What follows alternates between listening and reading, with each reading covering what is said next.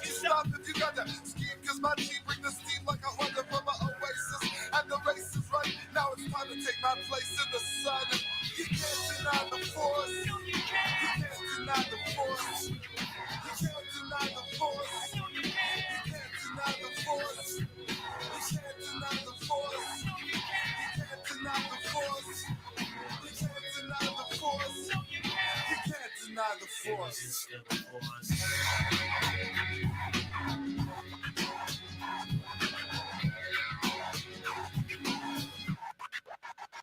Resistance is futile. We got parental approval. If the doctor dances cause our views get futile, it's brutal. So expensive, penny speed, and only more symbols on suspended sentence. Self-suppression of evidence will be that with belligerence. And you can hesitate penance cause I'm depressing your tent. Hence, your confession is expected if you think they were presented in a method, yes, yes, it. Blessed are we who come in the name of J. Our word spreads like Oh, I declare. it's a state of emergency, the president ascends. So don't expect the remedy, depend on me, my vanity. It's enough for giving me. You can't resist the skin. So give yourself a movement, it's still feel the warm emotion on your seat. Cross, cautiously. You can't deny the force. No, you can't. You can't deny the force. You can't deny the force. No, you can't. You can't deny the force. You can't deny the force. No, you can't. You can't deny the force. You can't deny the force. No, you can't. You can't deny the force.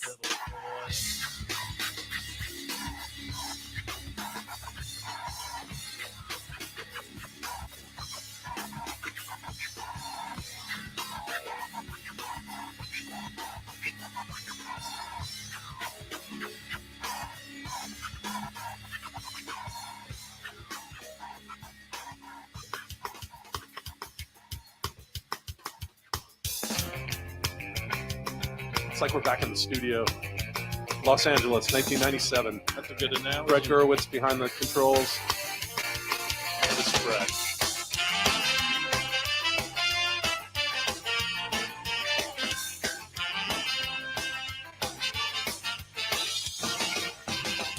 I don't need to tell the truth, but I never lie.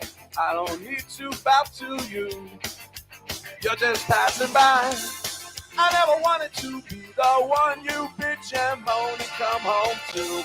But as long as you look good, I'll come back to you. Get inside my troubled mind with all of your threats. Sometimes I think I was blind, not before we met. I never wanted to be the one that you depend on for your life. When you cry, it smells like soup. Sounds like Shona knife. Never feel how I said all night. I got a right. Each time I stayed all night. No, I just might. You make me stay all night. It's just that side of you tonight that makes me stay all night. I'm gonna stay all night. You're an evil little girl. I'm a twisted man, tearing through your perfect world. Make you understand. I never wanted to be the one you bitch and moan and come home to. But as long as you look good, I'll come back to you and do the things you do. Stay all night. I got it right. Each time I stayed all night. No, I just might. You make me stay all night. It's just that side of you tonight that makes me stay all night. I'm gonna stay all. I would never treat you bad. You deserve the best from me. If you want to keep your place, you better get down on yours. Yeah, Todd wrote this one. Yeah. You think? This is not mine.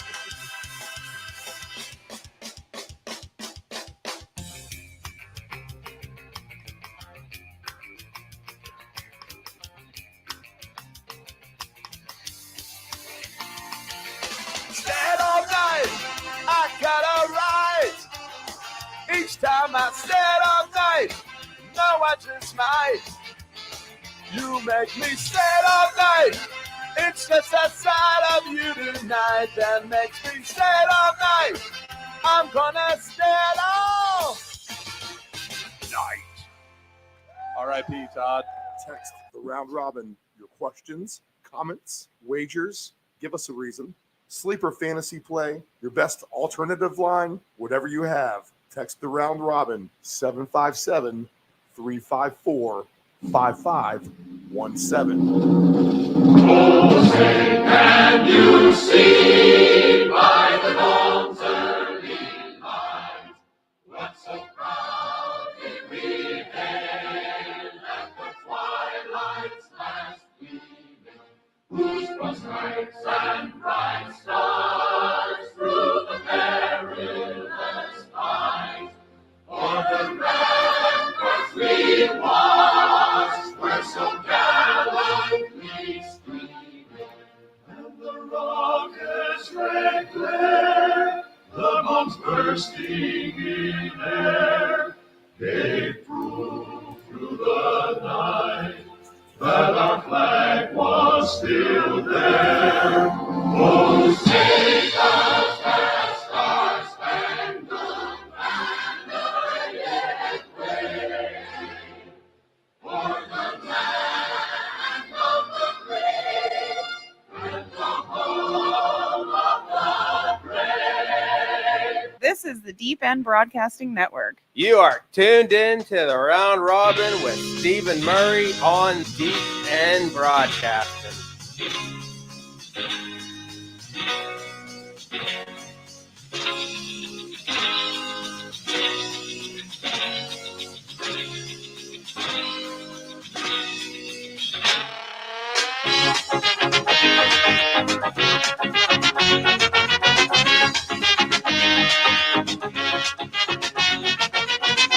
Down off in these streets, no money left to spend. Still thinking about the night before our praise is all the bed. Way overhead, I see the crowd and flashing through the lights. I run to see the cottage. Week 9 in the National Football League goes down this afternoon, already underway via the Jets win over the Texans on Thursday night. All the wagering angles discussed this morning on the Round Robin, broadcasting live from our Chicks Beach studios in the lovely Virginia Beach, Virginia, the United States of America. It is just after 7 a.m. Eastern Standard Time. We have a full slate of games, except for 2 teams on a bye, which are the Steelers and the 49ers. And we look forward to a full morning with you guys tuning in. And let's get some more money, man. 6-2 on the season. Big winners again last week. Usually start off slow on the show, and in recent years, it takes September and October to get warming up. But every time we get these expanded wagering menus, we get a little better at it. We feel like every week as we go along. And usually we don't heat up until November, December, but we are red hot. We hope to really continue that trend as we're getting right into our, comfort zone as far as wagering goes at this point of the season. Yes, we have November football. September is maybe a flash in the pan, maybe a little deceptive. Remember how good the Saints were in December? And look where they are now. October is teams getting settled in. You kind of start to get a feel. And then November is when the real contenders step up. We'll start to see some teams that are under the radar, perhaps. We always have 1 or 2 that have been very, very bad. And then they'll start to come out of nowhere and make a push for a playoff spot. Maybe a team like the Jets on Thursday night getting off the mat with their win. So we'll see how November and December go. If you're new to this program, this is how we do things. If you listen to a lot of gambling shows or podcasts, you'll probably hear terms like closing line value. You'll hear terms like, best bets. You'll, have people who, insist on getting minus 105s, minus 110s on your bets. I get it.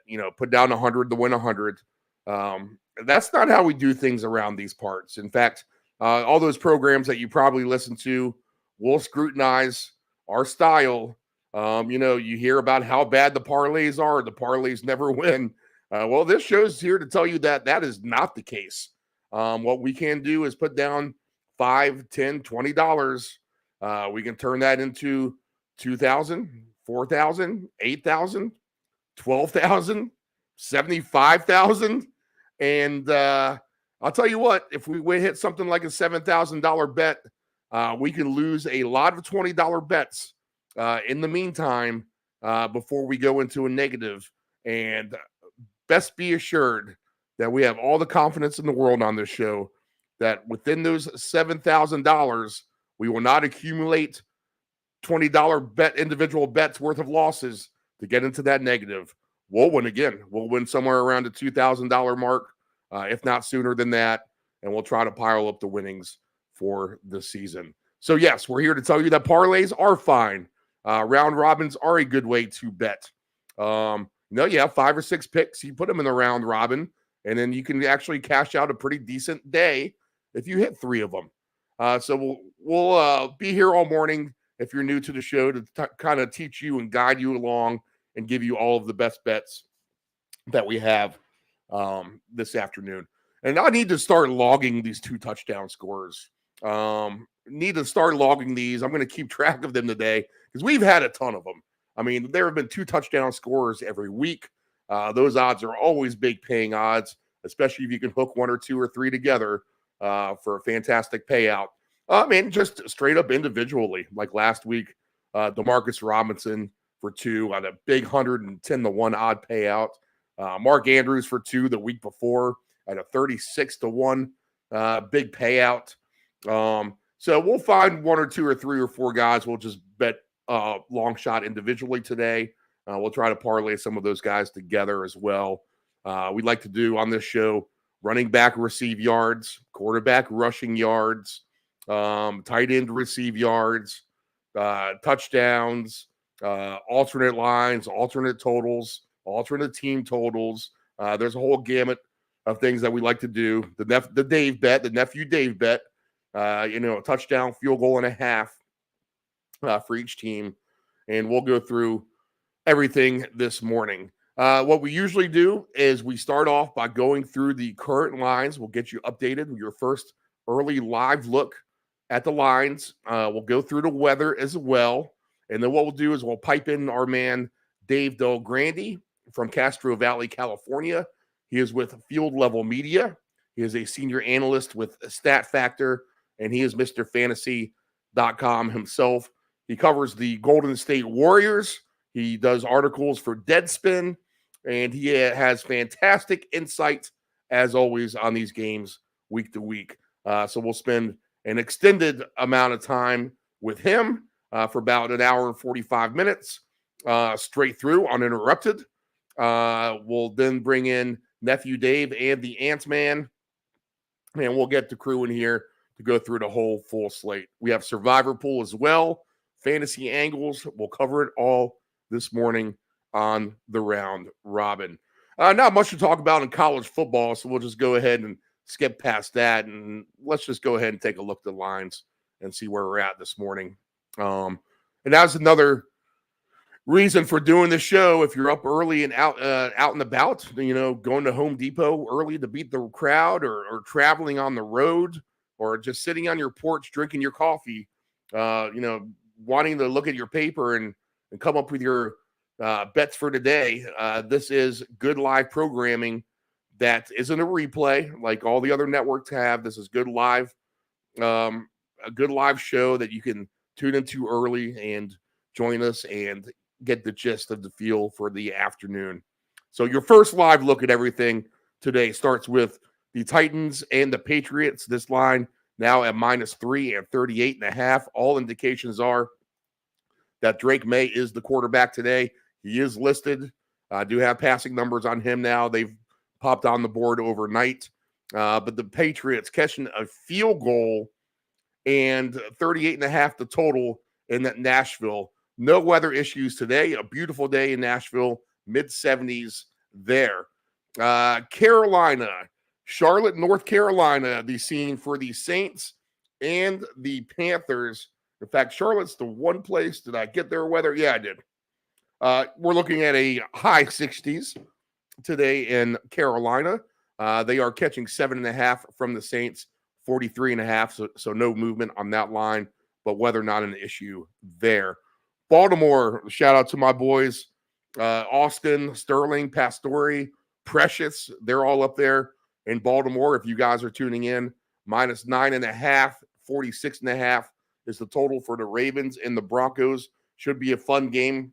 The Ravens reeling a little bit after their loss to the Browns. The Ravens have lost to the Browns, the Raiders, just 5-3. You think they'd maybe be a hair better, but Denver, who's been very impressive, catching a lot of points, really they're maybe the hottest team in the NFL. Bo Nix playing great. They will get a true test today in Baltimore. Weather, no issue there. 9.5, 46.5. Again, the total for the Ravens hosting the Broncos. The Bengals, weather not an issue in Cincinnati. It's a foggy morning, but we'll get into the 60s with sunny skies. -7.5 for the Bengals. The total is at 45.5. The Raiders in town. You almost feel like they're punting on the season at this point. But what have the Bengals giving you? What have they been giving you all season long? Just a dumpster of bad football. So can the Bengals, with no T. Higgins, get off the mat and try to revive their season one last time against the Raiders today? They are a heavy favorite to do so, -7.5. So really no line movement so far that we've seen, except this Patriots number. I feel like it's moved a little bit, but it's been tweeting around 38 and 3 points. So nothing crazy there. Cleveland today, we have a few 1.5 point spreads this afternoon, and this is one of the games that has it with the Chargers in town at the Browns. The Chargers -1.5, 42.5. Weather is no issue. No winds off the lake today in Cleveland. So here's the deal. Don't lay 1.5, guys, out there, and ladies, with the Chargers. Just take the straight money line, -116. Don't give yourself that heartache and pain if this game ends up 21-20 or something like that. So when you see some of these 1.5s out there today, and I think we have 3 games with a 1.5 point spread so far on the slate. This is the first one we're discussing. You're just better off taking the money line. So no 1.5 with the Chargers. Take the money line if that's the way you want to lean this afternoon. Justin Herbert now. I've jumped on him at the right time. He's thrown for over 250 yards passing now 3 weeks in a row. So this running Chargers team is definitely passing a lot more. He'll get my man Quentin Johnston back today as well. And there's no other gunslinger in the NFL, like my man Dave Del Grande will say. There's no other gunslinger in the NFL like Jameis Winston. He is the only quarterback out of 6 we had last week who did not throw an interception. And he's the one who started off our ticket and gave us thought to it. So we had a 6 quarterback parlay to throw an interception. Jameis Winston being the lone guy not to do so. But the Browns catching that 1.5, 42.5 in Cleveland, 1 p.m. Eastern Standard Time. Talking about teams who need to get off the mat is the Dolphins. Bad loss last week at home against Arizona. They'll be in Buffalo today, in which the Bills have owned the Dolphins. They have not beaten Buffalo in forever. The Dolphins catching 5.5, 49.5. Weather is not an issue. There are a lot of bad defenses in the NFL right now. And the Dolphins, the Dolphins are certainly one of them. You got to throw them on the list of bad defenses. We'll discuss that all throughout the morning. So the Bills, a great win on the road at Seattle. Miami, a bad loss at home last week. And this literally is the Dolphins season. They have to have this game or they will not be playing any playoff football, as the sands of the hourglass are dwindling down on the NFL season, as we will be officially halfway done after this week 9 concludes. Bills minus 5.5, 49.5 in this game. This total is, it's been at 49.5 for a while now. So no real movement there. Another team that needs to get off the mat. Another team whose defense has turned completely south is the Dallas Cowboys. They are catching a field goal in the Mercedes-Benz Stadium. It's not a dome. It's called the Mercedes-Benz Stadium in Atlanta. The Falcons minus 3 and 51.5. No line movement in this game. I got to pick on this one for sure. And some props as well, as we have props on most every game. But as far as liking a certain side with a regular point spread, this is a game that I actually love today. We've been very good in that regard. I love Buffalo last week. And what did they do? They just went out and hammered Seattle minus the 3. So that was the best straight play of the week last week. And I think we're almost undefeated. I really have not kept track of the one single lone bet lock of the week. I've usually been giving that out to you guys. If you want just the one bet for today, $500 on it, take this. If you're looking for something, I don't think I've lost that. Not that I've been giving it out, but we've had the Commanders a bunch of times this season. We've had Buffalo a few times this season, and they're going to be the brunt of most of our winnings in that regard, because both of those teams have been fantastic against the spread. The Commanders are at the Giants today. They are laying 3.5 and 44.5. The Giants with a loss at Pittsburgh Monday night. They'll come home after the short week. And we all know what Washington did last week with the fantastic Hail Mary. Jaden Daniels threw it over the head of those defenders. You got to remember that at the end of the day. Those guys got to play a little deeper in the end zone, or at least have one guy back there instead of taunting the fans. We'll get to that in a minute. But the Commanders minus 3.5, 44.5, and a nice day in the Meadowlands today. The Bears start the late slate of games at Arizona. A sneaky under-the-radar good game. Arizona's been just quietly good. They're not a bad team. They're not a pushover. The Bears have had a nice thing going. They looked really, really good until that Hail Mary scenario. That's the kind of thing that can put you on tilt. So we'll see how they rebound today in Arizona. We'll be indoors, so weather will not be an issue there. And this is another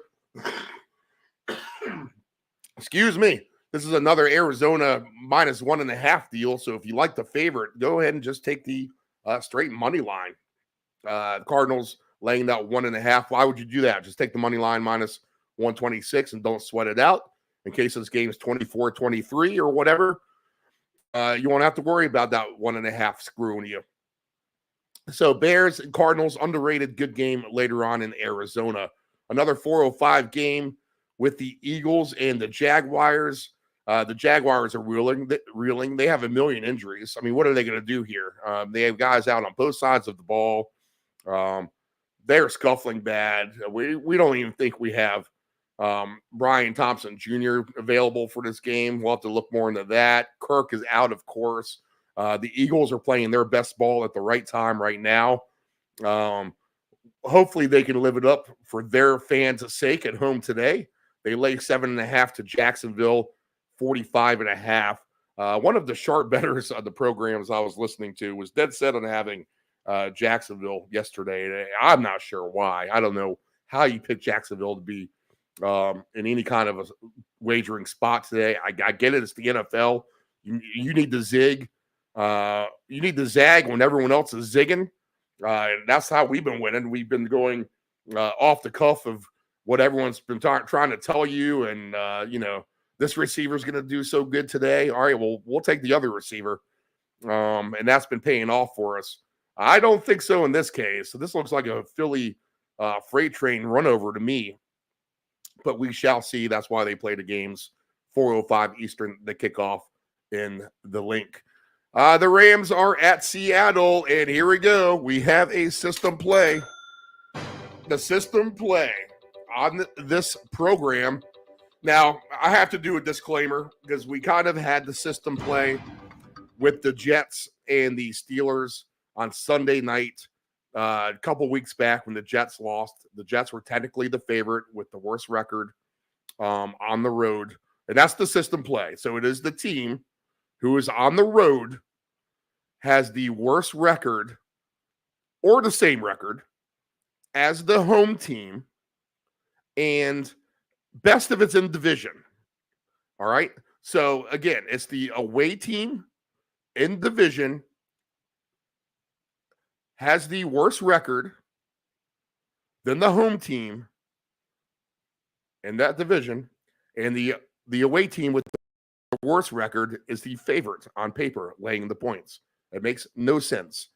Well, we had the system play with the Steelers and the Jets, but I questioned it at the time. The point spread said it was a system play, but we had new quarterbacks, we had new wide receivers on trades, we had a coach being fired, so all those variables made it very, very confusing to whether that would actually be a system play or not. I think now we know better. It was a good lesson for this system play. I don't think I'm going to count that because we kind of called it out from the get-go. So if we exclude that stupid Jets-Steelers game with all those transactions of fired coaches, free agent wide receivers, replacement quarterbacks, if we just throw that game out, then the system play on the last 3 seasons on this program is now at a 7-0 clip. So that being said, the system play is live today with the Rams and the Seahawks. The Rams are the favorite with the worst record at Seattle, the home team.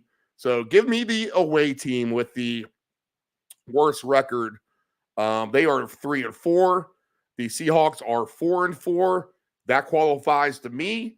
The Rams -1.5. That is the system play of the day. And if there is a lock on the afternoon, that has to be it. But I said I'd locked a couple other sides as well. In particular in that Cowboys game. We'll get to that. But give me the Rams on a system play today, looking to go 8-0 overall with that theory. This is that's just on the show. I mean, this is a system play that I've been following for over 20 years that I've come up with myself. And the only other time it's lost was with Brett Favre when he played for Minnesota the last week of the season at Chicago. And I think you got to throw it out in the last week of the season as well. I don't think you can qualify it. So every other time we've never lost on this system play. That belongs to the Rams this afternoon. -1.5, 48.5, as this total has trickled up a little bit here in the last 24 hours. Another good game at 425, but buyer beware. Buyer beware. The Lions -2.5, who have been absolutely fantastic. 47.5 is the total. This looks like a super prop game. This looks like, give me everything Lions, give me everything Packers, full green light for all, except for the fact that we are expecting 100% chance of rain and winds 15 to 20 miles per hour at Lambeau Field today. So that being said, this game could definitely literally be stuck in the mud. Now, we had rain last week in Seattle, and the Bills were a mutter. The Bills are a mutter, and that's why we like the Bills in that game especially. I'll say this. The Packers are a little bit of a mutter too. The same point total, 47.5. We had the under when it was bad weather with the Cardinals and Packers a few weeks back. They had a very high-scoring first half until the Packers let off the gas a little bit. So that total at the end of the day fell right at 47, which stayed under, but we had to sweat that. This looks like an appealing over for all, just at 47.5. If they're indoors in Detroit, this game flies over that total, right?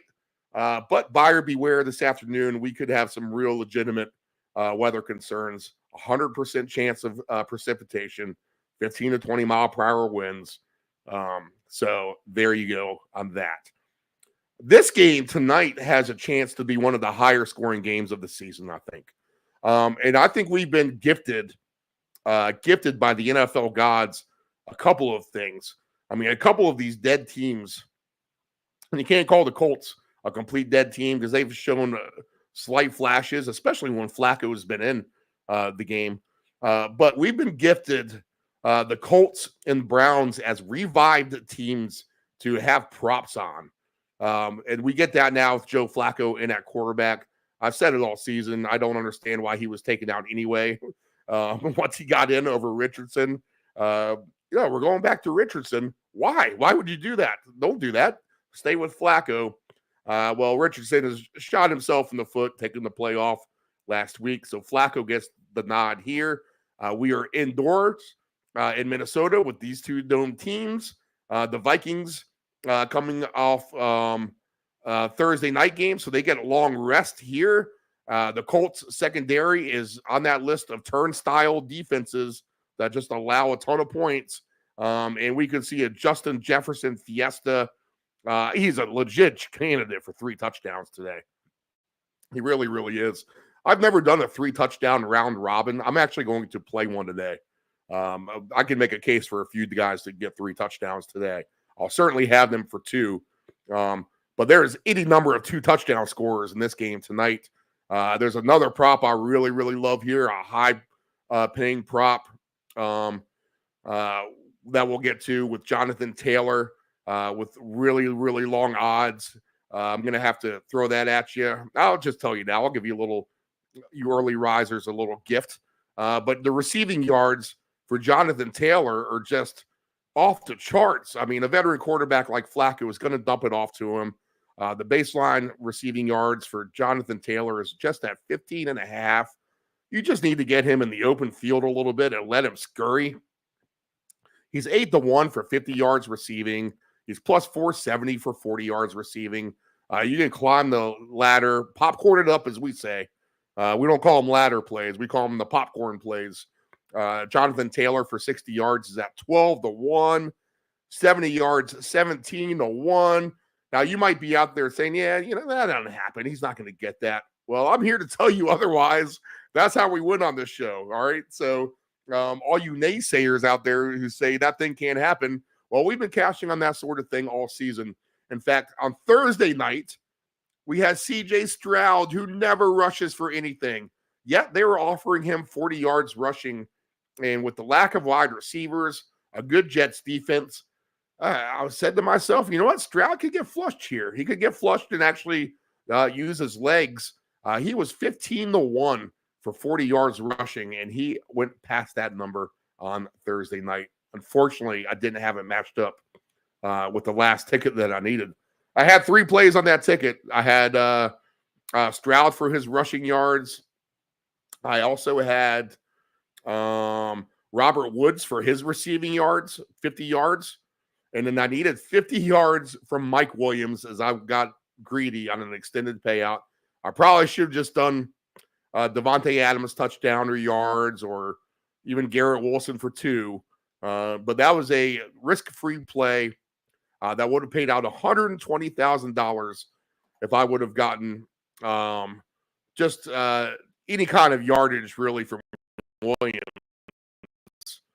in that game. And that's the second time on a Thursday night on these risk-free plays that we've come up just short. I think if you remember and been listening to the show, the night the Saints and the Broncos played, we had Bo Nix for a ton of rushing yards, which you got.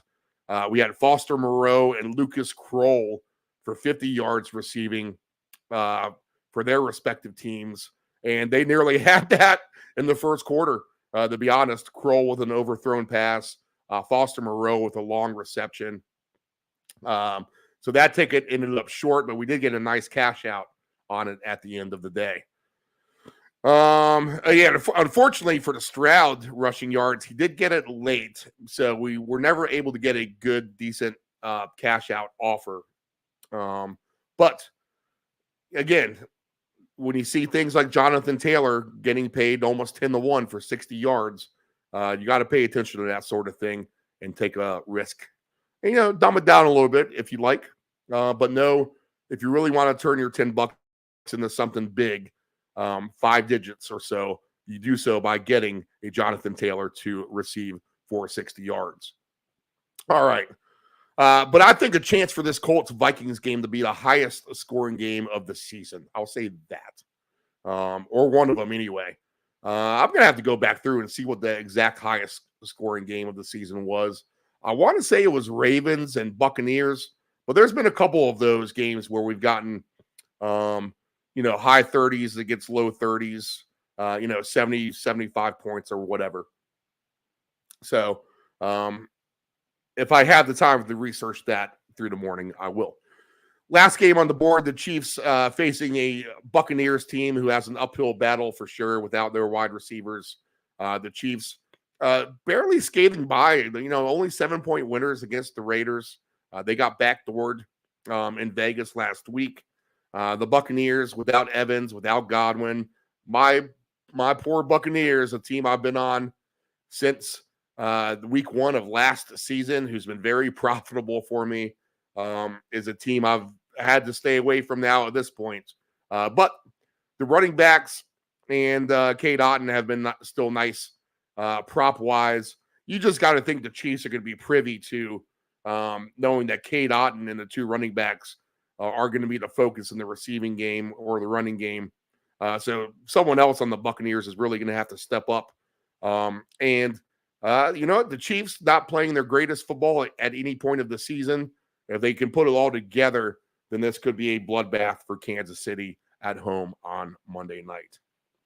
All right, so no real crazy line movement. We do have a bunch of 1.5s, like I said, out there. You'll want to go ahead and take the straight money line for those. Let's see. My man Joey, how about this? My man Joey checking in from Nashville. He loves the Titans money line against the Patriots, Joey. All right, cool, man. Thank you for the pick. As a Patriots fan, Joe, I'll be going against you. Your nickname is Mr. Boston, so you need to be careful picking on the Patriots there. And I agree with you. Roll Beach meaning Virginia Beach Rugby, who clinched a playoff spot under my tutelage. And I got to thank my wonderful assistant coaches as well for the job that they've done. But our Falcons, our Virginia Beach Rugby Falcons, are in the playoffs in the spring. We have 2 games in which we need 1 point to clinch the number 1 seed and clinch the division. All right, so Joey, appreciate you tuning in. Anyone else out there, go ahead and send us some comments. We have the text hotline number on the screen, 757-354-5517. What we'll do now is we'll transition to my man on the West Coast, Dave Del Grande. He is an expert at gambling, a phenomenal listen to every week, very knowledgeable. He's a columnist with Field Level Media, a senior analyst at Stat Factor. He is the founder of MrFantasy.com himself. He does articles for Deadspin. He just did an article on the 3 scariest athletes for Deadspin, so you can look that up if you'd like. He covers the Golden State Warriors, and he knows everything about all sports. We'll welcome in our man from the West Coast, Dave Del Grande.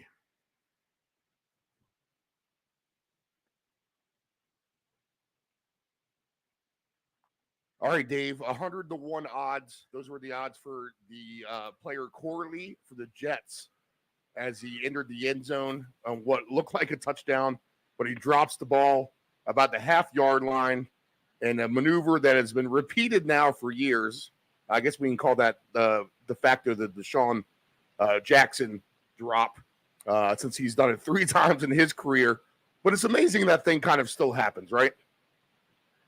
Well, I mean, that's one way of looking at it. Another way of looking at it is if you watched the other touchdowns that they scored in this game, I mean, you would think that a team having trouble scoring, a team that's somewhat in disarray and looking to get things right, and arguably the worst possible play of their entire season. I mean, kind of something where if anything is going to deflate you, if you finally get this great play for a touchdown, and the idiot drops the ball. I mean, if there was anything where you say, you know what, this isn't our season, that was it. And so what happens then? They throw a touchdown pass to Wilson, and he's running for the goal line. He raises the ball up in the air before he gets to the goal line. On Adams, same thing. They throw to him. He breaks away. He's going for a touchdown. He raises the ball before he gets to the goal. I mean, you would think that these guys would, be extra careful on a night when one of their teammates basically, tried to throw the game away, and yet they don't seem to care. And so is is there a lesson learned here? Can we look forward to the day where this is going to happen less frequently? I wouldn't predict that. I mean, I think it's going to happen more frequently based on the fact that if anybody ever had an excuse to tuck the ball in going into the end zone, it was Wilson and then Adams. Yeah, I didn't even think about that. It. Yeah, I didn't even think about it. It was unbelievable when I saw Wilson raise the ball up in the air as he was going across the goal line. It's like, no, you're a bigger idiot than the other guy. And so, but that's just, okay, call me old school. That's just the way athletes are these days. Extra celebratory. Simply amazing. It really, really is. Only two teams on the buys this week. One is your 49ers. The other one is the Steelers. To start the season, I think we're probably both down on the Steelers a little bit. Have they grown on you to this point? No. Okay. I've talked about this every week. I don't get their schedule. Right. They played all Division II teams so far. I mean, it's amazing the schedule that they've had. I mean, they haven't had a division game yet. We're halfway through the season, and this is a pretty tough division. Even though Cleveland is not having a great season this year, but to play Baltimore twice down the stretch, to play Cincinnati, who's kind of coming around twice down the stretch, and even to have to deal with Cleveland in the bad weather, twice down the stretch. This won't be easy for them. They'll be very, very lucky to go 3-3 in those games. More likely 2-4. I'm not a big fan of Russell Wilson. He was a terrible. I mean, he was the worst trade probably in Broncos history.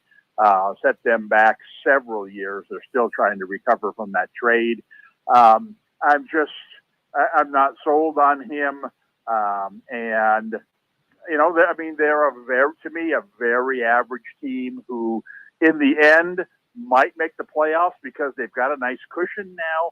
But they'd be the kind of team that you'd want to draw in the playoffs. All right, how about the 49ers? They get the bye week probably at the right time with their injuries. Looks like McCaffrey's coming back next week, correct? Yes. But sorry. No, you're fine. But things will probably be looking better for those guys overall, right?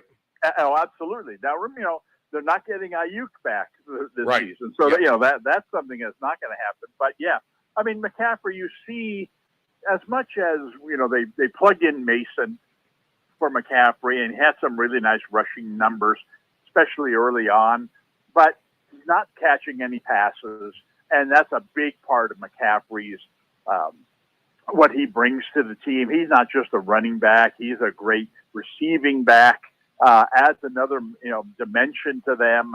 And so, yeah, they lose Ayuk, but they get probably a better in the long term pass catcher back. And now they've got,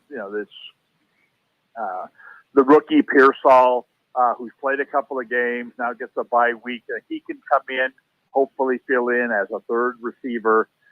Jennings, who's always been a real good third receiver, now moves into the number 2 spot. He's been injured, but again, this bye week, really helps rejuvenate this whole team.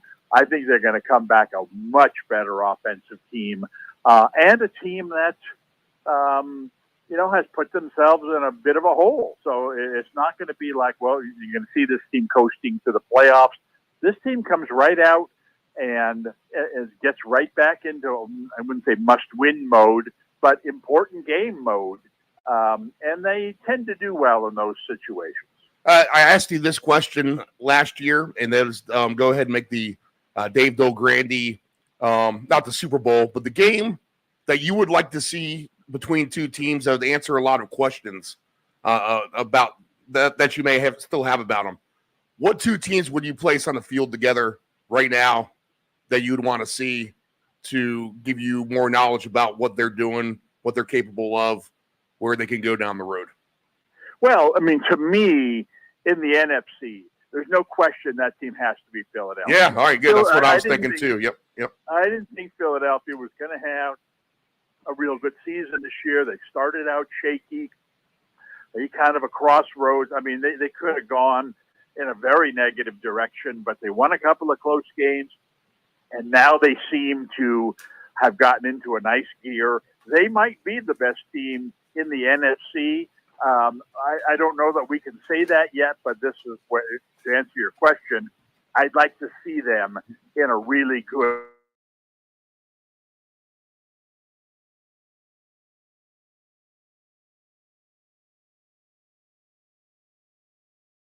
or whether, in fact, wow, these guys have recaptured the magic that they had at the beginning of last year. So they would definitely be my NFC I agree. team Yep. in that game.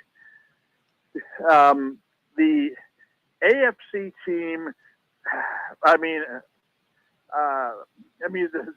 AFC team that to me is the biggest surprise right now, but I'm convinced. I mean, it's not unlike Philadelphia where I'm not sure if they're as good as they look. I think Buffalo is as good as they look. Yep. Buffalo, they just they're like Kansas City in that they are strong at every position.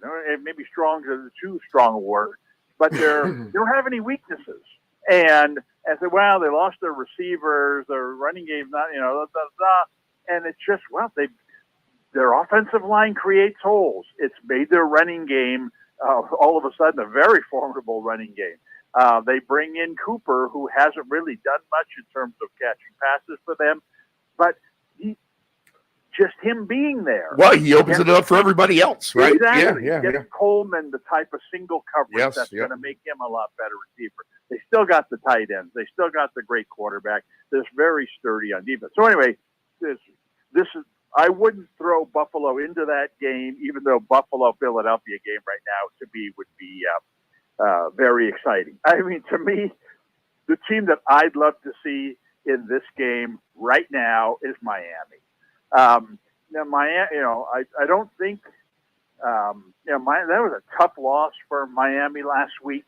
I think they could have gained a whole lot of momentum off of that game last week, the way it was going. And Tua was healthy, and Hill got involved, and Achane had a big game, and Waddle's healthy. I mean, they're back. The Dolphins' offense is, I wouldn't say at the same speed it was last year, but that was just the first game, and Tua passed the test. And I think this puts Miami back on the map, but they lost the game. They're a team that can't afford to lose games, and you wonder, as much as, they had such a great potential of a great outcome in that game is Tua's back, our offense is back, and we got a win that we really needed. Well, checking just two of those three boxes maybe wasn't enough. I don't know if Miami at this point might be that team where we're out of it. I mean, we've dug ourselves too big a hole, and that last loss last week was a killer, and kind of deflated everybody in a game where they really should be excited because they've come right back this week, and they play at Buffalo, and in a game that they are likely to lose, but they could have afforded to lose this game had they won last week. Now they go into this game, and if they lose this one, they might throw up the white flag on the season. So, right.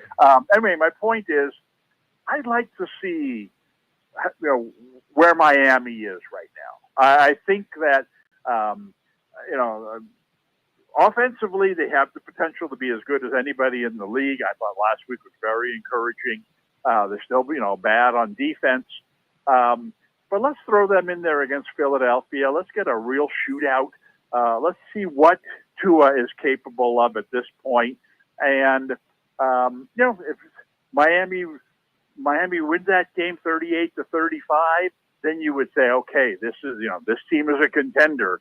And I'd like to give them an opportunity to demonstrate that they can still be that team. All right, let's get right to the slate. And in fact, we'll just go to that game. And what we do with Dave is we try to identify the early start fun games, which could be very high scoring. And of course, we talk about everyone involved with the AFC West, the NFC West. And it looks like our AFC West teams are sprinkled all along the early slate. So that gives us a little bit of a limited slate of what could be the fun games. I mean, we'll assume the Patriots and Titans is going to be a game stuck in the mud. I mean, obviously, maybe not. Anything can happen in these games. We have a Saints-Panthers game that's not very attractive on paper. So that really just leaves us with a couple of options here. That leaves us with this Miami-Buffalo game, the Dallas-Atlanta game, the Washington, and the Giants. If one of these games is going to go off and put a lot of points off here, I mean, there's got to be this Dolphins-Bills game, right? Well, you would think so. My only concern about that game is Miami's defense is not good. Right. And we talked about this last week with, I'm talking about Connor and how Connor could have a big game. And he didn't have a monster game, but he did fine, obviously enough to get them a win. I think Buffalo can run the ball in this game as much as they want. And that, could keep Miami's offense off the field. And so, I mean, I think that Cook, I was dead wrong on Cook going into this season. I would never have drafted him in fantasy. I didn't really think he was a full-time back. Man, this guy's good. And a large part of that is, their line. Their line opens these holes, and he rushes through there. He puts his head down. Every time he runs the ball, he gets 8 yards. And this is as bad a defense as, he's going to face. Yeah, I bad. think that he is about as good a prospect, as you would want this week. And again, my concern, and it kind of sounds silly, about whether there's going to be a high-scoring game in this game. My concern is that Miami's defense is so bad, it could keep the score down. I mean, why would Buffalo throw the ball deep? Why not just run the ball up the middle, 5 yards, 8 yards at a time, and march you down the field? And that, in turn, takes the steam out of the Miami offense. And so I'm I can see this game easily, being 35-14 or something like that, which the total's got to be near 50. Right? Yeah, 48 and a half. Yeah, so I'm just 35-14 sounds like a real high-scoring game, but it barely gets to your number there. So I'm 49 and a half, actually, so that would even be an under. Yeah, so I hope Miami's up to it. I hope that their offense, really picks up where it left off last week. Because Achane had a really good game last week, which was good to see. And Tua, got some stuff going with his wideouts. He needs to get, he needs to take the next step there this week against a tougher opponent. I think he can do it, but it'd be nice to play a weaker defense and get into a rhythm and get that kind of thing rolling. So I don't have a full confidence in the Miami offense just yet. Good point about Buffalo. I love Buffalo last week, and that was an easy winner, especially on the alternate line. And they are most fun to watch when they throw the ball all over the field, get Josh Allen running, of course, hit you with some James Cook.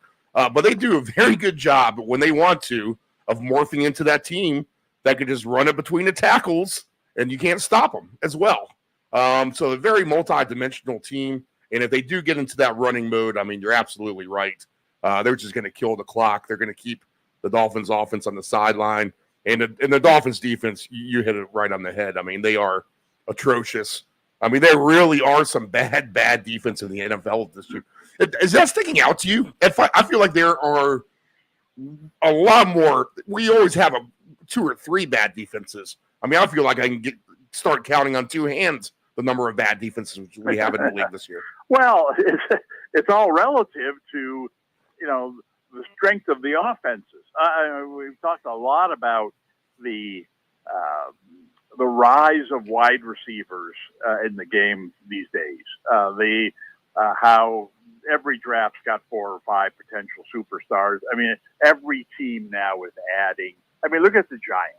The Giants last year were embarrassing offensively, and now all of a sudden they draft Neighbors, and now they've got Robinson as a nice second option, Slayton as a nice third option, and Jones all of a sudden looks like he's serviceable just because they added this one star talent. Now, next year when they use a second round pick to draft a second wideout or maybe a star tight end, and that's another position where, last weekend was tight end day or whatever, national tight end day, whatever. Yeah. It was amazing how many tight ends had good games. I'm kicking myself in the butt. It's 2 years in a row they've done that. Goodness. And how do I not even realize it's National Tight Ends Day until it's halfway over with? 16 tight end touchdowns last Sunday alone. Yeah. And that, in fact, I did a little study on this. There are, I want to say, 25 wideouts who make $20 million or more. And of that group, there were 4 touchdowns last Sunday. And compared to tight ends who make like 75 cents half of these guys. And they had 16 touchdowns. I mean, but again, it just kind of shows that tight ends are getting better. Wideouts are getting better. And, defenses are going to look worse a team like Buffalo, you look at Buffalo, you look around and, well, they don't have a superstar running back. They don't have a superstar wide receiver. They don't have a superstar tight end, but yet you put a good tight end and a couple of good receivers and a good back or two together with a quarterback, and it becomes, I don't want to say unstoppable, but they're contenders in the end if they're healthy. Yeah, who would have thought that Buffalo would become this offense that just looks like they can beat you in so many different ways. So, anyway, I'd rather it's half empty or half full. Is it bad defense or is it good offense? I'm going to go with good offense. All right. James Cook, I got him for a baseline of 64.5 rushing yards. Let's see what he is for a touchdown. Does that sound right to you? Too low? Minus 125 for a touchdown. It's a solid number of the rushing number. I would think that if they play the game the way I think they're going to play the game, and if he gets 10 carries, he's going to have trouble getting to that number. But if he gets 12 to 15 carries or more, and because that's the way that they're attacking this game, then he'll go way over that number. And I got to believe that that's, especially when they're not just playing a high-scoring team, they're playing a volatile high-scoring team. In other words, a team that the more Miami having a bad season has to stand over there on the sideline and stew over the fact that Tyreek Hill can't get on the field, Waddle can't get on the field, Tua can't get on the field because their defense can't get the other team off the field. I just think that if that's the way they're going to respond, then keep running the ball on them. Why throw an 80-yard touchdown pass Well, that's just going to benefit Miami because it's going to put their guys back out on the field. Just churn it 5, 6, 8 yards at a time, demoralize them, and to me, that's would be the smartest game plan. And Buffalo can play that way. Cook is the guy who's going to be featured in that kind of attack. So I would say that I think he's got a chance to go way over this number. And that touchdown number is good as well. But, with them, you always have to worry about they get down to the 2-yard line and Allen. Right. Allen runs it in. So to me, the better play here is going to be the rushing, over the rushing total. But, on a greedy ticket, I think you might look for Cook for 2 TDs. Yeah, 5-1 for that. So he's definitely a candidate. Give me the over 64.5. All right, so we'll put that on the primary ticket to start. All right, over 64.5 for James Cook. The other potential game that we could have points here, I guess they both could with the Giants defense is a little stingy. And you never know really what you're going to get from that offense. But that total's 44.5.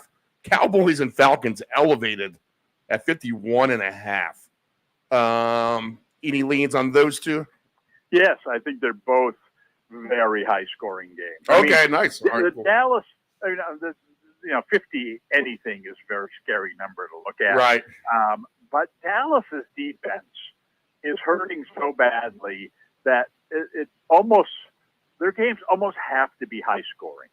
They're not going to slow down anybody, especially at an Atlanta team that's got a nice little thing going. Yeah, they do. Yep. Heck, we laugh about this every week.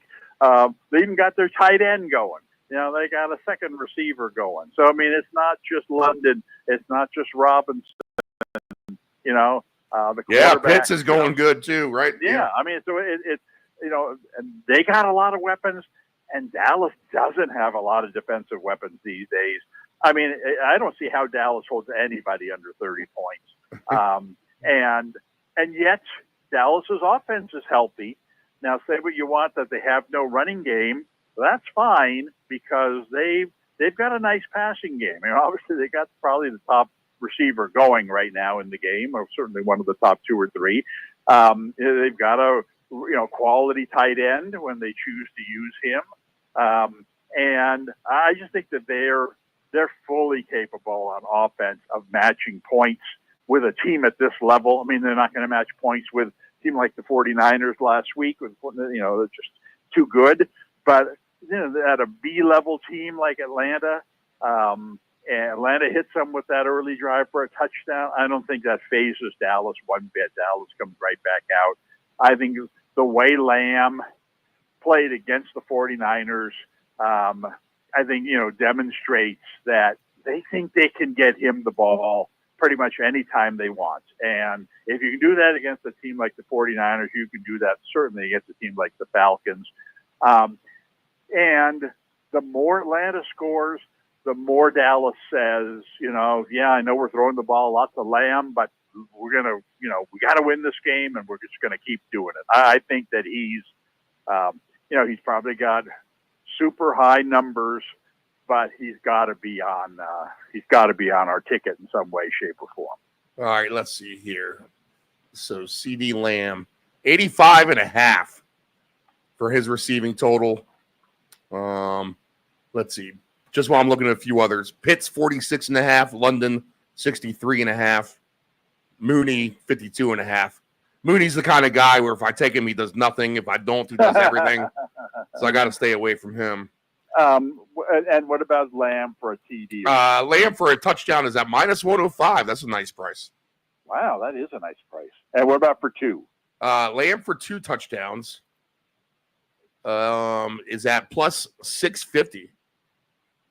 He'd make a nice little parlay with Cook if you wanted to get greedy, right? Well, that's why we're mentioning it. I think that the difference, excuse me, the difference in the 2 offenses here is one focuses on one guy. Dallas, is going to throw the ball to Lamb 10 to 15 times every game. Atlanta has established an offense where Bijan Robinson can beat you. Certainly, London can beat you.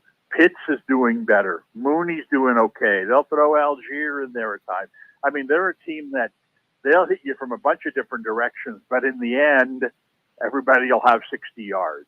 Everybody's got a touchdown candidate or not. I mean, so it's much more difficult on their end. I mean, on their end, you would project, more of the team element. Yeah, I mean, give me over 27 points with them or whatever. I mean, that to me is more of the safer play, the cumulative, rather than trying to say, well, I'm going to predict that this is going to be Robinson's day. And like I said, on Dallas' side, it's very easy to predict who's going to be their guy, and at this point anyway, and that guy is Lamb. Give me Lamb, but also, I do think this is going to be a very high-scoring game. All right, Lamb is minus 105. We'll add him to the James Cook. Let's just look at a couple of the numbers of the alternate total here. Let's see how high you'd be willing to go. The baseline for the Falcons is 27.5 for their team points. That tells you everything you need to know about the Dallas defense. That the Falcons have 27.5 points as their team total. And then an alternate total points here. I mean, do we get into the 60s here?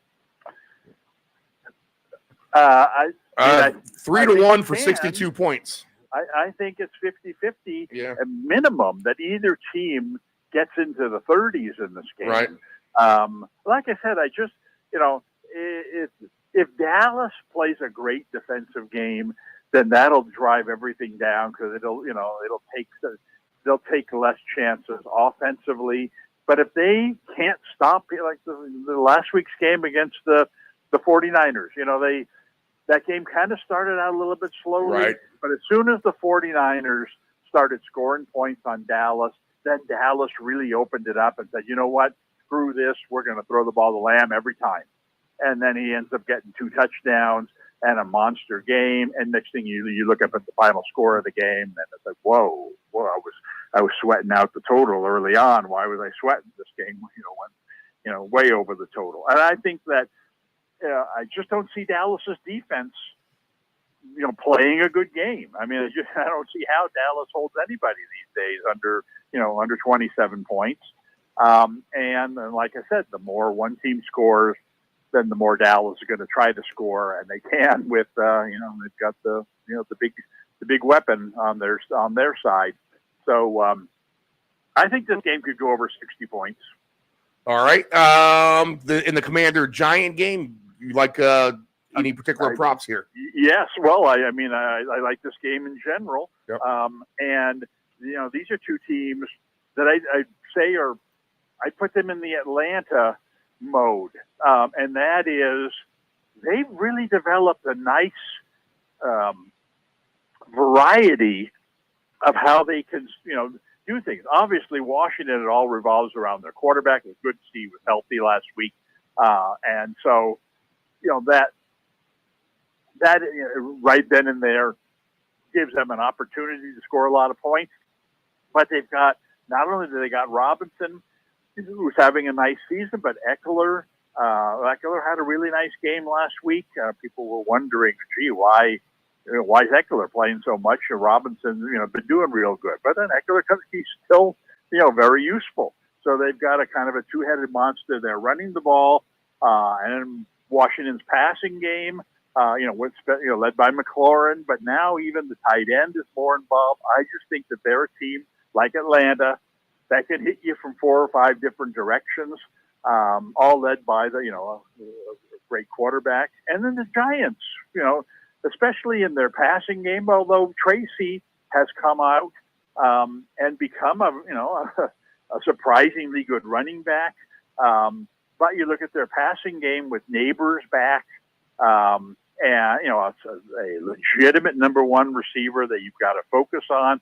That makes Wendell Robinson a lot better. That makes Slayton a lot better, and makes Jones a lot better. So I think that I think both teams here are going to be very difficult to stop.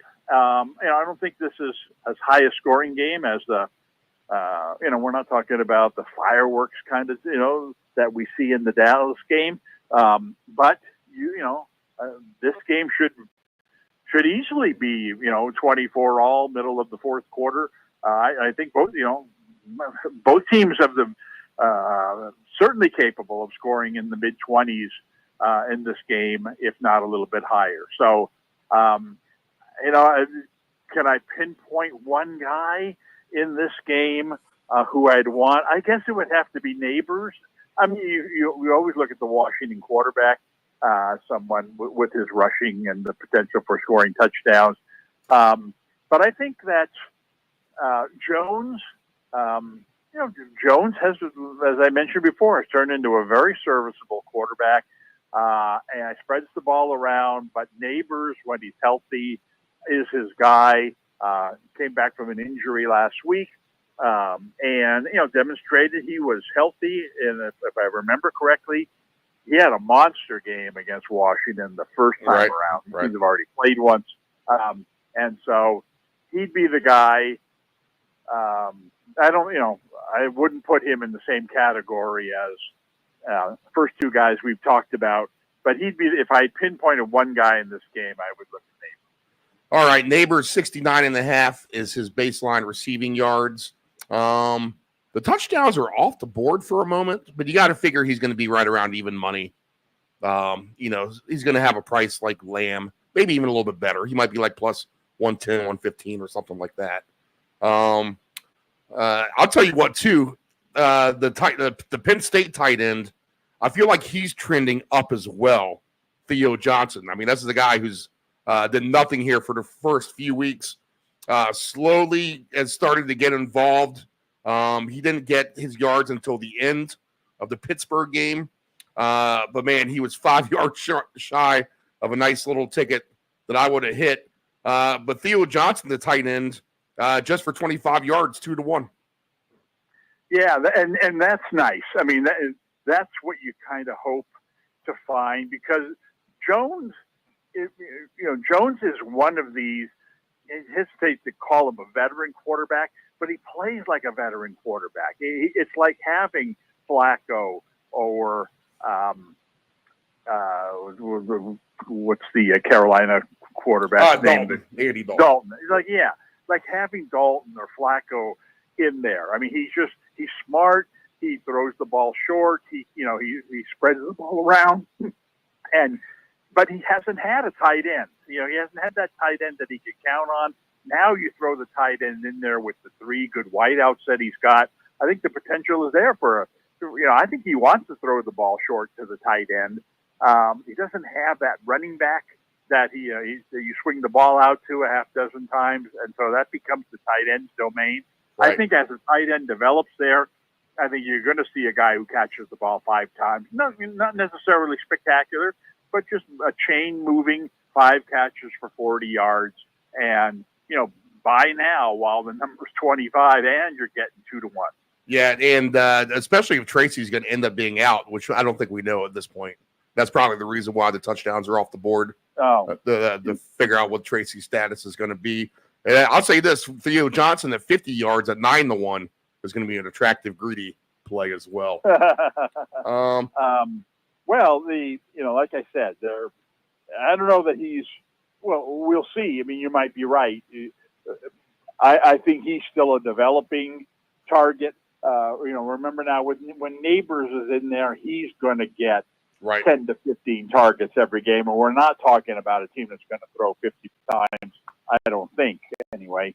And Slayton's been doing real well. Robinson, early on in the year, especially, was getting a lot of balls. Yep. And there's only a certain amount to go around. So, I mean, I can see Johnson, like I said, getting 4 or 5 catches, 30 to 40 yards, and that's fine. That's way over the 25.5 number. So yeah, just 25, not even a half. Okay. Do you want to put anything on the primary ticket? We can put simply over 44.5 points on there if you want. I think we've got. I mean, Neighbors to me, let's consider him. Let's at 69.5. let's put him on our B ticket for now. And we'll see as we go along Okay. whether we need to promote him. So right. So, because we're only talking about 3 games. Right. We've already got 2 guys, Cook and Lamb, that we got on the big ticket. So we don't want to, let's see what else it's like going to the store and starting out in the, the pastry aisle and grabbing 4 things and like, hey, my cart's already full. I haven't got the milk yet. So let's put the donuts down until we, see if we still got money to buy them. So anyway, that's where I would. Okay. That's where I would take so far. All right. Then nothing for Patriots, Titans, Saints, and Panthers. Well, there We're is lay off one of other. that, right? I mean, there's 2 other things that I find intriguing. Uh-huh. One I think is going to be a solid play. The other one is more speculative. Okay. Let's start with that one. New Orleans and Carolina. Right. Carolina is so bad you almost have to go against them. And New Orleans with they got the running back going well. They've got Olave back, and the quarterback is back this week. Yep. You would think they'd be able to win this game handily. What I find attractive about this game is the fact that New Orleans' second and third string running backs are both injured, and their starting running back, Kamara, is not a guy who carries the ball 15 to 18 times. I mean, they seem to be cautious about previous injury history or whatever. I mean, he gets his fair share and he catches the ball a lot. But if they get ahead in this game by 2 or 3 touchdowns in the second half, he's not going to be on the field, or at least he's not going to be a full-time guy. Now, I have no idea who their backup running back is going to be this week. But I will say this. My boy, Taysom Hill, is going to get opportunities at the goal line. Right. Because this is where, Kamara, they brought in Jamal Williams, to be this touchdown scorer, and he hasn't really developed, and now he's hurt. And second half of the game, they're winning 17-3, and they first and goal at the 5. They're not going to have Kamara out there and risk an injury. They'll just hand the ball to Hill a couple of times, plunge it in, and get our points. I think he's on a greedy type ticket. I think he's a guy who you could look at it for a touchdown or 2 in what could be a one-sided game. Now, the guy I like the best, the guy we should consider on the big ticket, is Brown of the Bengals. I think that the Bengals are going in a good direction. You got Moss, who's injured. I don't think Moss is going to play this week. Right. Brown, when he gets, that's going to give Brown an opportunity like he's never had all season. I think every game he's been between 10 and 15 carries, which has been good. But, Moss has always been there to catch passes and get his 6 to 8 carries. You take that out of the equation, and Cincinnati at home in a game that they should win. Higgins is injured, another weapon that's not there. All the more reason to, run the ball more with Brown. I think you're going to see a season high carries for him, easily 15 or more. And this for a guy who, his numbers don't look great. I mean, I'm going to be surprised if his rushing total in this game is over 55. 64.5. Okay, 64.5. So I'm surprised they put it that high, a little higher than I would have wanted.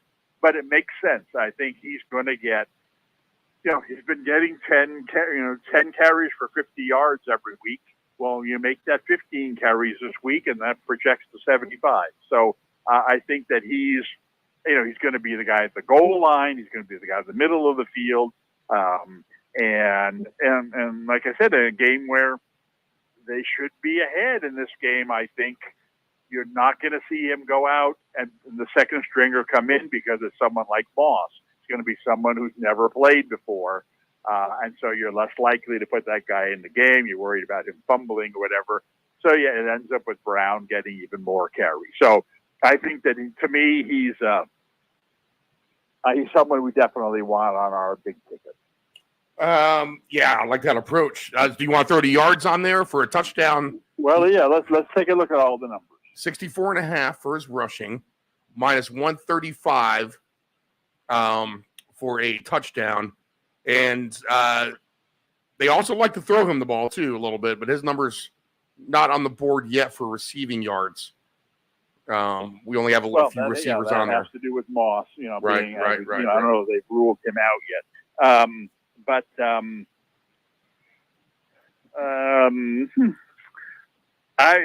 If you ask me, I'd feel more confident in the touchdown, but that's just me. Yeah, I think of him more as, I'm counting on him to get a lot of carries. So I'm more confident that a lot of carries is going to translate into yards rather than touchdowns. So, I think he's someone who on a greedy type ticket, you would look to score 2 TDs. But on the main ticket, I'm going to say 64.5 is the same number, I think, with Cook. That's our could be our magic number. Yeah, that's right. It makes it easier. Give me Brown at 64. Well, you know what? He just went up to 66.5. How about that? Right in front of my eyes. Oh, great. You know what? As your audience grows, it costs us points. So, not the first time that's happened. Let me go right back to Taysom Hill for a second, because 2 touchdowns is only at 11-1. I mean, we know something that someone else is thinking as well, potentially, because he's usually in the mid-20s for 2 touchdowns, but here he is at 11-1. So the same train of thought with the bookmakers that you have, Dave Del Grande. Well, it makes sense. Like I said, only because you have this primary back who you don't want to risk if you don't have to. I mean, there's no reason for Kamara to handle the ball 18 times in this game if you're going to be ahead the whole game. And where you would normally take him out and put in Williams or put in they got another guy who's they play a lot who's injured, young guy. But they don't have either one this week. Yeah. And so what do? You put in the third string. You put in the fourth string running back, or do you just say, we trust Hill. Let's, it's 3rd and 1. We're at midfield. Let's put Hill in there. Let him run one up the middle, or better yet, let's pitch one to him. Let him throw a pass down the field. So I can see where you could project him easily to score a touchdown. And if that number is, I don't know what that means. His number is 1 TD, but if it's 5-1, then it's worth. Actually, a lot less than that. For 2 TDs, he's 11-1. He's just plus 150 for 1. Plus 50. Wow. Yeah, that's.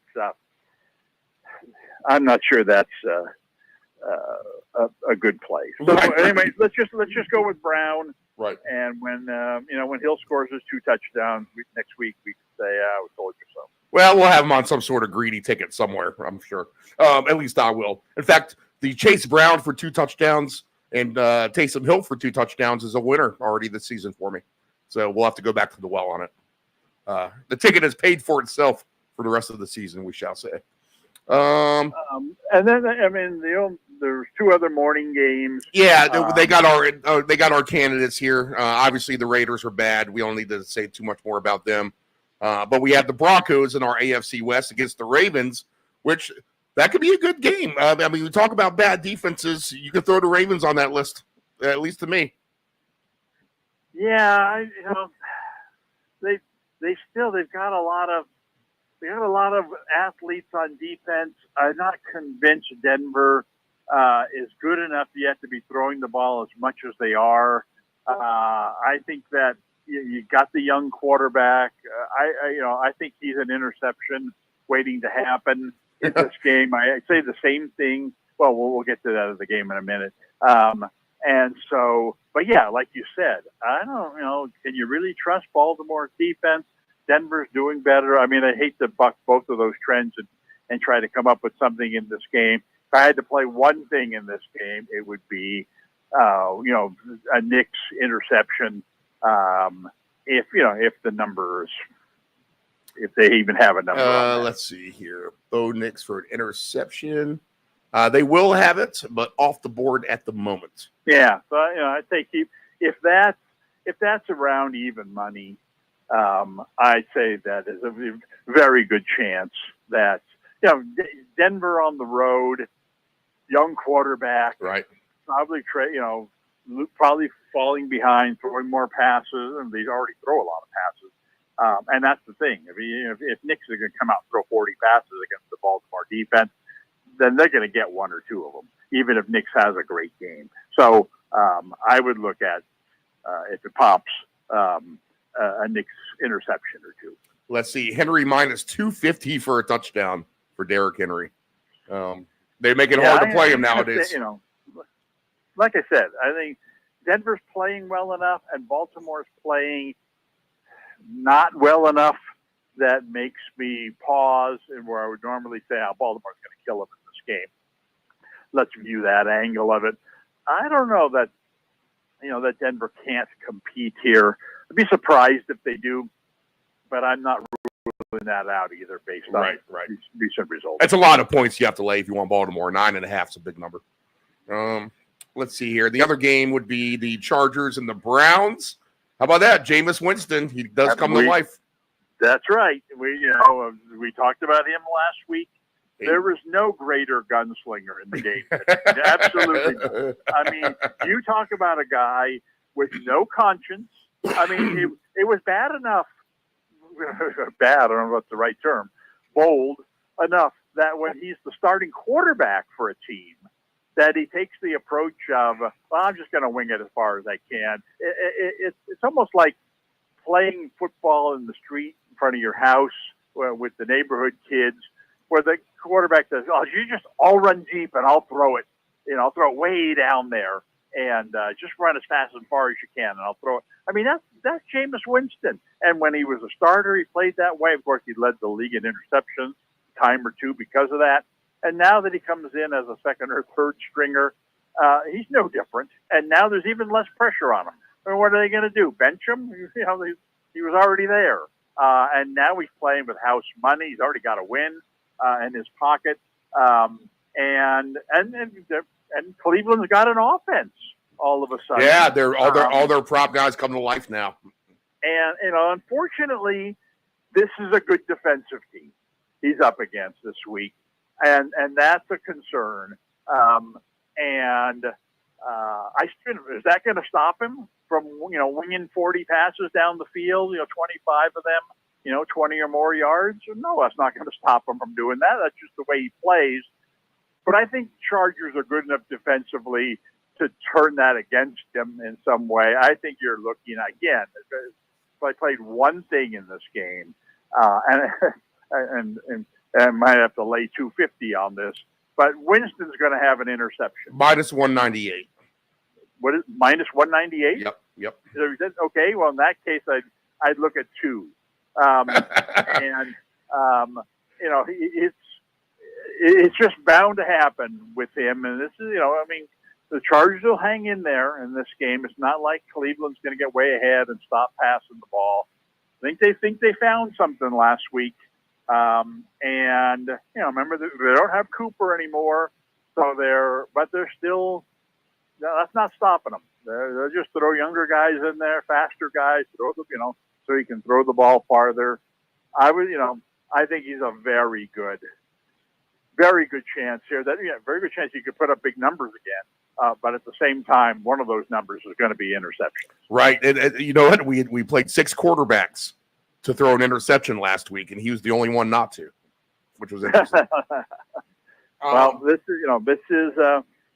defense, I think is strong enough to, given enough opportunities to, turn his passing style against them. Well, the Browns have a little bit of defensive injuries going on their side of the ball, and our boy Quentin Johnston is back. He has a baseline of 32.5, so he's still a low-hanging number. That might be attractive Yeah, I don't know what to think of the Chargers offense. Obviously McConkey has done really well for them. The Herbert passing numbers have been good. The over 250s hit 3 weeks in a row at a nice payout. Well, I don't know. I can't imagine that Harbaugh wants to get into a passing game against Winston. This is right. This is almost like you got to approach this game like, let's go ball control. Let's keep him off the field so that when he goes in there, he tries to make too many things happen all at once. We'll take advantage. We'll intercept. We'll get the lead. We'll run the ball more. So I'm not confident that the Chargers can take advantage of anything Cleveland's going to do defensively. Right. So I'm just going to look at a Winston interception or two, and that's all I would project in that game. Okay. A good call last week on Cedric Tillman. If anyone out there wants to go back to the well on him, he's 3-1 for a touchdown. And that's the thing. I mean, he's their number one target. Yep. And like I said last week, and it proved to be true. You keep throwing the ball 20 to 25 yards down the field. A, you're going to get some interceptions. B, you're going to get a lot of incompletions.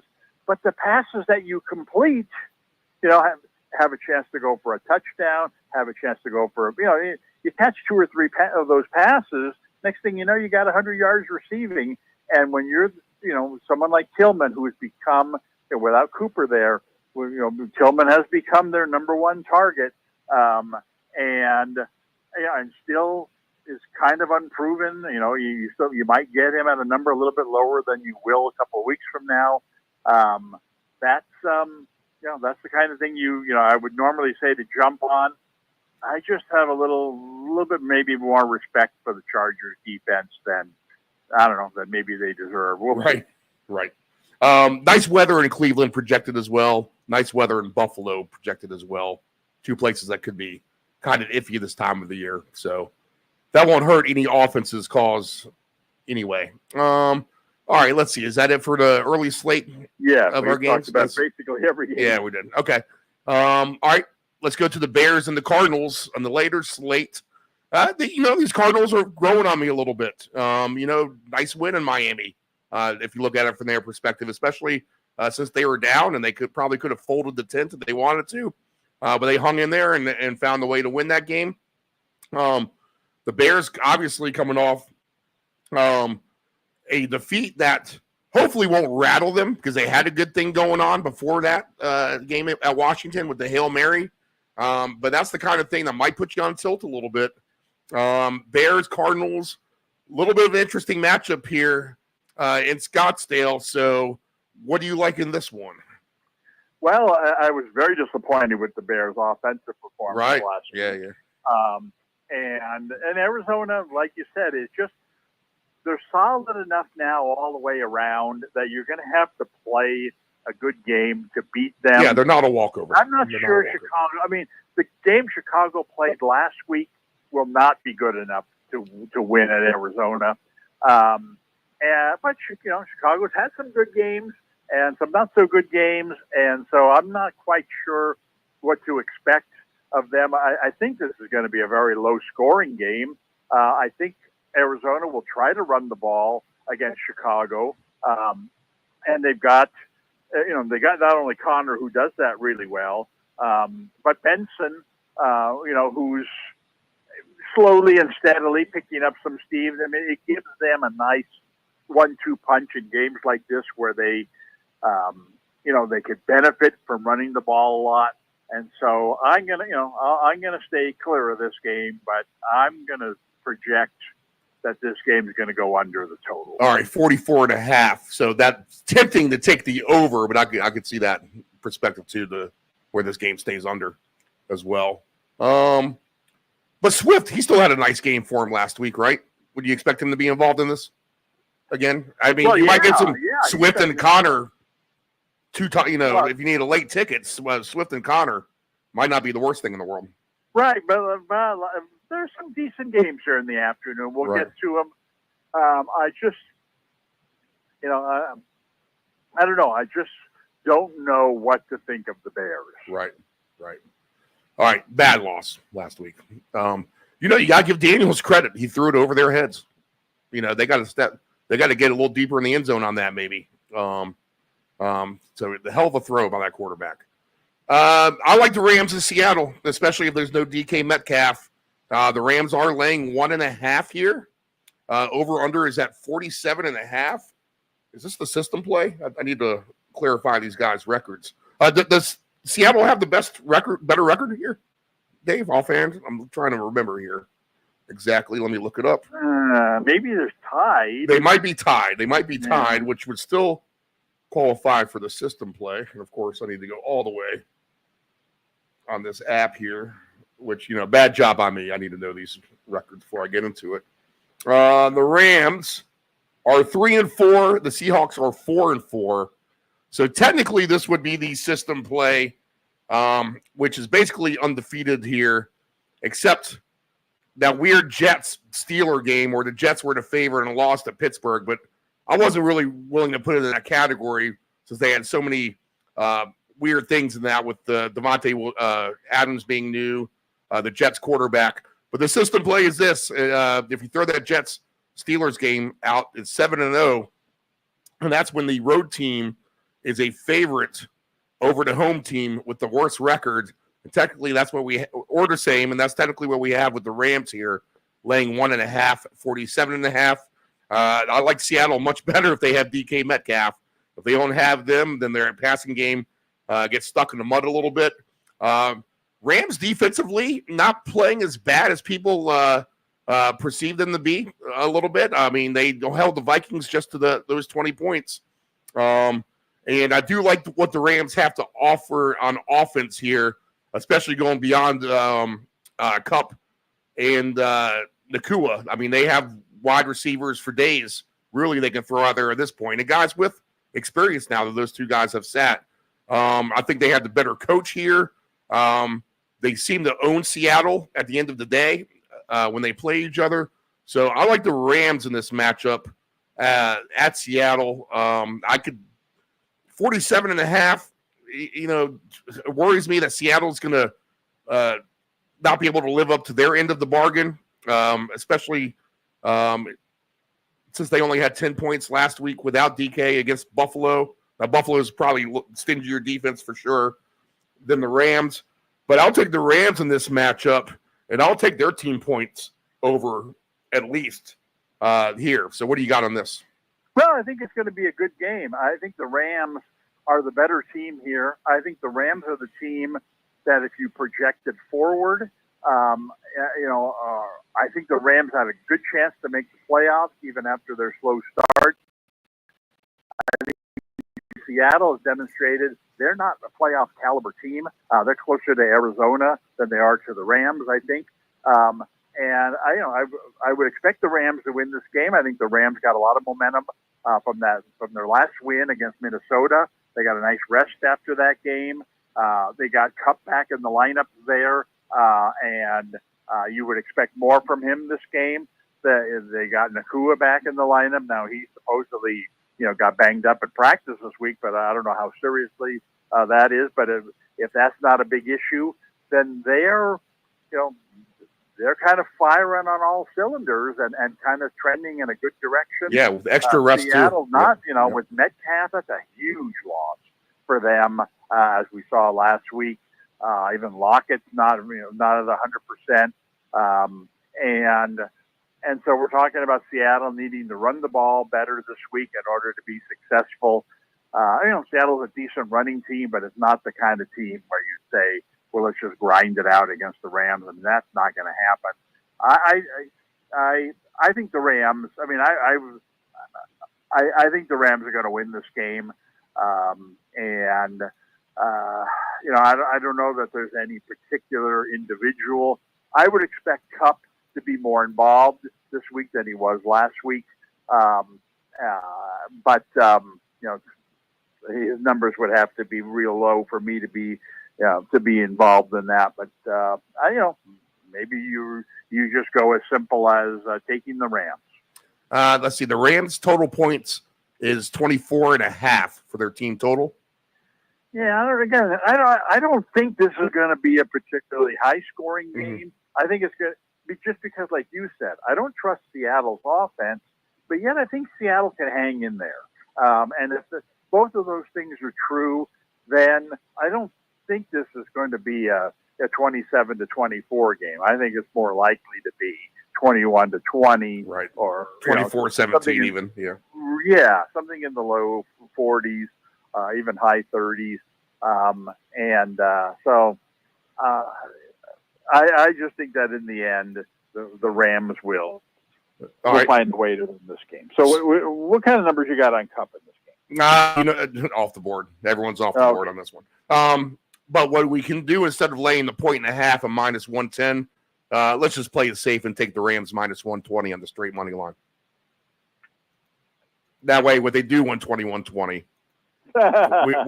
won't get burned. All right, do you want to throw the Rams money line on your 8 ticket? No, not on the big ticket. Okay, so we still only have the 3 plays unless I'm missing something. James Cook over, Chase Brown over, CeeDee Lamb touchdown. That's correct. Okay, all right. Let's see here. Fun game with the Lions and the Packers, and then the other game, which would be an option on the late window, is going to be Jacksonville and Philadelphia. We talked about them. So obviously this is the fun game, right? Detroit and Green Bay, especially if Love's in there. Well, that's the problem. Is Love going to be in there? I find it very hard to believe that he's going to play this game. Right. I mean, he had a groin injury. They have a bye next week. I just don't see them treating this game as we got to win this game at all costs. I like Detroit if he's not in there. I mean, yeah, right. Willis has been fine, but I mean, this is a whole nother animal here. And laying 2.5 is a cheap number for Detroit right now. Right. I'm going to say even with Love in there, you could certainly make a strong case for Detroit the way they're playing. I think the Love uncertainty. Willis came in there and played a nice game last week. He's a little like Winston. He comes in there, he makes things happen, and he runs the ball a lot. But he's also in a game like this, you don't necessarily trust them to take care of the ball either. So that's your biggest problem if you're Green Bay. I just think that Detroit can hit you from so many different directions. It's hard to predict. Gibbs has been on fire lately. So I mean, if you had to project one Lion guy to come up big in this game, I guess it would be him. But Montgomery seems to score touchdowns every week. St. Brown is capable of big things. Laporta is certainly capable of bigger things than he's done. I mean, it's hard to say, well, this is going to be their big offensive guy this week when you would project he's not any bigger part of the game plan than any of those other guys that I mentioned. So this might be a game similar to the one that we just talked about, the Rams game, where you just say, give me the Lions. They'll find a way to win this game. They'll definitely win if Love's not in there. Heck, the line might go to 6, on game day if they announce that Love is not playing. And I also think there's a possibility that he starts the game and he's just not moving well, and they decided, well, why are we doing this? We shouldn't have played him in the first place, and then they pull him anyway, and you get the good line out of it. So maybe this is just a play for you to say, give me the Lions, minus 140 at even no points. Minus 144. Yeah, I mean, that takes that part of the equation out of it as well. So that's I'm not offering any players in this game. The team points for the Lions seems easy, 24.5, Dave, but the weather here is projected afternoon in Green Bay, 100% chance of rain. Yeah, Winds 15 to 20 miles per hour. Yeah, it is an issue. And, especially, not that Detroit is going to, take their foot off the pedal no matter what. But, gets to a point where if Love's not playing and you don't trust Green Bay can match points with you, then you're less likely to press it either. But that does seem awfully low. They're going to they're going to win it in the trenches. That means David Montgomery. Yeah, that's Montgomery at -105 has to be a touchdown play in that game. Well, it's to me that 24.5 is. The Lions score 24 points in their sleep. What did Golf only have 85 yards passing last week in a 52-14 whitewashing at Tennessee. I almost like more than Detroit winning the game. That's something you gotta have something a piece of that somehow. Right. It is a statement game too on Detroit's behalf. They might want to kind of let the Packers know a little bit who's boss around those parts. Because that goes both ways. This is a bigger game for Green Bay in the sense that they're playing catch up. They're the ones that are at home. They're the ones that need to make a statement that you haven't won the division yet. We're still here. We'll get a game closer by winning this game. Keep looking over your shoulder. We're going to be there. Rather than lose this game and then Detroit then says, "Oh, gee, we're no longer worried about Green Bay. When do we play Minnesota next?" So I don't know. It's Detroit. It's just hard to imagine Detroit losing to anybody the way they're going right now. Right. My future Super Bowl ticket is very happy right now for them. And I'll say this about Green Bay. They did have weather issues when they played Arizona. Now, Arizona's different from Detroit. But you can also say the Lions and Cardinals actually played a fairly close game down there in Arizona when they played.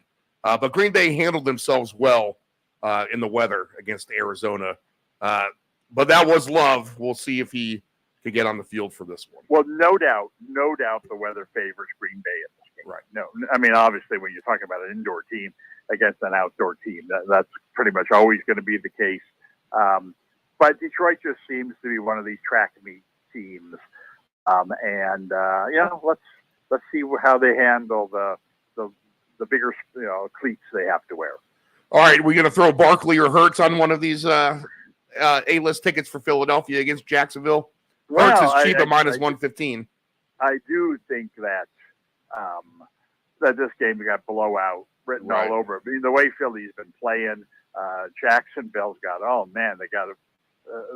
they got a ton of injuries. They not only they lost Kirk for the season, now Thomas has an injury. Oof. Now they got another receiver who's injured, Davis who's injured. Etienne has been out with a hamstring. This game really has 38-3 written all over it. And so the question is, how is Philly going to run up those points? I still think Philly's most temperamental player is A.J. Brown. They have to keep him happy. And in a game where the Cowboys do this with Lamb a lot, a game where they're ahead in the second half, 24-0. Right. They'll rub it in with down by the goal line. They're going to look to get Brown in the end zone and try to keep him happy some way. I think that he's likely a much better price than either Barkley or Hurts in terms of scoring a touchdown. Plus 120. That's where I would go with this game. Okay. Like I said, I see, I see them winning this game. I see them scoring 4 or 5 touchdowns. I think they're winning this game real handily. And on a greedy ticket, you might look at, what do I get for laying 20 points in this game? Or what do I get for Jacksonville scoring fewer? I don't see how Jacksonville scores this game the way Philly's been going. They got everybody out. That 18.5 is their baseline, so that's plenty of points to play with if you want to take the baseline under for Jacksonville. Right. Philly's at 27.5. They could get that by halftime, really, if we're looking at that kind of thought. Well, I think that Jacksonville under its total is a way better play than Philly over its total. I mean, I don't see how they get to 18 points. Even if they fall behind 31-0 in the second half, you say, well, they'll let up on the defense. Well, Jacksonville doesn't have anybody. It's like Philly's going to bring their second string in on defense. Well, Jacksonville already has their second string out there, except they started today because all their good guys are injured.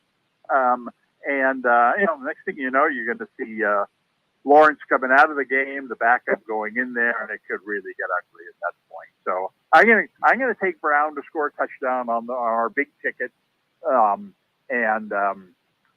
leave it at that. Although, like I said, I mean, again, the team plays. The under on Jacksonville total, I think, is a very strong play. All right. Yep. 18.5. I like that too. Let's see here. And then that covers, we have Kansas City and Tampa Bay on Monday night. We'll talk about the Colts and Vikings real quick because now we have Flacco back in. Richardson takes himself out of the game, which, is going to be real ugly for him to try to come back. He might have to find and resurrect his career somewhere else at this point with the Colts. And maybe the Colts are being a little too harsh on him.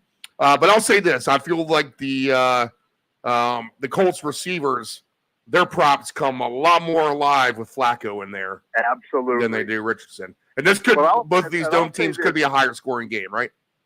Yes, I think it's because a chance to be among the highest scoring. The highest one of the day. Yeah.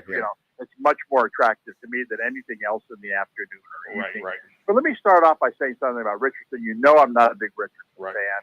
I've said all along, I think he's one of the worst throwing quarterbacks that come in as highly regarded as he has. I mean, he is kind of a second coming of Tebow, and which is nothing wrong with that. Tebow had a lot of success, but you got to play the game that way, and that's. And then you get hurt or whatever. But my thing is, we'd be looking at this a whole lot differently if Richardson had just taken a knee or fallen down after his second run. He's tired. He wants to come out of the game. I think it's all perfectly legitimate. He's running around like crazy. He's exhausted. He really believes that throw the, like you would at any other position on the field. You really believe, give me one play, catch my breath, get some water, coach. Instead of calling a timeout, if he had just fallen down to a knee, they blow the whistle. They come over. Oh, what's the problem? You okay? You got a concussion or what? Oh man, coach, I just give me a break. I need a playoff. I'll be fine. And then. The whole view would be different. The whole view would be like, ooh, what did he hurt on that play? Let's watch the replay. Did he turn his ankle? Did he have a concussion? Did his neck bother? I mean, it would be all about he must be hurt rather than him just walking off the field and asking for a playoff, which again, I got no problem with.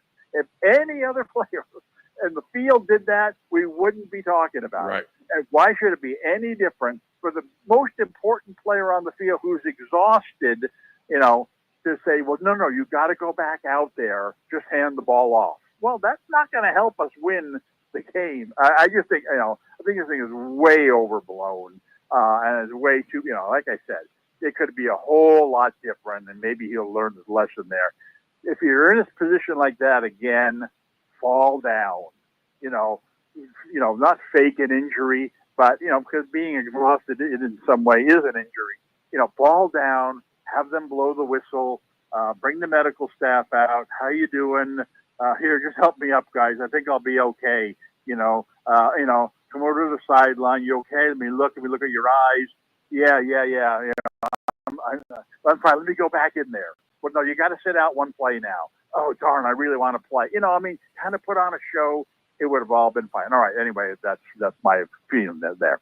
That said, I agree with you 100%. Is that we've got two teams here, very similar in my mind in terms of the quarterbacks on both of these teams really elevate the passing game on these teams. Darnold, we've seen this all season, is having a very good season.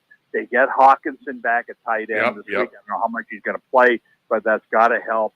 And then Indy, like you said, Indy goes from a team, that's supposedly going to be more of a running team with Taylor and with Richardson to now all of a sudden you've got this quarterback who can get Pittman involved, can get Downs more involved. Yeah. And Pierce is good too. Pierce is a good third. Exactly. And so, and both of these teams are stumbling on defense. You got two very weak teams, and on defense. So you've got steady quarterbacks, assortment of receivers, bad defenses. I mean, what doesn't say 31-30 about that? Indoor game. I can see a lot of different possibilities in this game. But I guess it would start with both the quarterbacks. I mean, I would take both the quarterbacks to throw, over their 1.5 or whatever it is, go for 2 touchdowns. I think they both are very, very solid plays in that regard. Flacco's plus 118 for 2. Darnold minus 154 for 2. Well, he's the one that's got got the touchdown catcher. I mean, I can see why he would be. And Flacco was, would say, minus 120? Nah, Flacco is a plus money, plus 118. Plus 118 for 2. I put them both on our big ticket. All right. I think this is a high-scoring game. I think that, the price is a little higher on Darnold than I'd want, but like I said, he's he doesn't have Taylor back there, and that might steal the touchdowns from him. And he's got, he's got the top receiver in the game ready to score TDs. So against a bad defense, I think all the way around, I think you could look at several of the receivers in this game, starting with someone like Pittman, whose line I'm guessing is pretty low because he hasn't had that great a season. But this is we could get very greedy on this one. Pittman's 52.5 for his receiving yards. That's very low. I mean, for Pittman, under normal circumstances like last year, he'd be 20 yards higher than that easily. He's come down this year, all based on, part a little bit for injuries, but in part because your quarterback can't throw the ball. Now they've got a guy who can throw the ball, and he's going to be one of these guys, kind of like the guy in the Browns that we were talking about earlier. Tillman, right? Tillman, right. That, he's going to benefit by this new quarterback coming in there. And 2 weeks from now, you're not going to get him at 52 anymore. You're going to start getting him at 77. You're going to say, man, remember when he was 52, we had a chance to jump on him then? Well, I say jump on him now at 52, or even on a greedy ticket, drive up his price, to the 80s, even to 100 if you really want to go overboard. But he's going to be, I think, a big surprise element in this game. I'm going to also keep my eyes open because I'm going to have all kinds of action on this one. And I'm going to have to include, just because Flacco's smart. I mean, and if he is smart, he's going to dump it off once or twice to Taylor. Taylor is just at his 11.5 for baseline receiving yards. 25 receiving for Taylor is at plus 305. So just get him in the flats. And like you said, Minnesota's defense has been lacking a little bit. Get Taylor in open space, and there you go. I agree 100%. I think, as you indicated, there are many different directions to go in this game, all to the over. And the greedy tickets for the 2 touchdowns are paying real good. I mean, all the Colts receivers are 16-1 for Downs and Pittman. Pierce is at 33-1 for 2 touchdowns for him. All that is live in this kind of game. Jefferson too, plus 550 for Jefferson for 2. And then, if Hawkinson really does play a decent amount, I got to believe, like you said, he's going to be limited. But But maybe they've held him back, so they do give him the full green light. Hawkinson 23-1 for 2 touchdowns for him. I'm shocked Jefferson's plus 550 for 2 touchdowns. I mean, that to me that's a coin flip. Right. He's gonna get one for sure, and the chances of him getting a second one to me are 50-50, 5-1. Wow, they're giving money away there. I mean, here's your game in the afternoon. All these other things that we talked about. This might happen, that might happen, whatever. This is the one that, what I was talking about before about we don't want to go too deep into our ticket right. on games that we think are pretty good because this, there are going to be some really good ones. Well, this is that really good game that's going to have, it's got so much going for it. And so much of that is based on the quarterback change. You go from a guy who can't get the ball to Pittman, so his number is 52 in this game, to all of a sudden a guy who can get him the ball with much regularity. And it's like, man, aren't you adjusting his receiving numbers to the 70s or the 80s based on the fact that they actually got a quarterback who could throw? No, we'll do that next week. Okay. Meantime, count me in. So, I think Pittman, and like I said, I think both quarterbacks are going to do very well in this game. But like you said, I mean, taking Pittman over his total, taking Jefferson for 2 touchdowns, taking Taylor over his receiving total. I think there's you could have a 9-player, 9-leg parlay in this game alone, and probably hit 8 out of 9. Yep, you can wake up Monday morning, Dave, and hear about the guy on the East Coast who won his 10-game parlay on the night game. All right, in Tampa Bay, obviously they have an uphill battle Monday night. 9.5 is the spread with Kansas City. I don't want to lay that with Kansas City. I'll say that, but I think this is a game they actually could win semi-convincingly.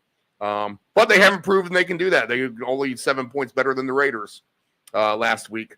Total 45.5.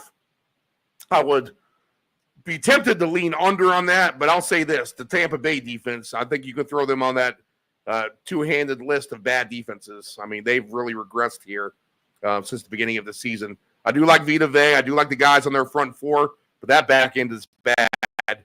So if Mahomes can find some success through the air, then this could be a long night for Tampa Bay.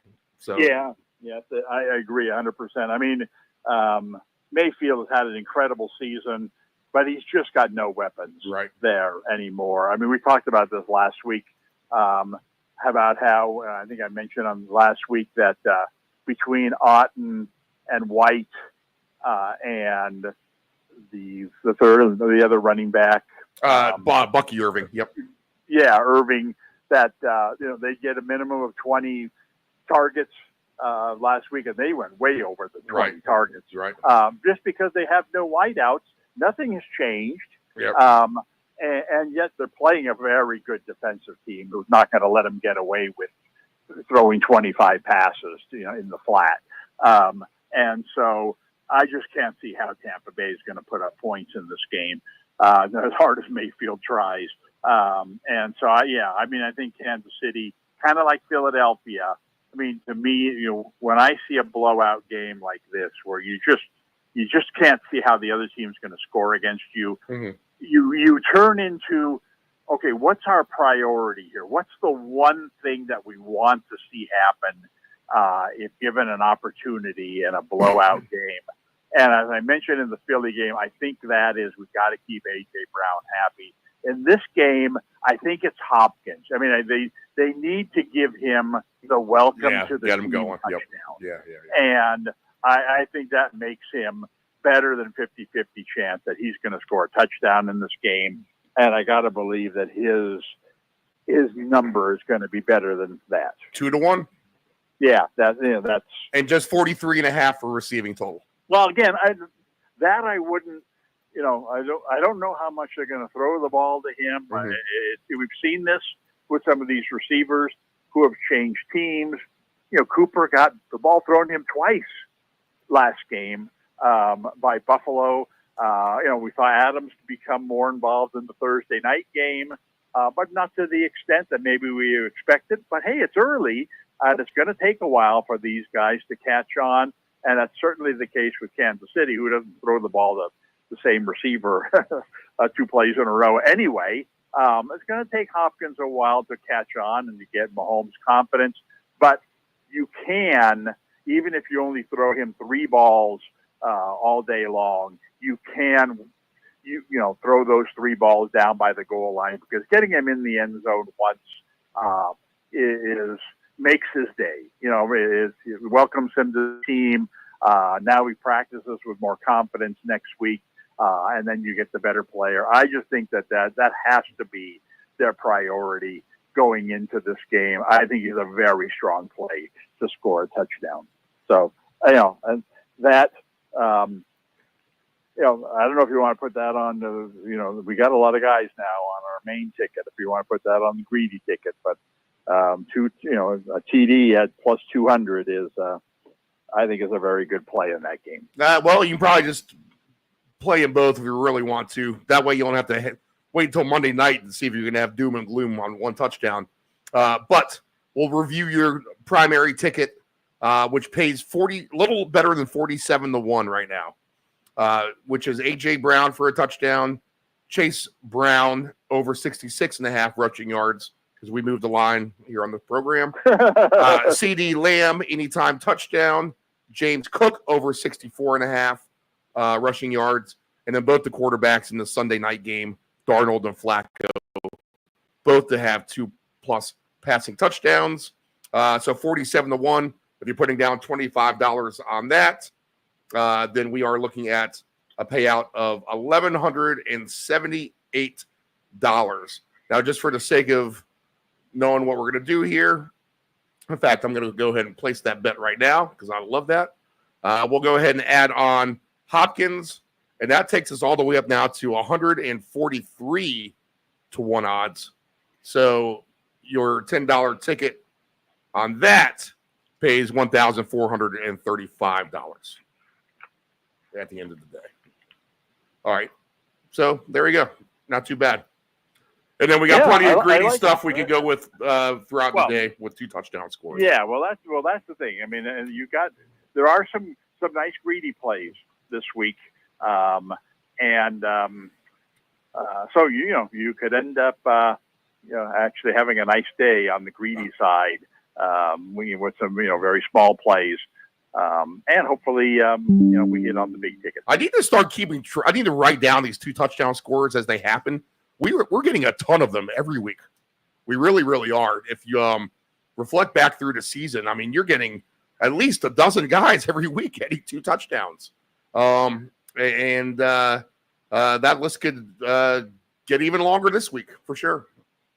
So I need to do a little bit more homework on Sundays rather than watching. And there are some weeks where you look at the game and it's very hard to find the ones last week, for sure. You think are going to be really, really high scoring.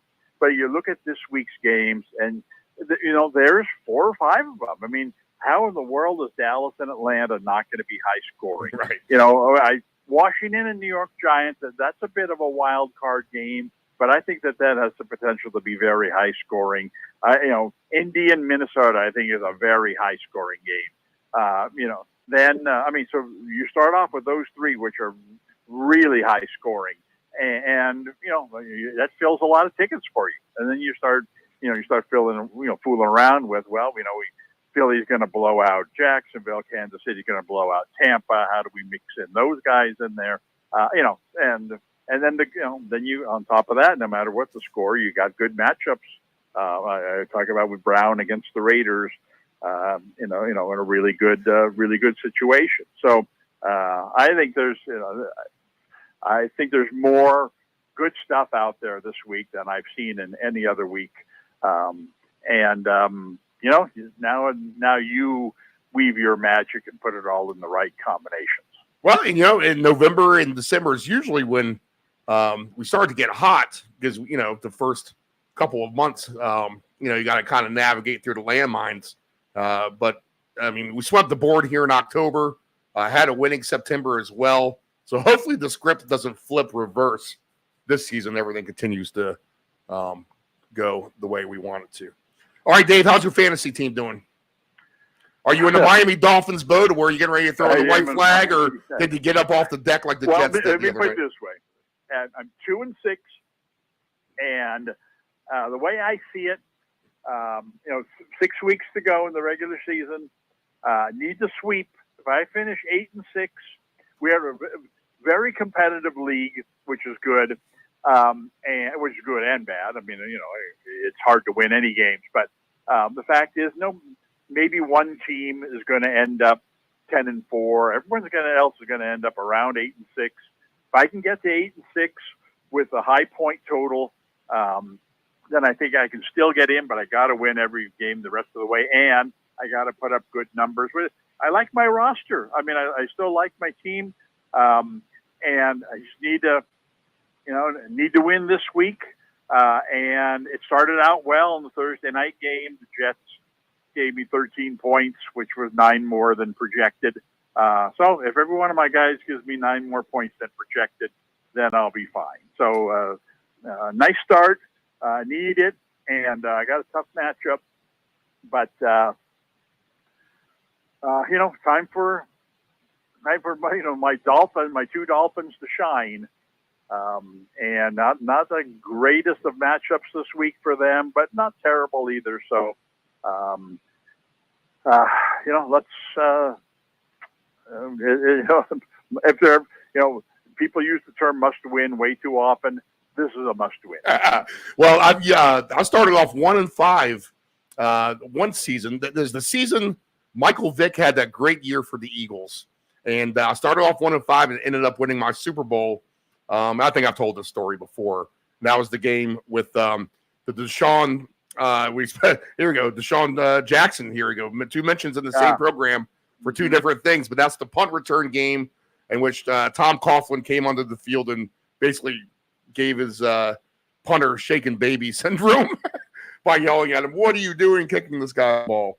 But that was my Super Bowl championship, Michael Vick. So it is possible to come back at this point in the season. For sure. I lost by half a point last week. I put up 129.25 points, and I lost by a half a point. So kicking myself a little bit there. You know what? I had a quarterback issue. I went ahead and picked up Nix, and that was the right call because he was the better quarterback than Daniels and Mayfield that day. But I left commit on there. I left Cole Kmet on there, and I have Kittles too. And obviously Kittles has been dealing with the injuries a little bit, so I rode with Kmet, and that was the costly mistake by me. So I should have played Kittles. I'm an idiot. But tied for first place now instead of sole possession. I think we have 4 teams at 6-2 in that league, so we are top heavy and bottom bad. I've got Love as my quarterback, so it's and this would really hurt me last week. I was off to a real nice start last week, and then he got hurt, and then all went downhill after that. But I'm gonna have to make a call on him. So probably some point Sunday morning, and I'm not sure. I mean, at this point, I'm leaning on going in a different direction, and I have no backup quarterback, so I have no different direction, mind you. But on our waiver wire, there's a couple of decent options, including Herbert. Our boy Winston is on there, and Daniel Jones are all on the waiver wire that I could pick up and throw in there. It's just that, it's like I said, it's a must-win. I'd like to have my frontliners all going, and I don't want to do what you did, which is, play cautious, take my star out of there, put in a backup, and then Love shows up and has a big game, and I had Herbert in there because I was playing it safe. So that's going to be a big call for me on Sunday morning. Garrett Wilson got me 30 points Thursday, so that's good. I've had the Texans defense. I've been sticking with them. They only got me 4. Fairbairn's been my kicker. He got me 7. But I'll take the 30 points from Garrett Wilson. Yeah, that was nice. And then if we look at quarterbacks available, if anyone needs one out there, your choices are this week. better than last week. We got Carr, Lawrence, Daniel Jones, Jameis Winston. Flacco is on that list. I mean, how do you not take Flacco, right? Yeah, exactly. That's another guy who's available in our game, and I should have mentioned him. That's tempting. Is he? He's better chance to play him? Should I play him over Daniels and pick him up? Daniels? No, you got Daniels. You got to keep Daniels. Right. Okay. All right. Daniels playing the Giants. I mean, we talked about that. It's not like they're playing Philadelphia or something. And Philadelphia's got a great defense going. This game's going to be in the 20s. I mean, sure, Flacco, game might be higher scoring than that, but Daniels takes off and runs 30 yards for a touchdown, and it doesn't really matter how Flacco does. You're gonna have made the right call. That's a good point. I should have mentioned him because there are, like I said, there are safer plays. Going with Herbert against Cleveland, is probably a safe play. As you noted, he's had some decent games lately. Going with Winston against the Chargers would be a big swing, but I'm not that bold. That is an option. You mentioned Lawrence. I wouldn't consider Lawrence at all. Daniel Jones, another guy who I think is a safe play, and with a nice upside this week. I think that he should be considered. But if Flacco is an option in your league, I think he's over any of those other guys. All right, 10-4. All right, Dave, enjoy the games. Let's have fun on Sunday. Yes, sir. Let's win. All right, we'll be right back after this.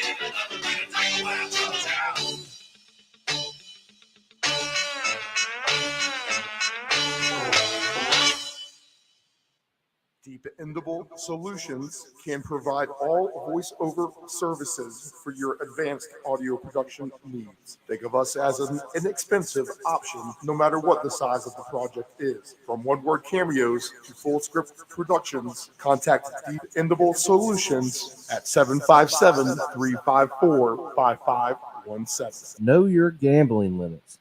Don't ever bet what you can't cover. Wagering on sports is only fun when you do it the right way. Not every bet will win. When you get on a bad run, know it and avoid trouble. Know your gambling limits.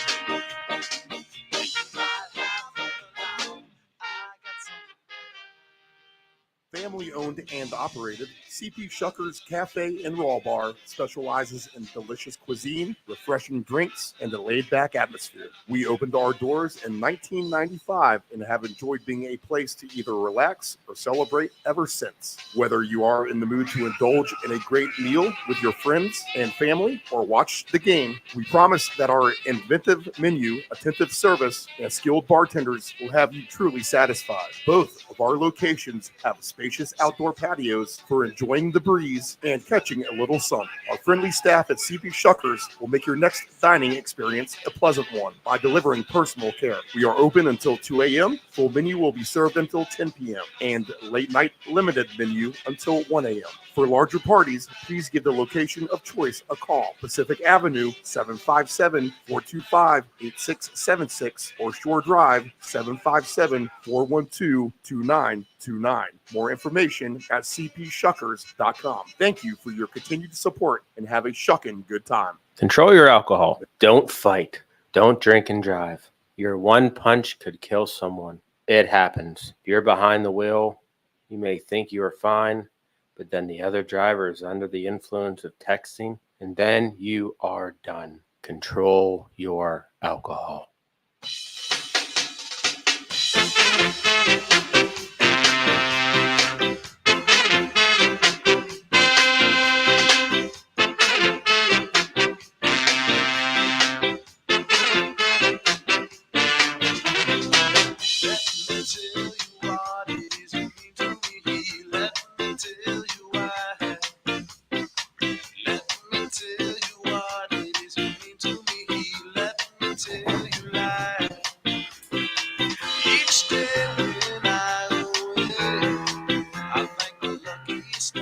The docile sounds of the Pie Tasters ring through the studios here in Chicks Beach, just after 9:35 a.m. Eastern Standard Time, right at 9:35 Eastern Standard Time, on this first NFL Sunday in November. It is November football. Now, a lot of you young bucks out there probably don't reference it like that, but there is a difference. There's really, you think of things in basically four quarters as if you were a football game. There is, but then we'll add to it with January, of course. But there's September football. There is October football, which we just concluded. September football is where, you know, everyone starts fresh. Everyone has new glimmer, new hope. By October, things set in. You've weeded out teams like the Saints, who are, who started off September fantastically, but now look terrible, right? And then you get into November football to where the heavyweights kind of put their best foot forward. Teams might start to peak at the wrong time, too early maybe even perhaps, considering there's so much football left to play. Teams that were bad maybe start to become good. And then we have December football, where the true contenders will rise. Teams will get eliminated. You'll still have the one or two teams who are trying to come off the depths of despair and will try to regain their form or their hopes that they had back in September and try to translate that into a January playoff spot. Now, we do have regular season in January as well now with the extended season. And then you have January football, which is playoff football. So the better you are, the later you get into the season, the best chances you are to lift that Lombardi trophy in February. All right. What we'll do now, a fantastic segment with Dave Del Grande. Once we get out of the studio here, if you want to go ahead and replay that for the last hour and a half before kickoff, we invite you to go back to our YouTube channel, which is Deep End, like deep end of a swimming pool, 757 Broadcasting. All our content can be found on deependbroadcasting.com. And you can always reach us on the Twitter/X at deepend757. And you can, of course, hit the text hotline. I'll go ahead and put that up here in a minute. But that number is 757-354-4683.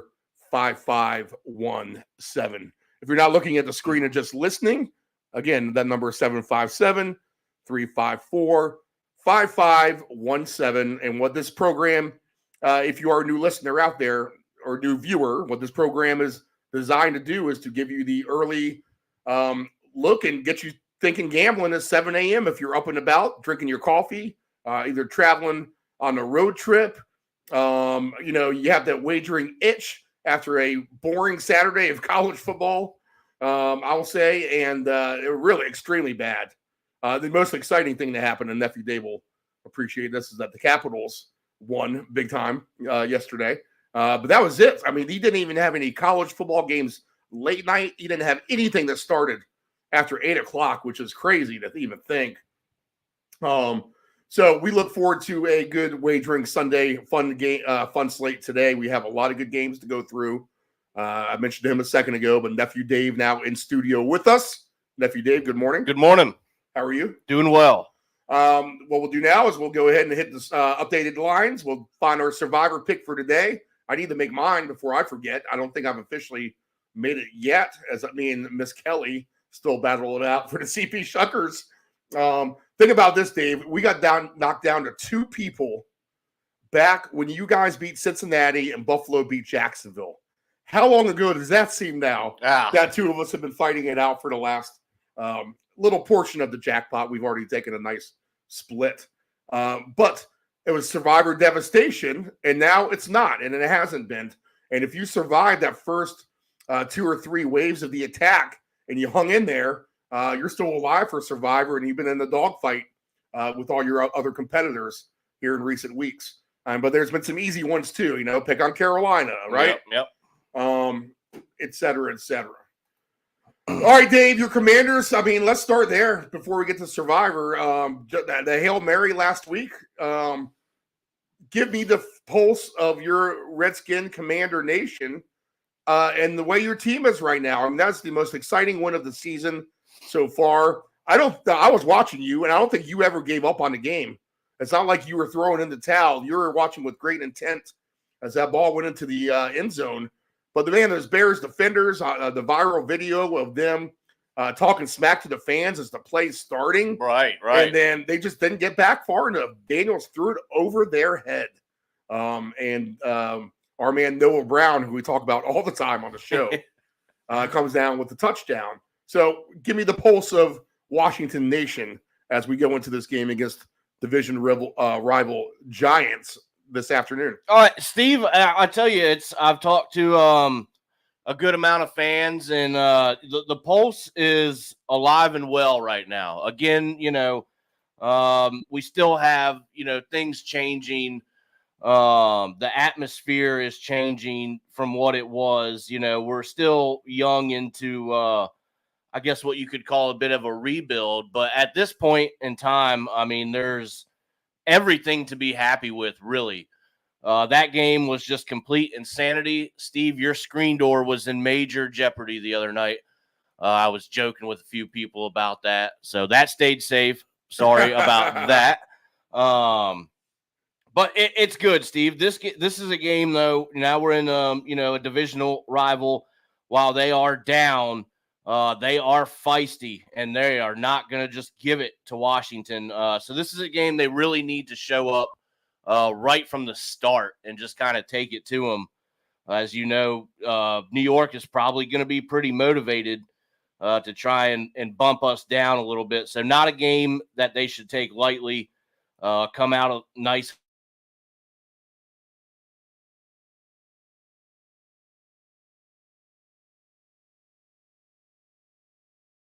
hot there and kind of let them do their part. But Steve, it's again alive and well over here in Washington, and we're just hoping for things to continue the way it is now. And what we have is the good old 3.5 point spread, Dave, in this game. Yep. Right. So if your team wins by a field goal, you lose on the -3.5, unless you can do some innovative ways to get around it. Now, me personally, I would probably move the line down to 3 or even 2.5 and take the Redskins at a bigger minus price. Even straight up the Commanders are minus 198 right now is what I'm seeing in that game. But they are laying 3.5, 44.5. No movement there. Weather should not be an issue in that game. And as far as Survivor goes, that will be a pass on my part as well.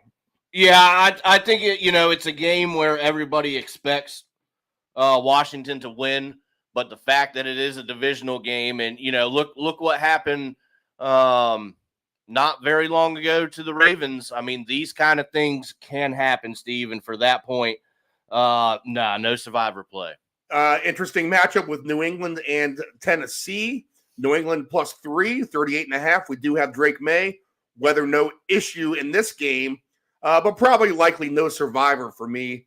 If I were to take one crazy stab at it with the Patriots, that's what I would do. But I'm going to try to find a better player on the board, and I've used most of my guys that look like they would be. In fact, I have a decent one. I'm going to be a hard stab at this, Dave. People might think that I'm crazy, but I actually love this line, and we'll get to it here in just a minute. But no Survivor for the Patriots. Titans for you? Negative. Nope. I've already used the Saints, so I can't use them anymore. I've already used them against Carolina the first time. Here we are with the rematch. I can't use them now. But if you had them, an obvious pick, right, Dave? I think that's definitely one to consider. So. Ravens and Broncos is not one I want to go to war with Baltimore. Absolutely not. Point spread here, -9.5, 46.5. No line movement in this game. You can make a case for Cincinnati laying 7.5, 45.5 now with this total, but I think that's what it was. I'll have to check the ticker across the screen when I get back to the studio portion of this screen. But the Bengals would be a somewhat of a consideration to me for Survivor. I think you could take a look at him, Steve, but there's just not a whole lot of trust in there. And I before I went there, I would have to find something a little bit better. Well, the Bengals have done me right into getting to the point of where I'm at in Survivor. So it's almost fitting. You could take them now or lose on them now, to be honest, because they burned everyone else who went against.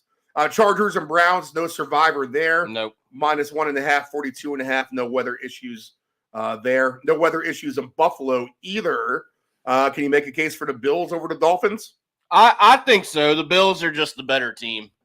Yeah, they are. They just are. And they own Miami, too, at the end of the day. Right. Winning, 9 in a row now, I believe. Plain and simple. I mean, this is a game, and it's at home. Yeah, Tua is back, but is it just a little too late there for Miami to top Buffalo? I think so. All right, -5.5, 49.5 in Buffalo. Atlanta and Dallas. Atlanta is -3, 51.5. And I kind of hinted to it earlier. This would maybe be my play of the week if we didn't have Survivor, or if we didn't have the system play later on, where the system play automatically becomes the play of the week. I mean, we're lucky to have that, but we'll get to that in a minute. But give me the Falcons over the Cowboys today at home, the Romp, and win by double digits potentially. I expect a big day from Atlanta. Dallas, who's been struggling. I think that bus continues. I think the 3 is very cheap for Atlanta. So there's a good chance I'm going to have the Falcons as my Survivor pick because some of the better options aren't available. So Falcons -3 for me on a good 1 o'clock bet. If you want it out there, I would say if you just want to do one straight bet and have one thing to root for game-wise, you're not into props, then that would be the play at 1 o'clock would be Atlanta for me, Dave. Yeah, Steve, absolutely. Dallas is the defense really struggling, and they can't stop the run, not even a little bit. So maybe Bijan has a nice day today. I think you're right. I think Atlanta could have a very nice day offensively. So we'll see what happens there. But, yeah, I would take Atlanta here. I'm going to take their team points alternate over at some point as well on a ticket. As we get game to game, we'll go through all that. The Cardinals and the Bears, one of the 1.5 point spread games. I don't trust any of the -1.5s today, people. One of these teams is going to win by 1 and screw you. So just take the straight money lines. I mean, that's advice number 1 here. Don't lay 1.5 with anybody ever. Honestly, just take the money line. Why would you lay 1.5 or even 2 for that sake? 2.5 is different. That's a different ball game.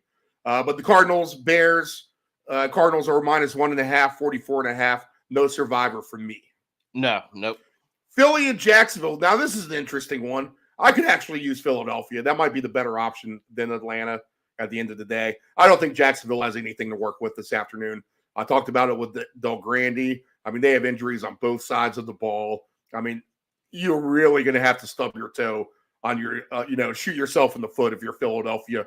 Philadelphia, if they do not handle this game in blowout fashion, they are expected, Dave, to me, to win this game by double digits, even 20 absolutely. points or so.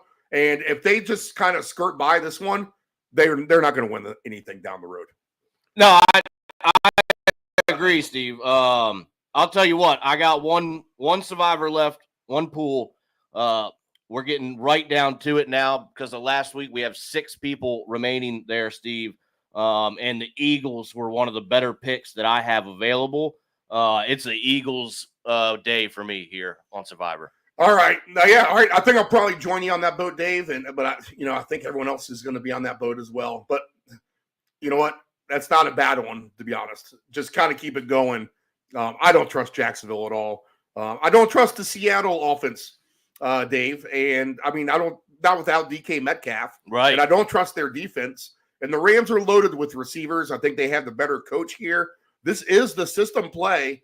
Now, it's a little tricky because of the Jets and the Steelers game, Dave, right? The Jets were a favorite. It's not in division. It's just a conference game. The Jets were the favorite with the worst record at Pittsburgh. But then we had Russell Wilson in as quarterback. We had a new head coach hanging around. We also had Devontae Adams they're trying to add to the mix.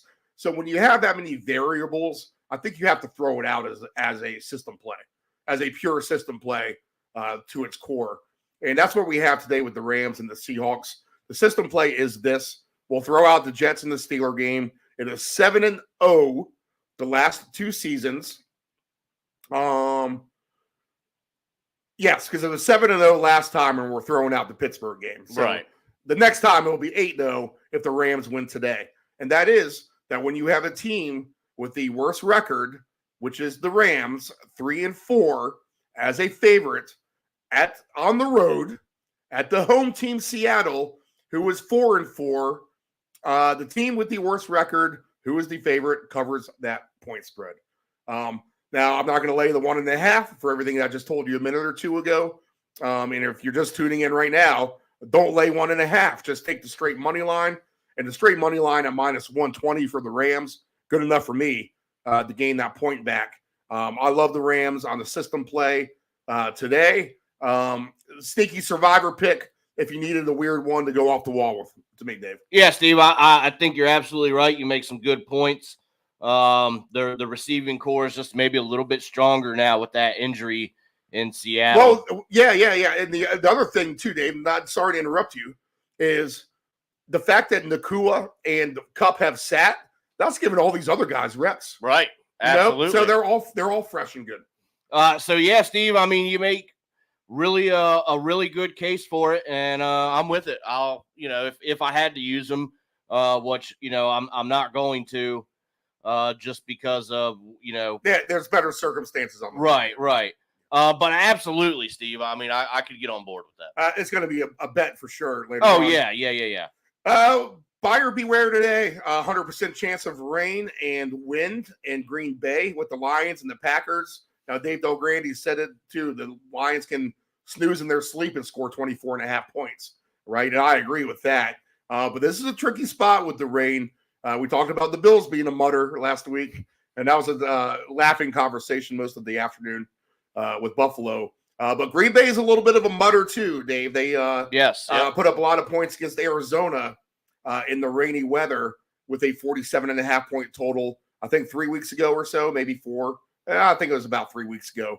And we had to hold on for dear life and have Green Bay really slow it down there in the second half as they coasted to a 47-point total, half a point under our weather underplay of the day. I'm not going to make this the underplay of the day with Green Bay and the Lions, but buyer beware is what I'll say here. No survivor for me. No, Steve. Divisional game at that. And, would it be the first time that either of these teams? I mean, I know Detroit plays indoors, but with the Packers, it's not the first time they've played in weather like this. I mean, they're not scared of it. So that could end up being a closer game than people might think, but no Survivor. The Colts and the Vikings. The Vikings are -5.5 and 46.5. I think this is a fun game. Lots of points tonight. And potentially, Dave, how about this? The highest scoring game of the season, or one of them. You did say that, and I could see it. That total is looking way too low at the moment. Flacco really brings the Colts receivers to life compared to Richardson.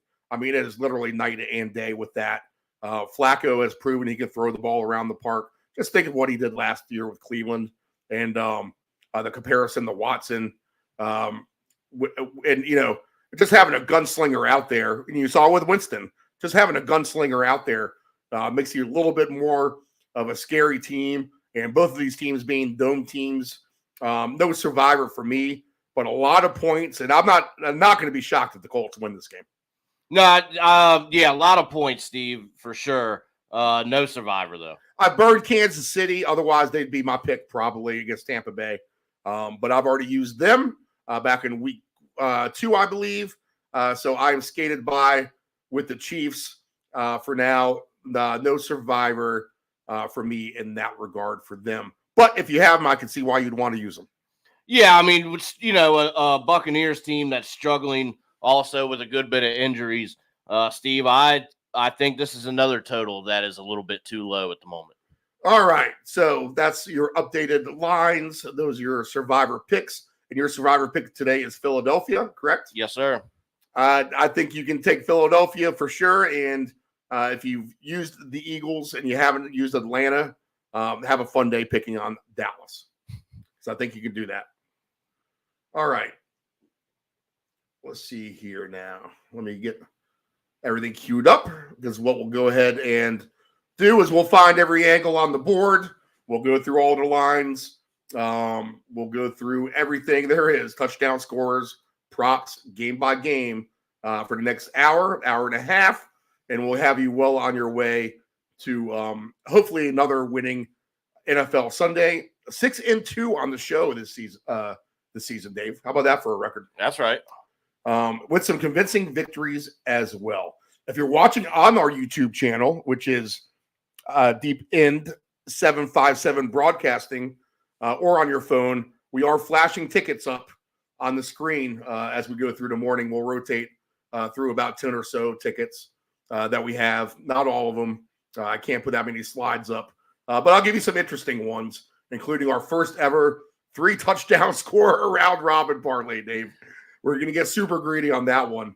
And I talked to this about Del Grande. They're just, I mean, I don't know if you've noticed this, but there are a lot of 2 touchdown scorers out there. Right? Yes. Yep. Every week there's about 15 or so.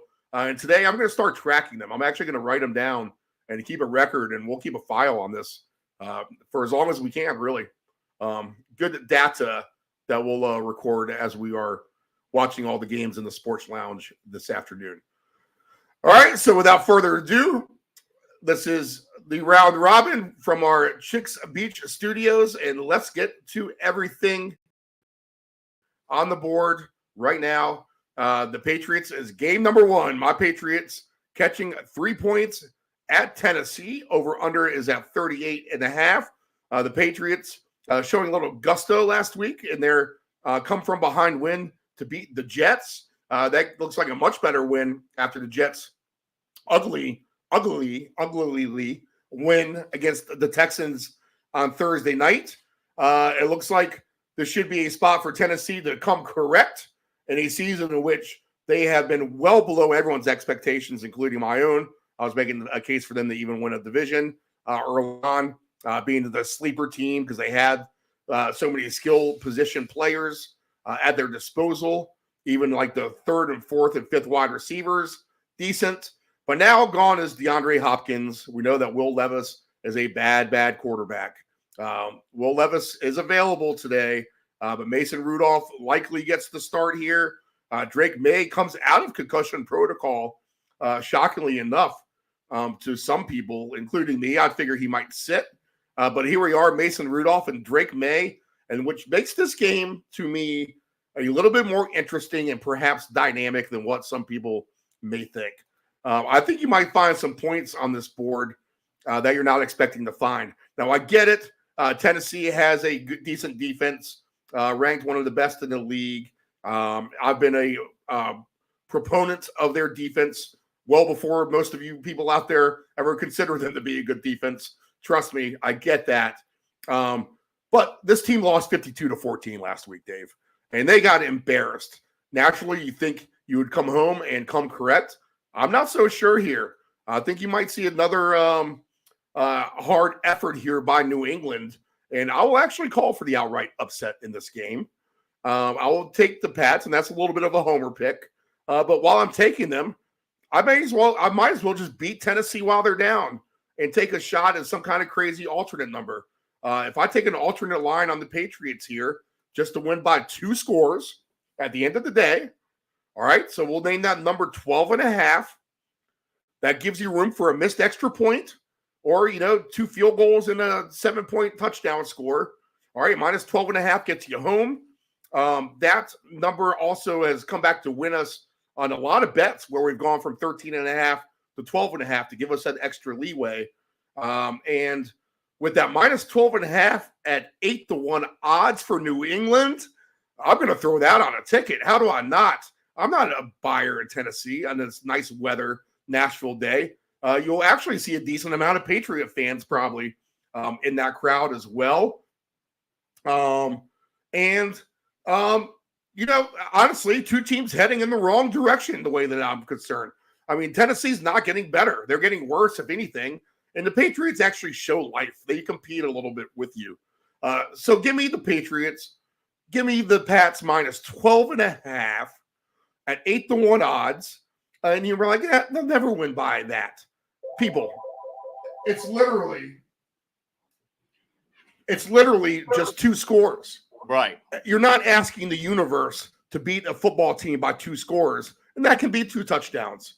People beat other teams by 2 touchdowns all the time. So that's where I stand on this game. Give me the Pats minus 12.5. I'll get to the numbers in a second, but your first thoughts here. So, Steve, I'm actually going to agree with you. And I was in that train of thought there before you said that. I don't know maybe about the 2 scores. What I'm thinking here, the Patriots do get the upset. They can be feisty. Like you said, they've shown some life. But, Steve, I'm not too sure how many points we're going to see here in this one. So I would take the under, and I would take a Patriots win. I did have my one favorite play probably out of this is a Ramondre Stevenson anytime touchdown, Steve. All right, he scored 2 times last week. I think he does it again. I think he could do it again. There you go. All right. Let's see the touchdown numbers since you bring them up, Dave. And we'll start with the 2 touchdown scorers first.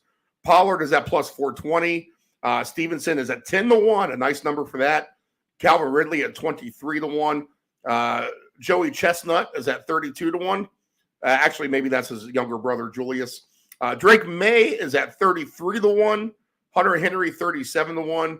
Antonio Gibson, I want nothing to do with him at 42-1. Demario Douglas, 46-1. Tyler Boyd, I mean, he should have an increased role with Hopkins gone. Right. I would say at 65-1. He's an interesting play. And there's your boy, Keyshawn Boutte at 65-1 as well. The rookie, Jalen Polk, 85-1. The tight end for Tennessee, Okonkwo, 85-1. So there's some big numbers available for the 2s. There's also going to be, that's going to be the case. There's going to be some great numbers available for the 1s. Pollard's minus 140. Stevenson plus 140. Ridley plus 250. Hunter Henry plus 340. Joey Chestnut plus 340. Drake May plus 350. Gibson plus 390. Boyd, just for 5-1. I'm going to have to find him on a ticket. And how about my boy, Nick Westbrook-Akine, who has now scored 3 weeks in a row. We finally played him last week after being wamboozled the 2 weeks prior to that by not playing him. We've been playing him on the show usually at a plus 10 to 1 or better price, but plus 550 for him today. So some good prices. And emerging from his cocoon, nephew Dave, it sounds like we have an Ant-Man crawling around his couch out there, dissecting and getting into the latest news of the morning, dissecting his own tickets, and coming up with some nursery rhyme plays, which maybe we can talk about that some more in a minute as well with the one that he showed us yesterday. But good morning, Ants, man. How are you? Thank God we got that extra hour. Can we do this every weekend and the sun still was awake? Oh man, dude, that extra hour was so great. It really was. I woke up at what was 5:15 a.m. regular time, and I'm like, this is your chance to get that extra hour legitimately back, go to sleep, get that extra snooze. Oh man, I feel great from it. So yes, I wish we could do that every weekend, man. Anthony, this is a Titans-Patriots game. Is this game El Stinko for you, or is this something that's going to fall on your radar? I mean, we're going to put it on the little TV, right? TV number 4, so maybe the last big TV, good big TV. No, that's fine, because when you saw what the Titans did against the Lions, they got completely destroyed. Mason Rudolph, 266, touchdown, 2 picks. Collar did what he needed to do, rushing Julius Chestnut, but yeah, we're going to call him Joey Chestnut forever. Let's see, Pollard had 20 carries, Chestnut had 7. Mason Rudolph, believe it or not, 4 carries, 29 yards, and a touchdown. So that's an interesting rushing quarterback number to take a peek at. But as far as receivers, he really only targeted Calvin Ridley. I know Westbrook-Akine got the touchdown, but Calvin Ridley, 10 catches compared to everyone else who only had 2 or 3. So if I'm going to go with anyone on the Titans, I'm going to go with Ridley with yards.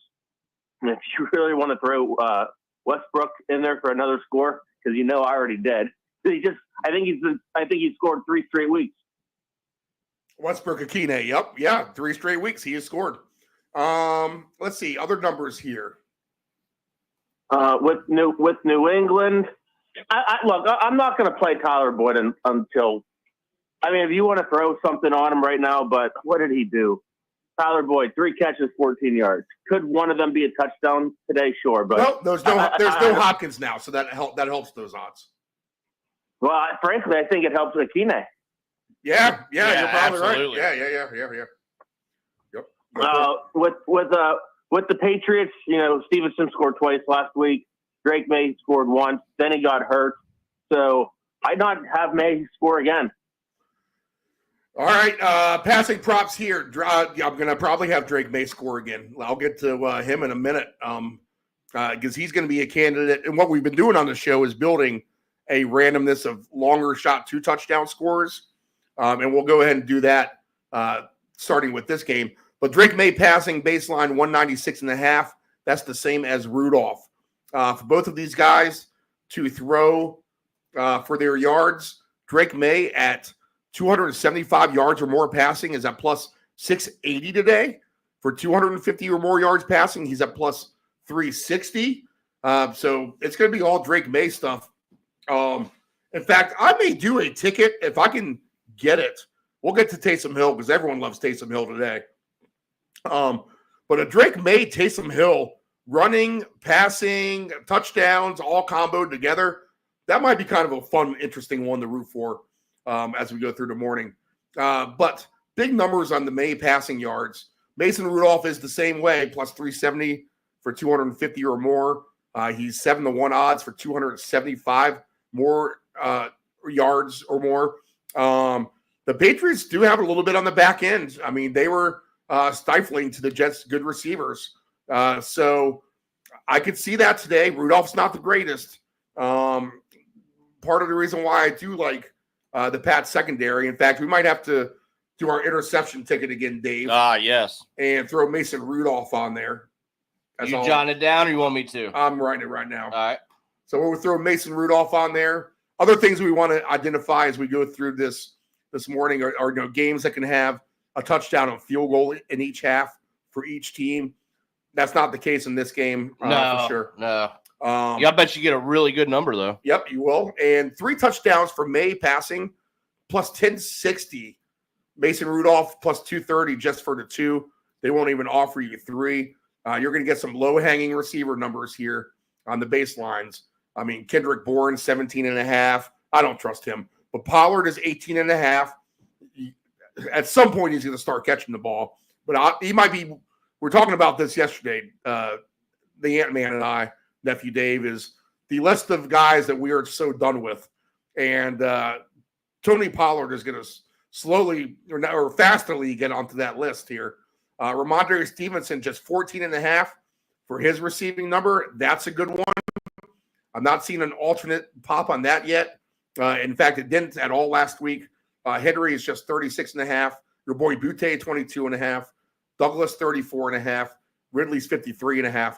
So you're going to get some good numbers on some of these Patriot alternate receiving yards. Butte, if you like him, 60 yards at plus 540 today. I mean, he's been a nice target of Drake May.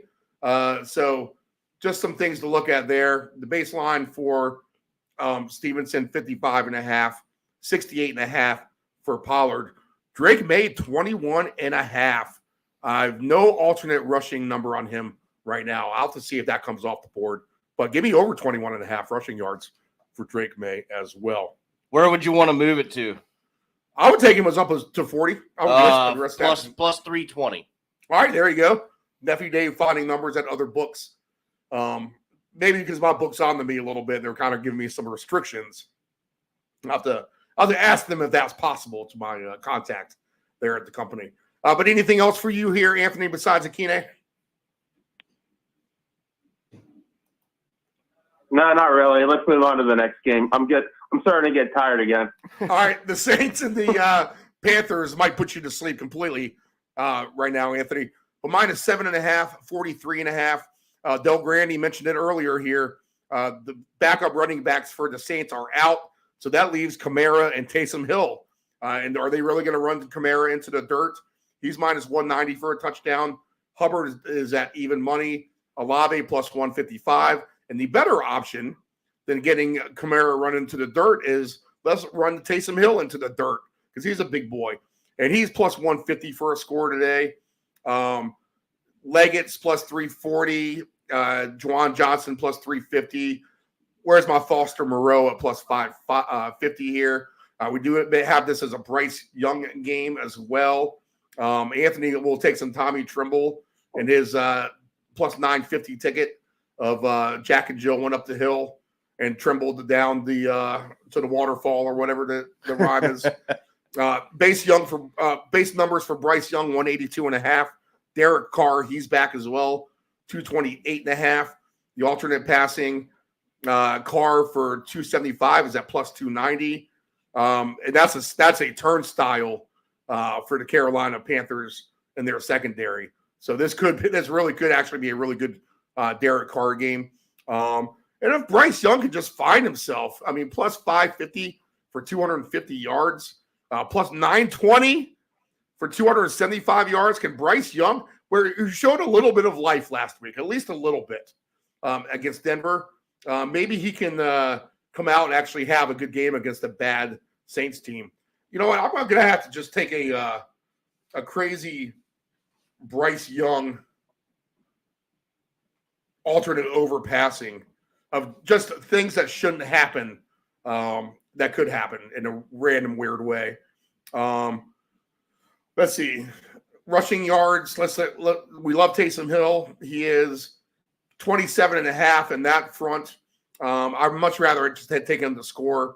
Hubbard is at 68.5. Kamara 73.5. Receiving wise, does Taysom Hill have a receiving number? He does, 11.5.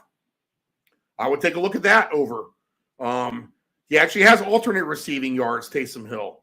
Plus 920 for 40 yards for Taysom Hill today receiving. How about that? That's great, Steve. I have him already played at 25 plus for a pretty good number. Yeah, at plus 300. I'll get to the 2 touchdown scores in a minute. But, Anthony, your first thoughts here. I just hope it's either Taysom Hill or Tommy Tremble. Or if it's none of those guys, I'm not watching. I don't care. The Saints should absolutely demolish Carolina just the way that Denver did last week. Now you have Bryce Young. You have losing weapons left and right. Deontay Johnson just got dealt to the Ravens. Who's this guy going to throw to? Yeah, nobody. Yeah, you're right. But the Saints, I mean, they're banged up on that side of the ball, too, is the problem. But Derek Carr is back in the action. No Keandre Miller, no Jamal Williams. So, look, it's like one of those full moon kind of things, or blue moon, whatever you want to call it. This happens once a year, and that's why this. That's why I asked you guys the question. That's why Del Grande said the same thing. It happens maybe once, maybe twice a year. When's it going to be the Taysom Hill game? Why not book on it today? Right. And I've already said this. Taysom Hill could get one catch for 1 yard, one rush for -3 yards, and an interception. But he could also get 4 rushes for 70 yards and 3 touchdowns. We've seen it last year, and we all just got pissed at each other. We're all sitting on the couch watching. I can remember it. Believe it or not, I could actually remember it like it was yesterday. We were sitting there going, did anyone bet Taysom Hill? And then, Steve, you got up. Dave went out and smoked. And then I actually just went outside and screamed because Taysom Hill had 3 effing touchdowns in like 10 minutes. So if we're going to do it, let's do it today. All right.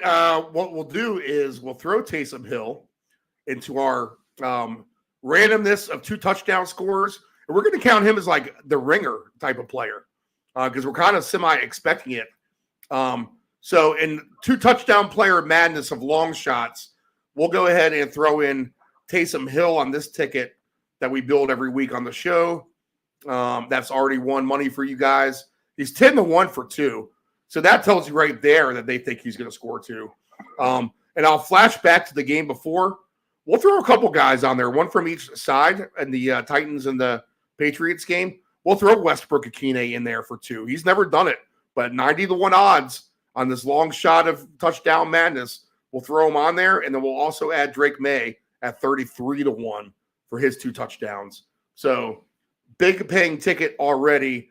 2 touchdown score, other 2 touchdown scores. Olave 11-1, Kamara plus 280, Juwan Johnson 33-1, Foster Moreau 70-1 worth a shot. He's been getting the ball as well. And how about the New Orleans defense? Maybe even Marshawn Lattimore 2 touchdown interception game 48-1. Dave, what do you got here? So yeah, Steve. Well, I think we've pretty much got that covered. It's Taysom Hill. I have him for 2. When we go for 2, I'll get into that list. But he has found his way on it, and that could be a sneaky good list maybe this week. We'll have to see. But yeah, Steve, it's Taysom Hill in this game, or not much else. I'll say that. That's about it, Steve. Really. All right, Broncos and Ravens. Baltimore minus 9.5, 46.5. Interesting game here. Bo Nix, we just talked about him and the Broncos defeated the Panthers in convincing fashion last week. Ravens stumbled off a Jameis Winston special up in Cleveland. They'll try to right the ship a little bit at 5-3 overall and still chasing the Steelers. Minus 9.5 for the Ravens here. 46.5 is the total, which to me seems low, honestly. You got to think the Ravens are going to score at home. And honestly, I said it to Del Grande, there's not 1, 2, 3, or 4 bad defenses in the NFL. I mean, you can count them on 2 hands how many bad defenses there are in the NFL. And I'm well prepared to say that the Ravens are not a good defense. I mean, they just aren't. I mean, they let Cleveland do what they did. Even though they beat Tampa, the Buccaneers still had over 30 points against them. And they've been giving up points all season, really. So I like the over in this game. I'm going to take a look at some of the props. I haven't gone too prop heavy in it now, but there's something's going to stick out to me as we go through them now. That's why we do this show, is there's always going to be this stuff that kind of pops up here. But go ahead and give me your first thoughts on this one, Dave?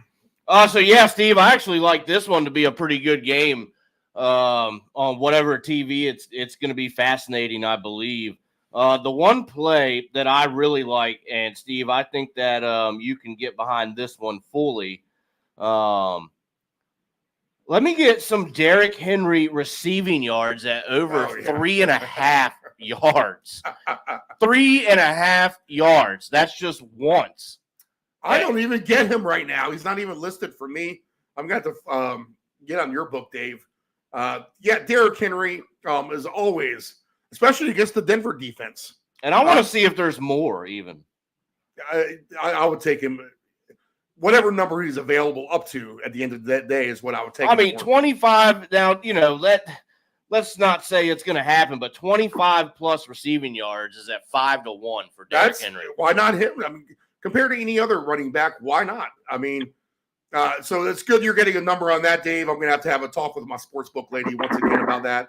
Other receiving numbers, Sutton's 51.5, Javonte Williams 19.5. I do like me some Lucas Kroll, 15.5.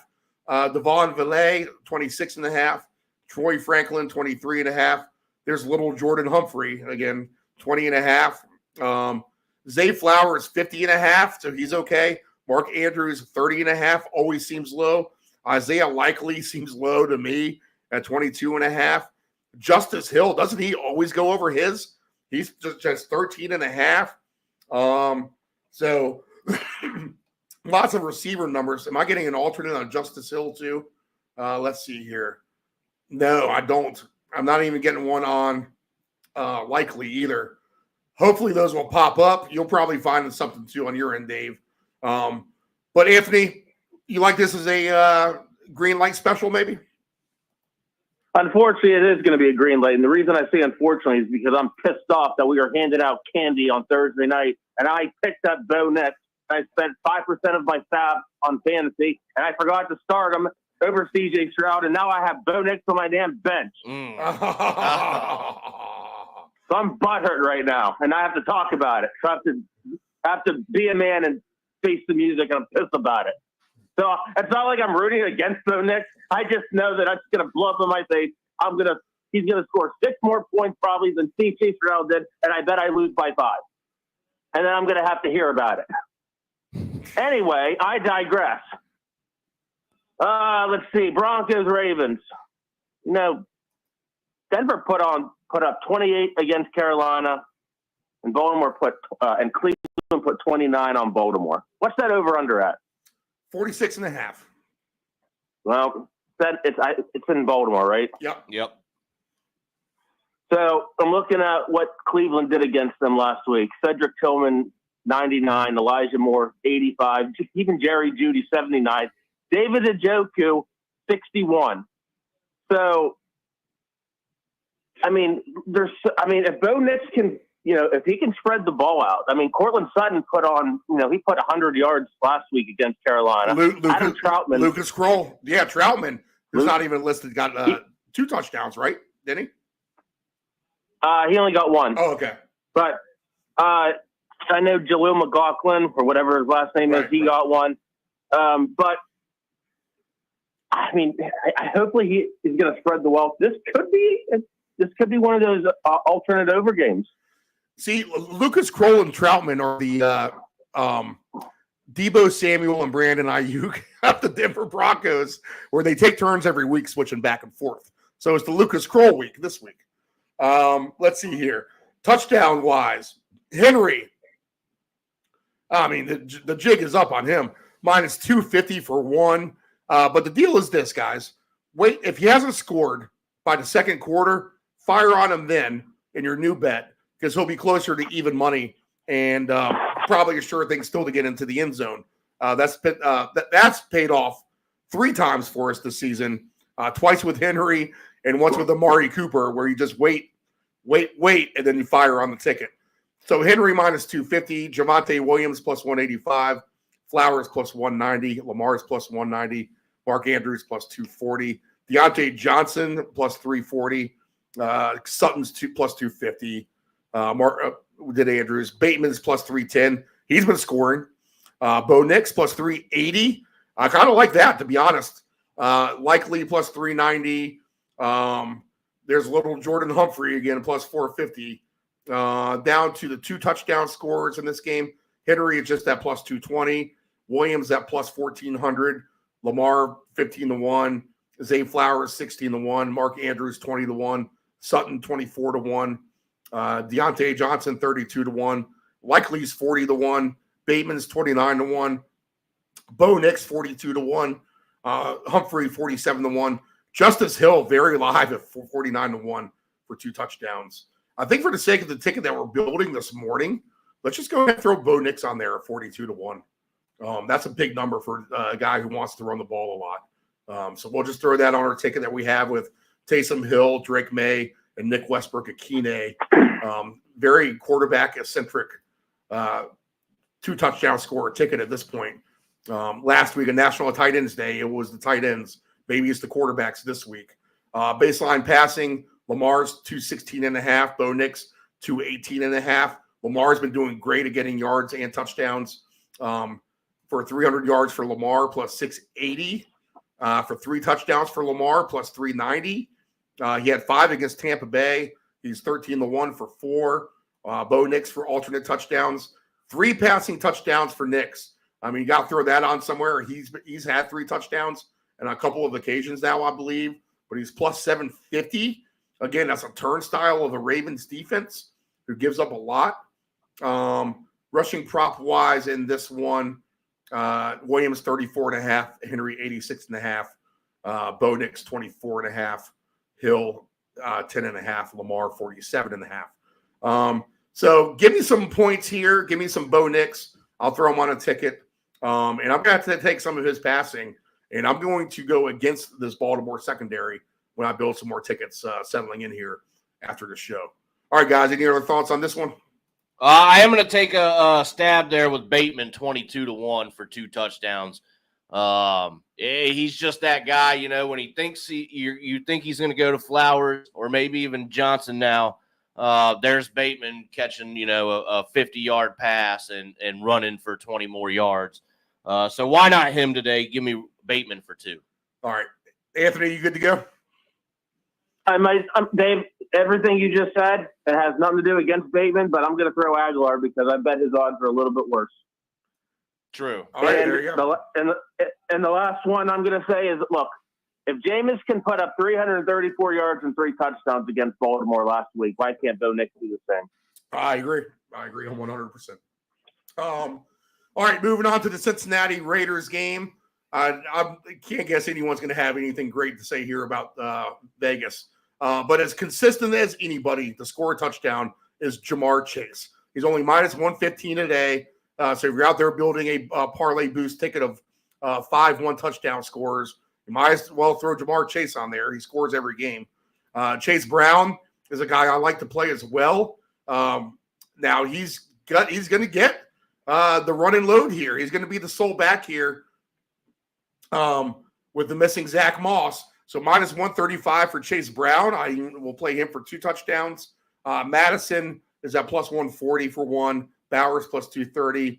Andre Isis, as we call him, plus 230. I think he could actually show up at some point today. Trayvon Williams plus 240. Gesicki, they like to use him, plus 370 as well. Trenton Irwin, Anthony's going to say something about him at some point, plus 650. On the passing side of things, Minshew at 220.5. Burrow just 257.5. Burrow likes to throw it to the running backs as well. We'll get to that in a second. But the passing yards for Burrow, 300 yards plus 265. 3 touchdowns for him is at plus 285. So not the best payoffs. Minshew for 3 is at plus 870. 2-1 for 2. Minshew for throwing yards today, which is going to be hard pressed, I think. Plus 640 for 300. I'll just mention it. Receiving prop wise, the baseline for Chase is 84.5. Isis is low at 26.5 to me. And Chase Brown is low to me at 19.5. Burrow likes to throw it to the running backs.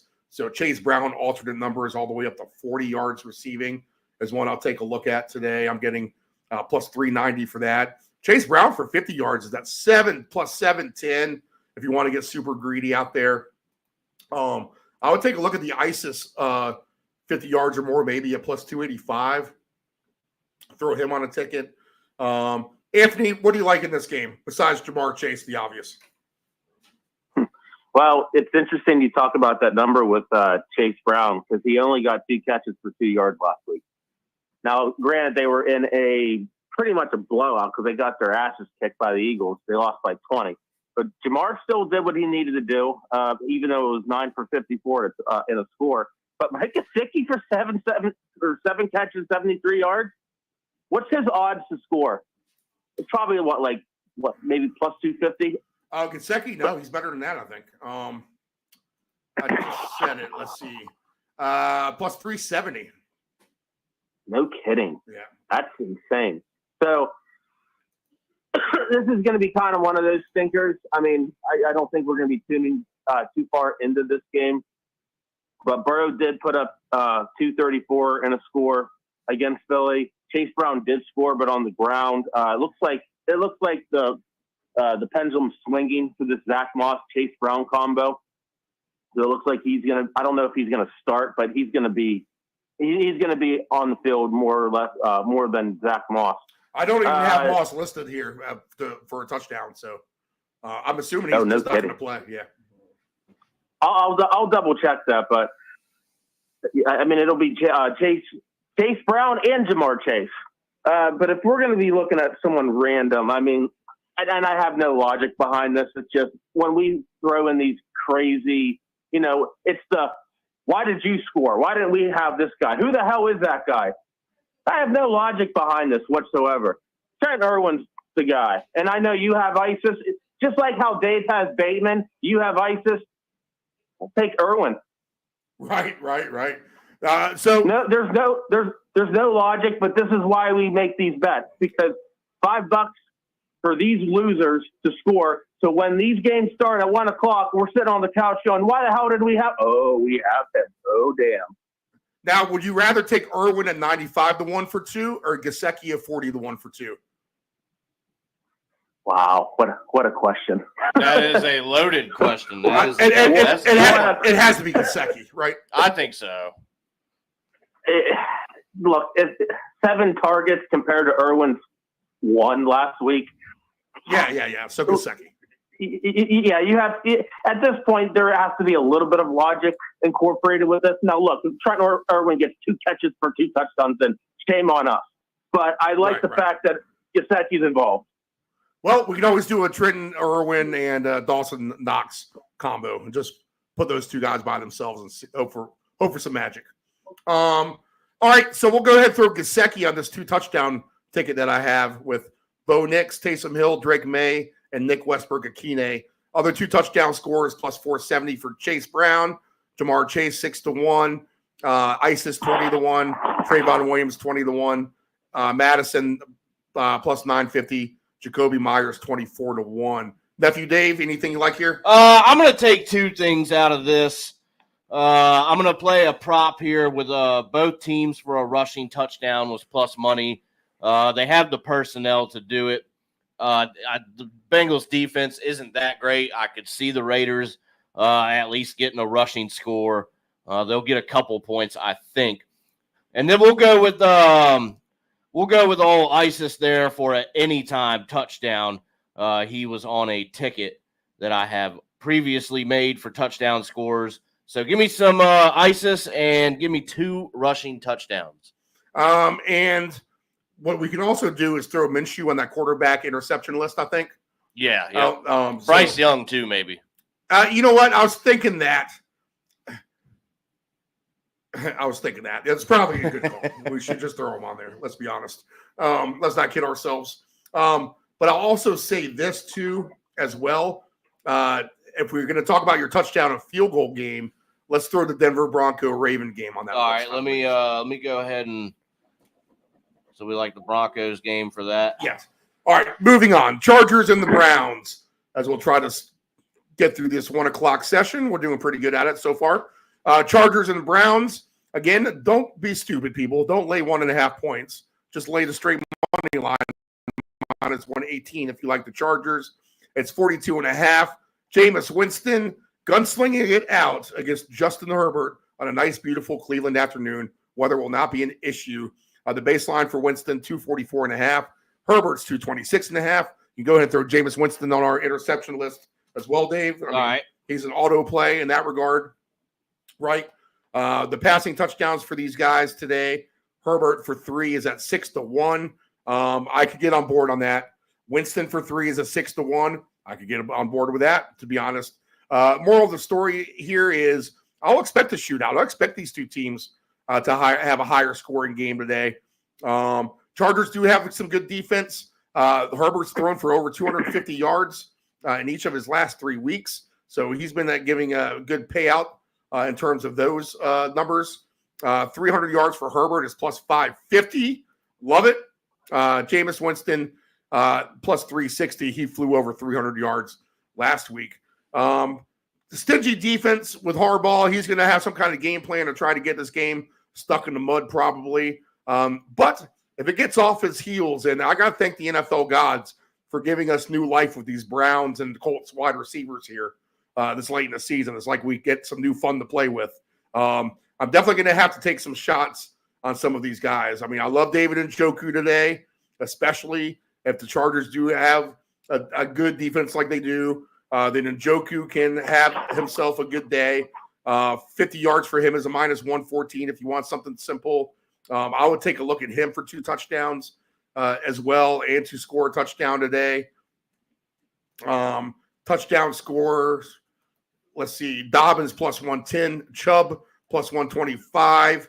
Chubb, I would fully expect him to score perhaps. Lad McConkey plus 260.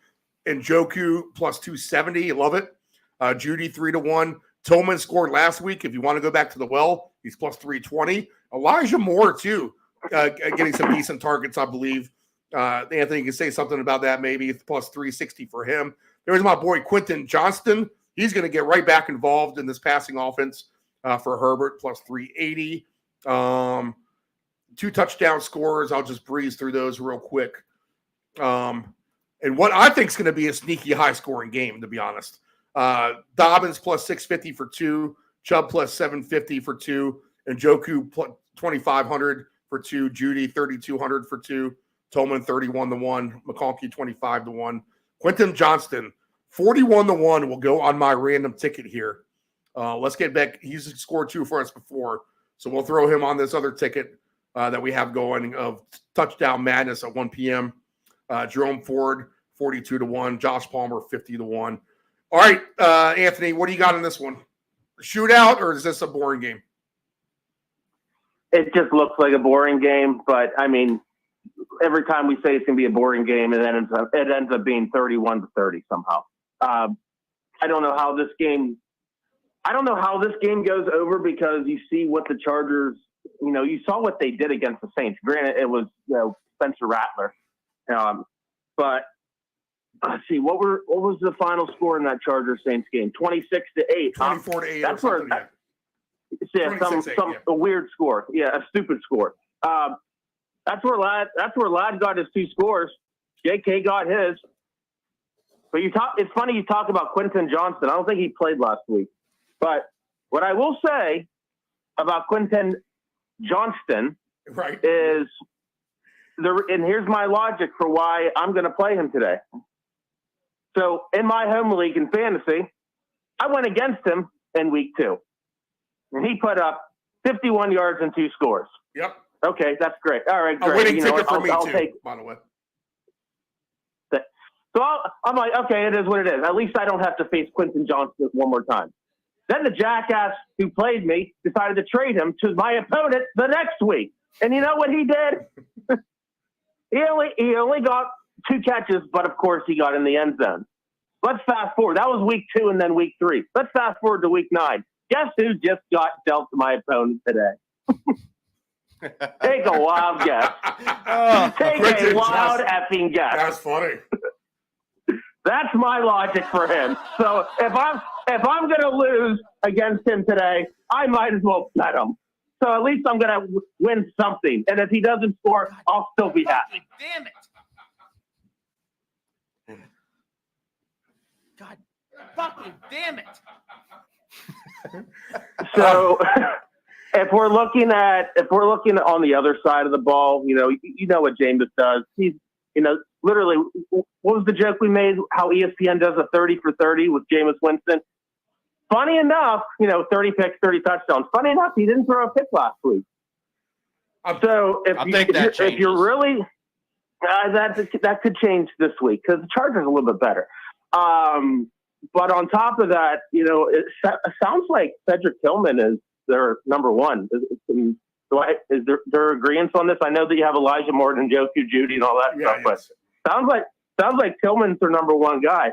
So when you're actually looking at what the Saints did against the Chargers last week, Chris Olave is their number one, 8 catches, 107 yards. Didn't score, but if Tillman's going to be the guy, and let's say the Chargers get out to a lead, James is going to be firing.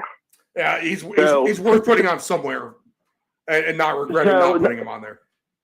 And then when I do my receiver props, I don't know if I might have Tillman to score, but when I just do my yardage, I might throw Tillman for 100.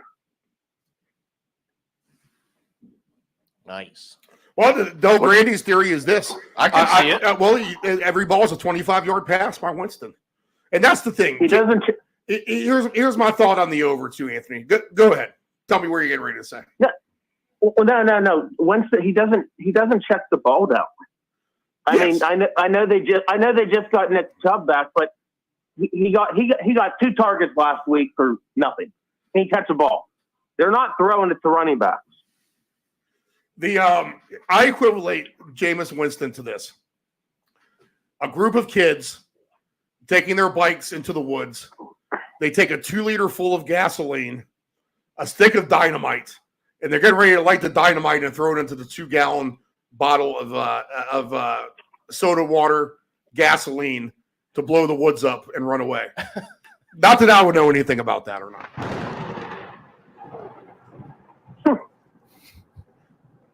But that's anytime you have Jameis Winston involved, you have the same amount of combustibility of things being able to go off the hinges and have the roof blown off. And why not with Justin Herbert? Let him get in a good old-fashioned duel here. Steve, you honestly should have just played like a nuclear bomb going off because that's what Winston does. All right, Miami. No, just go. Keep going. Yeah, he's on our interception list. That's all we need to say more about any of that. The Dolphins and the Bills. Fun game potentially, except for the fact that the Dolphins have been owned by Buffalo, and the fact that Tyreek Hill yells at everyone to start him in fantasy and does nothing again, and the fact that the Dolphins lose a bad game to Arizona last week. All that aside, this should be a good game. Hopefully, 49.5 is the total. Bills minus 5.5. I said you can count on 2 hands the number of bad defenses in the NFL. Look no further than the Dolphins. All these defenses are equal to one another. Carolina, Miami, the Ravens are almost there in that book to me. But throw this team on there as well. We'll get to the Cowboys game next. Throw them on this list as well. But the Dolphins, as bad as it gets, Del Grande has the same issues I would bring up. Is that, are they so bad that they just hand it off to James Cook the whole time and just let him eat up the clock and keep that Dolphins sideline team on the sideline? I think that very well could be the game plan. That being said, the Bills might want to rub it in their faces a little bit and let Josh Allen throw it all over the field. I love the Bills. They're a fun team to watch for me. They're a lot funner when they're dynamic and not just James cooking you to death. But I'll have that concern a little bit today. Regardless, I got to take some Bills stuff. You always got to throw Tyreek on there somewhere. I do have some Achane receiving yards for his prop, but you got to get a lot of yards for a decent payout, which scares me to death because I like to do lower hanging numbers. I'll just go through the 2 touchdown scorers, then I'll get y'all's take. James Cook plus 490, Achane 6-1, Josh Allen plus 650, Tyreek Hill 10-1, Amari Cooper 13-1. You could see him actually come to life today. I really could. Mostert 13-1, Hollins 22-1. Mac Hollins was 100-1 last week and 22-1 this week. What does that say about the Dolphins defense? Keon Coleman, 20-1. Waddle, 20-1. Dalton Kincaid, 22-1. How's he getting sold short? Shakir, 22-1. Dawson Knox, aforementioned, put him with Trenton Irwin. Let me do that as my combos of twos. A Knox and an Irwin is worth 50 cents at the end of the day. Trust me, for 2 touchdowns each. But you know what? I mean, if I have to take anything here, let's go ahead and just throw Josh Allen on this ticket at plus 650.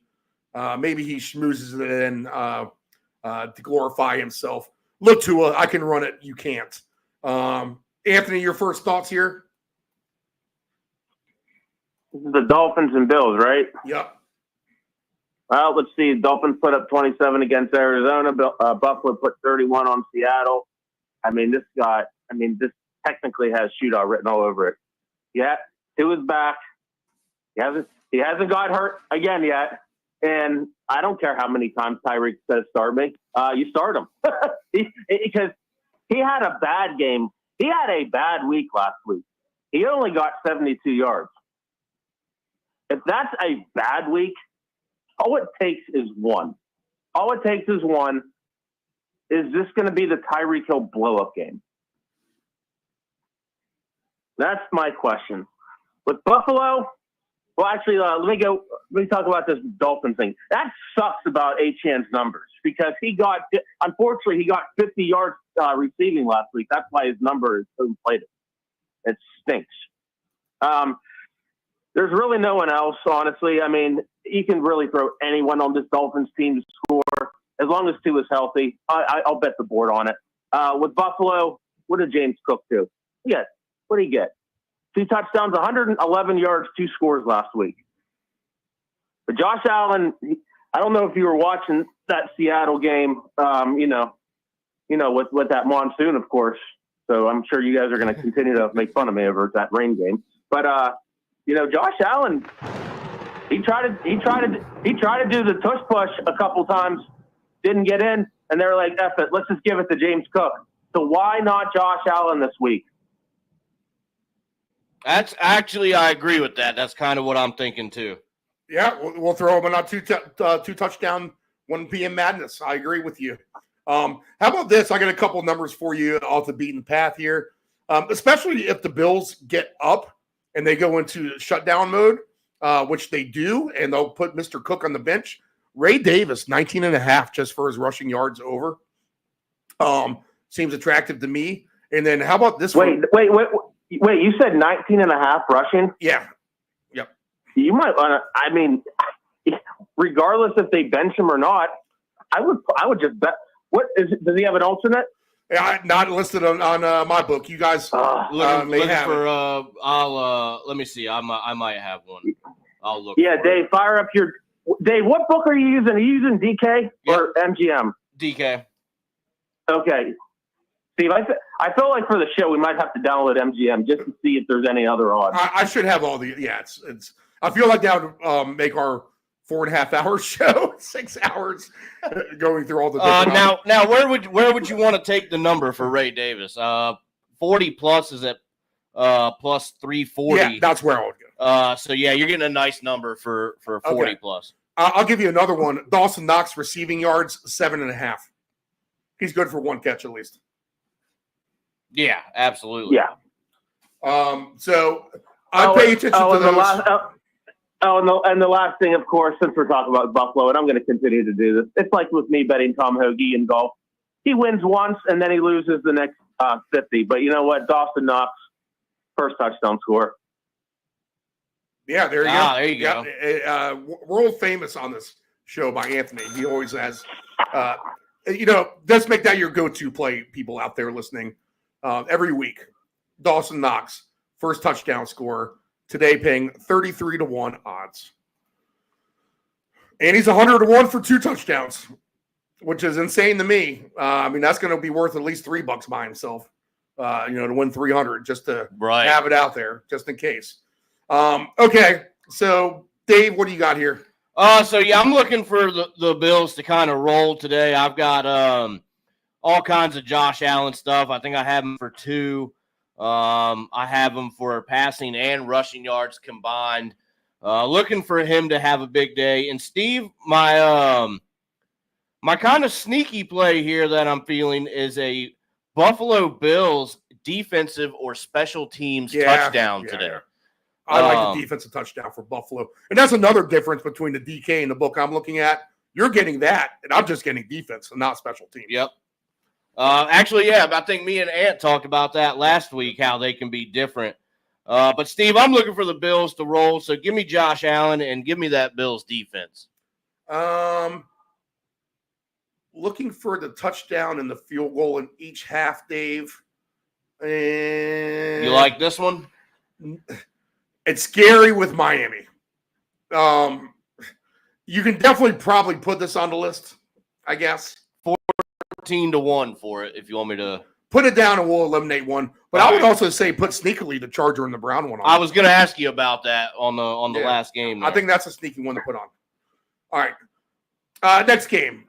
I love the Falcons -3. I think they beat the Cowboys by double digits. The over-under is 51.5. They're survivor worthy to me. Dallas is a auto fade right now for me. They kind of come back last week to make it interesting against the 49ers, but they were never going to win that game.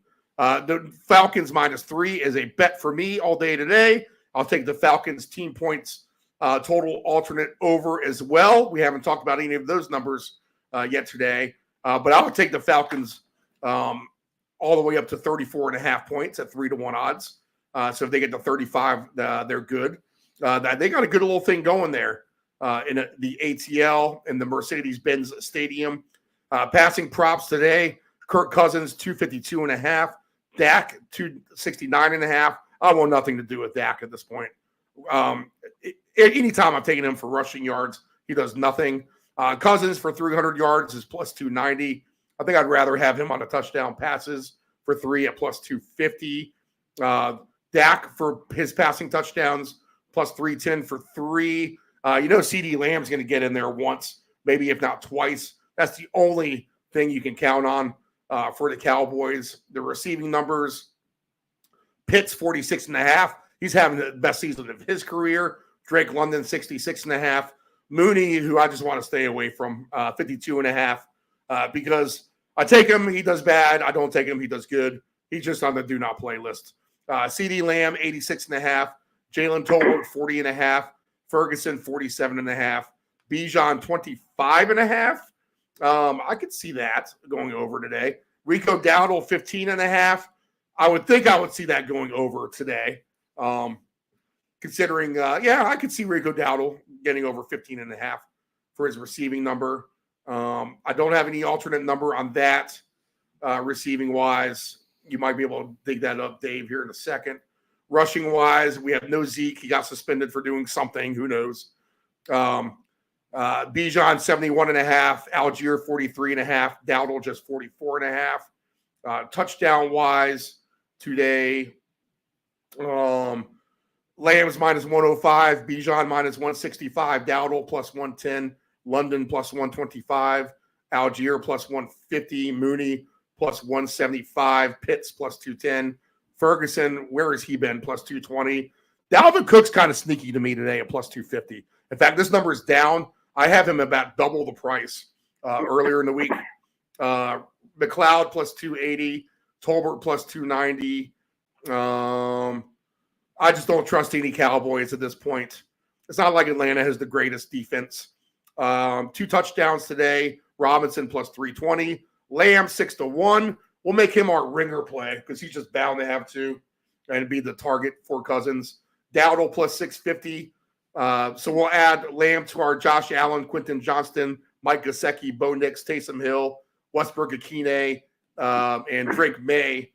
Crazy 1 o'clock touchdown madness. Our ringer play will be CD Lamb 6-1. Drake London's 8-1. You could use him as a ringer if you really wanted to, I think. Algier plus 950. Mooney plus 1,300. Jake Ferguson 18-1. Give me the Falcons in a blowout boys, and they win this game by, I'll give the old minus 12.5, which saves me the missed extra point. Dave, I think we can make this a touchdown field goal each half game because we have a capable kicker in Aubrey, and Younghoe Koo looks like when he misses a kick that he just lost a drag race on the streets with his little blue Altima with running red lights around the floorboards of the car. That he just lost a nail biter of a race after he missed a field goal. That's the way he looks. Minus 12.5. Hey, that's not racist, people. I don't want to hear any racist stuff.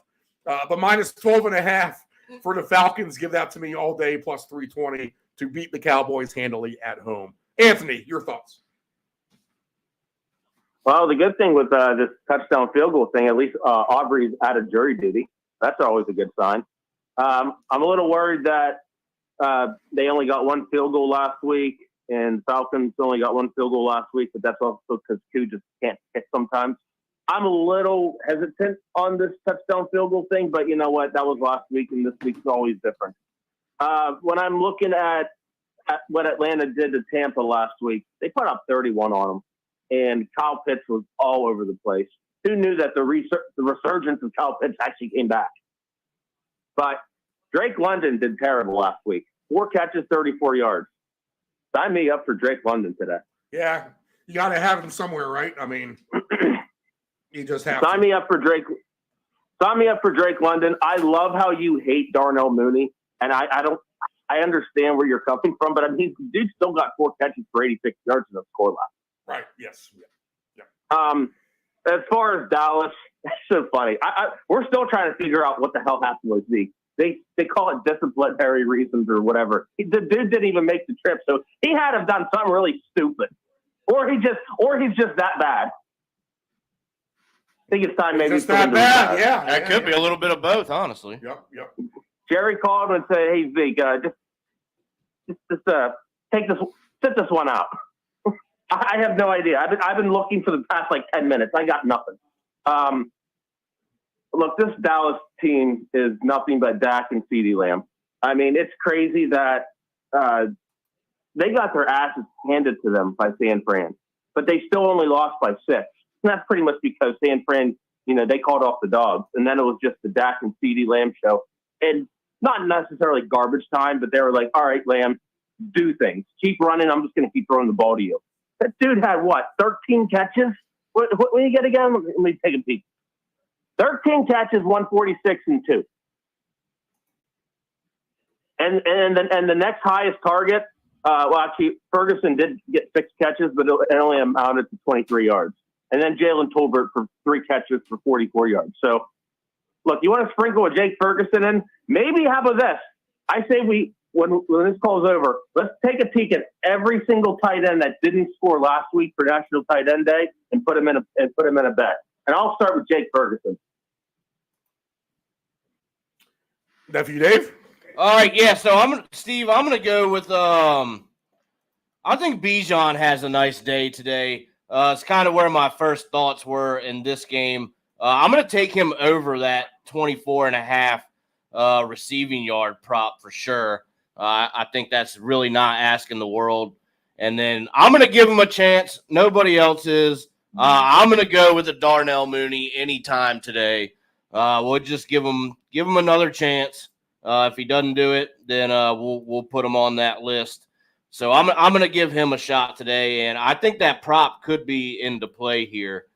As long as these, I actually already have it played in a little specials prop madness that I made very, very late at night. So not expecting that, but I am gonna play that prop. So we'll see, Steve. But I think it's a Bijan kind of day today. All right, we got your State of the Union address from Dave earlier on his Commanders and how they're marching around Washington as the new regime in town. The Commanders minus 3.5. Oh, that tricky half a point when you're trying to win by a field goal. 44.5 is the total here. Del Grande loves us as an over game. McLaurin, everyone said you're not going to have a good game, Scary Terry. You got that good Bears defensive back covering you. And then what did he say? He said this guy ain't shit or something like that. Whatever he said, it was hysterical. For Scary Terry. So I love me some Scary Terry today. Yep. We're looking at a backup for the Giants now with some injuries in the secondary. And that might be feast time here for Mr. McLaurin. I have him. And I'm going to take the quarterback for 2 as well on some sort of a ticket. In fact, I think we were all looking at a ticket yesterday with Allen, Jaden Daniels, and Taysom Hill, all to have 3 that pays an extraordinary amount of money for like 10 or 20 bucks. I think it pays like $10K for that to happen, which all 3 could very well happen. So we'll get a piece of that. We'll get a piece of Scary Terry today. I'll look for a higher scoring game. I'm not going to go too crazy on the spread one way or the other. I'll probably take a look at the Washington team total points, though, to go over. Let's see here. Their baseline is at just 24.5. So I think I could take that all the way up to 30.5 anyway. I was about to say, if you do 31 or more, I think you're going to get a good Plus number. 360 is a good number on the Commander alternate total. So give me some of that. I'll get to the numbers in a minute. Dave, it's your team. We've heard about your thoughts on your team. So let's get Ants real quick on this game in particular. Anthony, who do you like here? Well, let's see. Scary Terry, 5 catches, 125. He didn't score, though. But it's very clear that Jaden Daniels has resurrected Scary Terry at this point. Not that he was bad. He just wasn't as good as we all hoped he would be last year. And looking at Zach Ertz, 77 yards on 7 catches.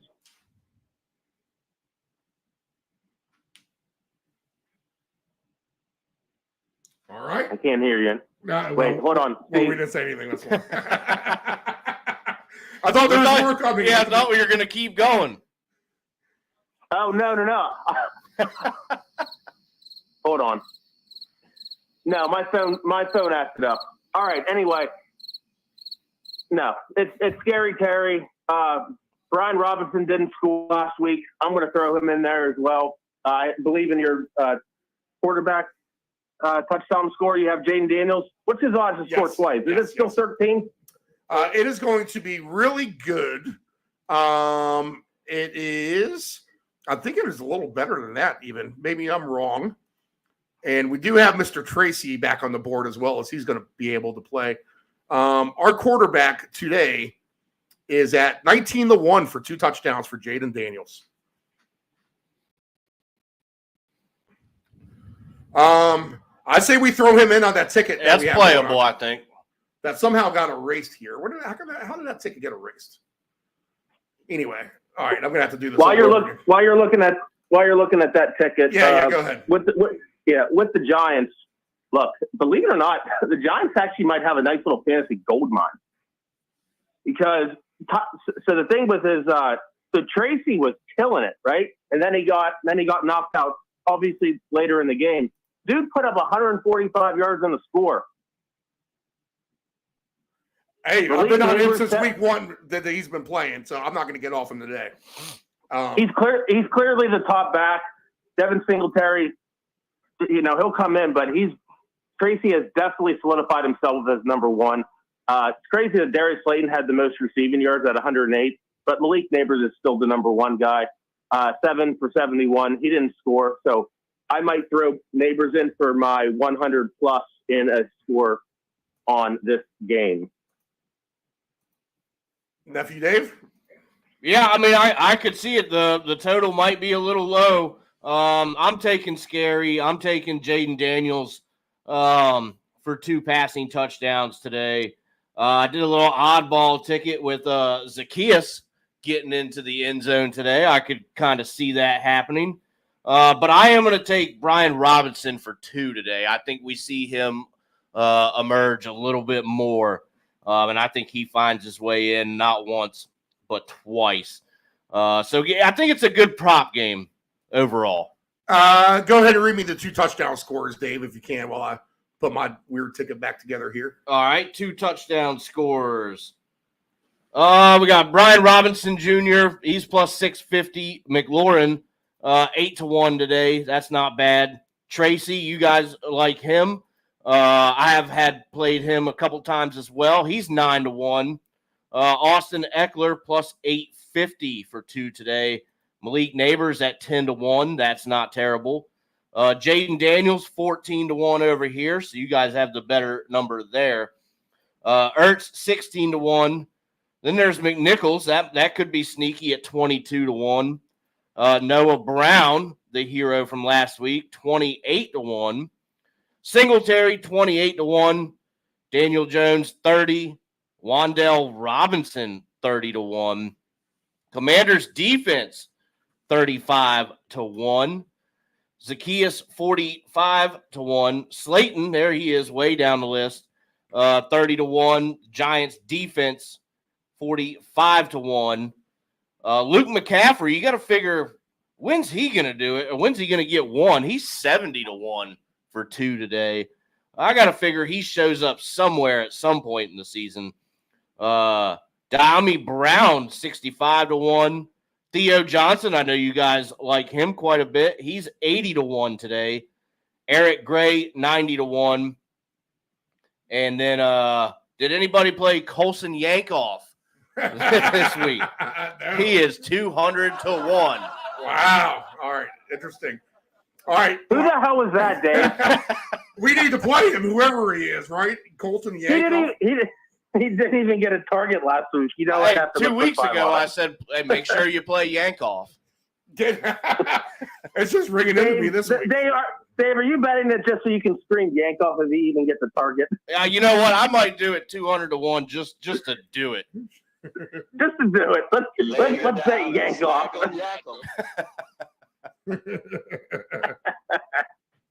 Yankoff, what a guy. Oh, Colson Yankoff today, boys. Bet that, everyone. All right. All right. Let's see here. This 2-touchdown ticket is crazy that we've constructed. Let's see. Colton Yankoff in the who does he play for? He plays for the Giants. Okay. All right. Passing numbers. We'll get back to the 2 touchdowns in a second. 202.5 for Jones, 221.5 for Daniels. The 300 yards for Jones is at a big number of plus 800. The 300 yards for Daniels is at a nice number of plus 640. I like that. Yeah.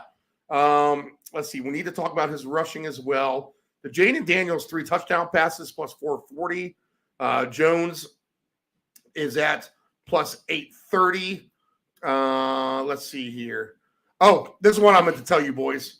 That Dawson Knox ticket for 7.5, right, receiving. And then who else do we have? Ray Davis rushing.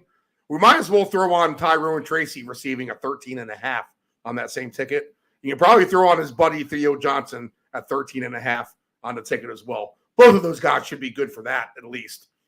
Johnson's number, as he's been kind of a joke earlier in the season, but Theo Johnson for 40 yards today is at plus 680, plus 1120 for 50. We don't have an alternate number on. Yeah, I do have an alternate number on Tracy. Tyrone Tracy for 40 yards is plus 710 today.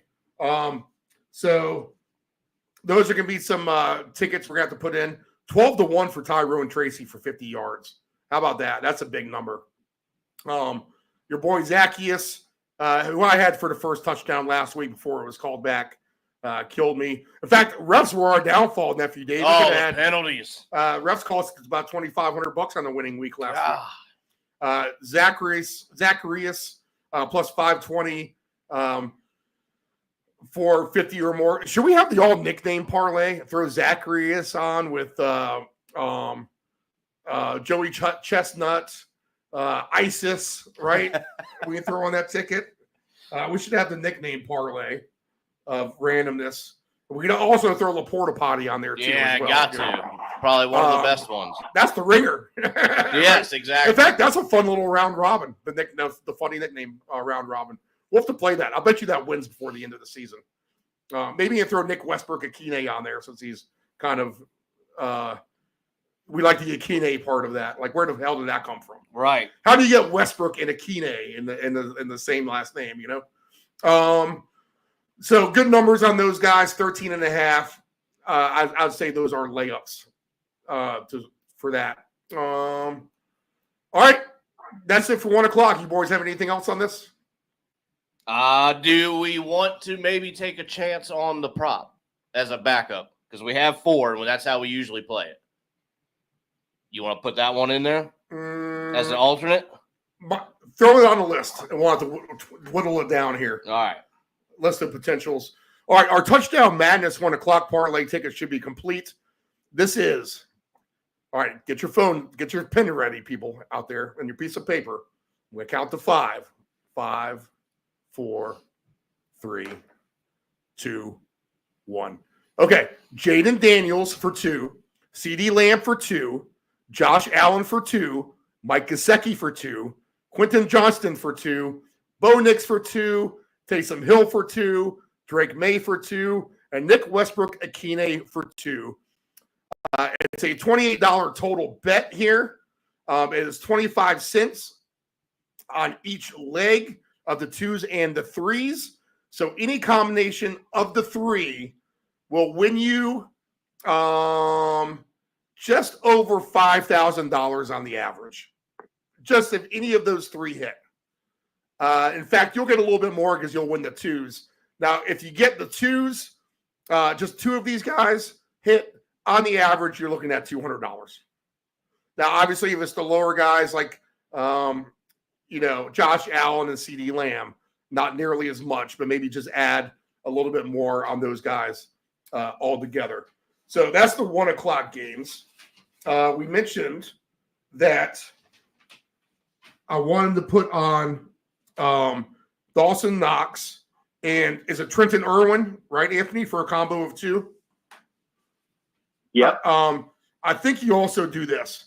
I think you also take Drake London and CD as a combo of 2 by themselves. And then I think you also take, since we're unsure about kind of Tyreek Hill and Alvin Kamara, I think you throw them on a ticket of 2 together as well. Kamara and Tyreek Hill on their own ticket, Drake London and CD on their own ticket, and then Dawson Knox and Trenton Irwin as a long play for a ticket. Okay, so these 2 touchdown scores, I said on the average payout, it's over $5,000 for 3. A couple $100 if we just get the 2. That's quite the difference getting that third, isn't it? Right. Going from $200 to $5,000. But that $28 investment total pays out $391,291 if we sweep the board on this ticket.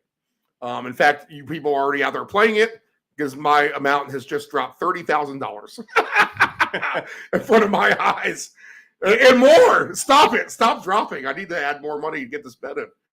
We're moving the lines like crazy people here on the round robin. All right, let's see here. That is it for the 1 o'clock slate. Let's get right to the 4 o'clock slate since we're after 11 o'clock. And we're going to try to wrap up the show in not so speedy fashion, but obviously we want to move on with our lives this morning. Let's see here. Next game on the board, we'll go to a 4:05 game with the Bears and the Cardinals. I think a good game at the end of the day. I think the spread and the total are right where they need to be. I don't have anything per se here. This might be more of a fun game for me to watch. I'll probably get involved with some counter props. I'll probably get involved with some DJ Moore or something, although he's banged up, I believe. Cole Kmet hasn't done anything for me lately, so I'm kind of reluctant on that. Maybe some rushing yards by Caleb Williams I'll get involved with here. Go ahead and give me your first thoughts here, Anthony, on this one. Who is it? Cardinals and Bears, huh? Yep. Well, DJ Moore is banged up. He still played last week, but he only got 2 catches. I think they're starting to incorporate Roma Doomsday, but obviously it's hard to figure this game out because that Commanders and Bears game kind of stunk until that last play of the game. But I'm interested in DeAndre Swift. What's his rushing prop right now?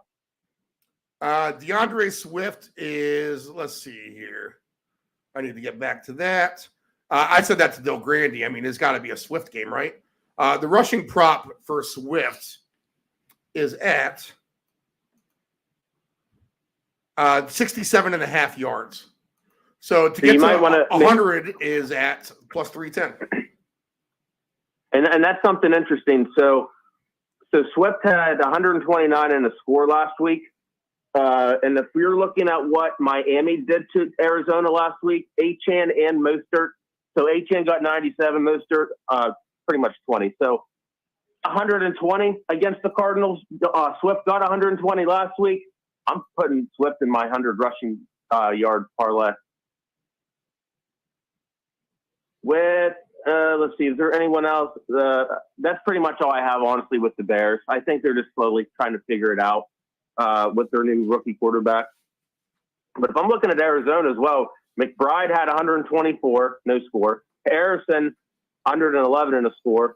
Harrison might go into my 100 yards in a score bet as well. James Conner, only 16 yards receiving, but we all know that he has the capability of catching that one screen, that one spot out route, and getting 50 yards. That's really all I have on this one. I know we'll be. This was what? This is at 4:00, right? Yeah. Okay. That's really all I have with this one. I mean, it's McBride, it's Harrison, it's Conner, and maybe Murray rushes it in, but I'm not going to bank on him for 2. Definitely, Dave. So I'm going to look for Chicago to kind of learn their lesson there with the taunting of the fans and playing to the final whistle. I think they're going to bounce back. They're even plus 100 on the money line. Short and simple in this one. I think that's probably where I go. Bears kind of right the ship there against Arizona and bounce back. All right, yeah. I mean, overall, I just don't have much for this. I haven't put too much in. It's just one of those games. Like everything's going to be like right on the number to me. Passing prop wise, Murray's 218.5. Caleb Williams 223.5. Let's see if anything pops really. Murray 3+ touchdowns plus 630. I'm not interested in that. Caleb Williams for 3+ touchdowns is let's see here. Plus 630, I'd be more inclined for that than Murray. The Williams passing 275 or more is at plus 320. I don't know about that. Caleb Williams, 23.5 yards rushing. I would take him with his rushing total of 40 yards or more at 3-1. That'd be the prop I think I'm most interested in this game. Let's take this thing back in my own hands. Let's try, I need a first down. Arizona's a little scrappy. Let's just try to get by. Let's see, 2 touchdown scorers in this game. As we'll go ahead and start a new ticket. Already got this one played, so I can delete it here. Let me remove them. And we'll just have to pick a 2 touchdown scorer anyway. Connor's plus 490. Swift is 6-1. Harrison plus 1,400. Kyler Murray 15-1. Moore 17-1. McBride 21-1. Keenan Allen 22-1. Roshan Johnson 29-1. Komet 31-1. Rome Odunze 31-1. I mean, can Rome Odunze finally break out? Caleb Williams 33-1 is interesting for 2 today. I do like the Swift angle. I'm tempted just to make him the 4 p.m. ringer, to be honest, on our Touchdown Madness ticket for the afternoon. So that's what we'll do. We'll throw Swift on there as our ringer, 6-1 for 2 touchdowns in Arizona this afternoon. All right, next game on the board. Eagles and the Jaguars. I'm assuming no one wants anything Jacksonville. Give me the Eagles all day. Give me A.J. Brown on a touchdown. Give me A.J. Brown for 2 touchdowns. Give me Jalen Hurts for a touchdown. Give me Saquon Barkley for a touchdown. Give me the 3 of those all for a touchdown. I'll take 2 for A.J. Brown. If you want to take 2 or 3 touchdowns for Hurts and Barkley, I'm not going to blame you there. We'll throw them on a greedy 3 touchdown scorer ticket with CeeDee Lamb. And Taysom Hill, right? Might as well get greedy if we're going to do that with all these guys having the potential to score 3. Barkley's plus 310, Hurts plus 550, Tank Bigsby 7-1, ETN, what has he done this year? Nothing. 7-1, AJ Brown plus 850, Devontae Smith having a quiet, nice season, 14-1. Brian Thomas Jr. will play, but banged up, 19-1. Parker Washington, 19-1. Never mind. Ingram did good last week. He's 23-1. Gabe Davis, there's Gabe Davis, 33-1. Grant Calcaterra, there's his name, 46-1. At the end of the day, let's go with a AJ Brown at plus 850 for our 4 p.m. 2-touchdown madness ticket. We'll throw him on with DeAndre Swift. But Eagles all day. Alternate spreads well and alive here. Give me the Eagles minus 16.5 at plus 280, minus 19.5. They're 4-1. But I'll be more comfortable taking them with their team point total over. Their total points for the Eagles baseline 26.5. Eagles alternate total over 34.5 is at plus 360. That's the magic number I like. I'll go with that one. Passing prop wise, Lawrence to 11.5. I like that under. Jalen Hurts to 19.5. Nothing really to say about that. Hurts for 3 touchdowns passing is interesting to me. 3-1, but they run it in so much. How can you do that? Right. And then Lawrence, 3 touchdowns for him plus 750. No, thank you. Anything Jaguars. Philly in a romp for me. I'll take AJ Brown for 2 scores. Nephew Dave, what do you got? So Steve, I don't have much for this one yet. I mean, it's kind of difficult because you're thinking everything for Philly. Yeah, you might get some low hanging stuff in Jacksonville, but they haven't really shown to be capable of helping you out in that matter. So, Steve, I got Philly in my survivor that's down really to the nitty gritty. So I'm just going to be hoping for a Philly win. I think we could go maybe to 12.5, the number that you like there on an alt spread, get a little bit better number than where it is now. So maybe that's the play. Eagles minus 12.5 and the outright victory for the survivor. Anthony? It's a mess right now with Jacksonville. I mean, it's an absolute mess. Both Tank Bigsby and ETN. And the reason, Steve, ETN hasn't been playing is, number one, he's not that good. Number two, he's also been hurt. Now I'm just reading a report that both Bigsby and ETN are questionable, but are likely to play. So that just throws a wrench into it. So I'm just avoiding both of these players because I don't know. And who knows if we're going to get it, I'm guessing we're not going to get any, official word until maybe like an hour before the game. But they're both questionable. It's just going to be a mess. Brian Thomas, he's gone for a little bit, right? Christian Kirk, he's out for the year. Am I right on that? Yep, you're right. I mean, Parker Washington, sure, but I'm just staying away from this game. If anything that has to do with Jacksonville, I'm out. I mean, frankly, the only thing I would even consider is throwing Trevor Lawrence on the interception. Yeah. There you Good go. call. Throw him on the interception. Good call. With the Eagles, look, Hurts could have gotten 3 touchdowns, or not Hurts. Barkley could have got 3 touchdowns last week. He got tackled at the 1. That's why Hurts, got all the gold. I'm gonna flip it. Look, could Hurts get 3? Sure. Could Hurts get 2? Sure.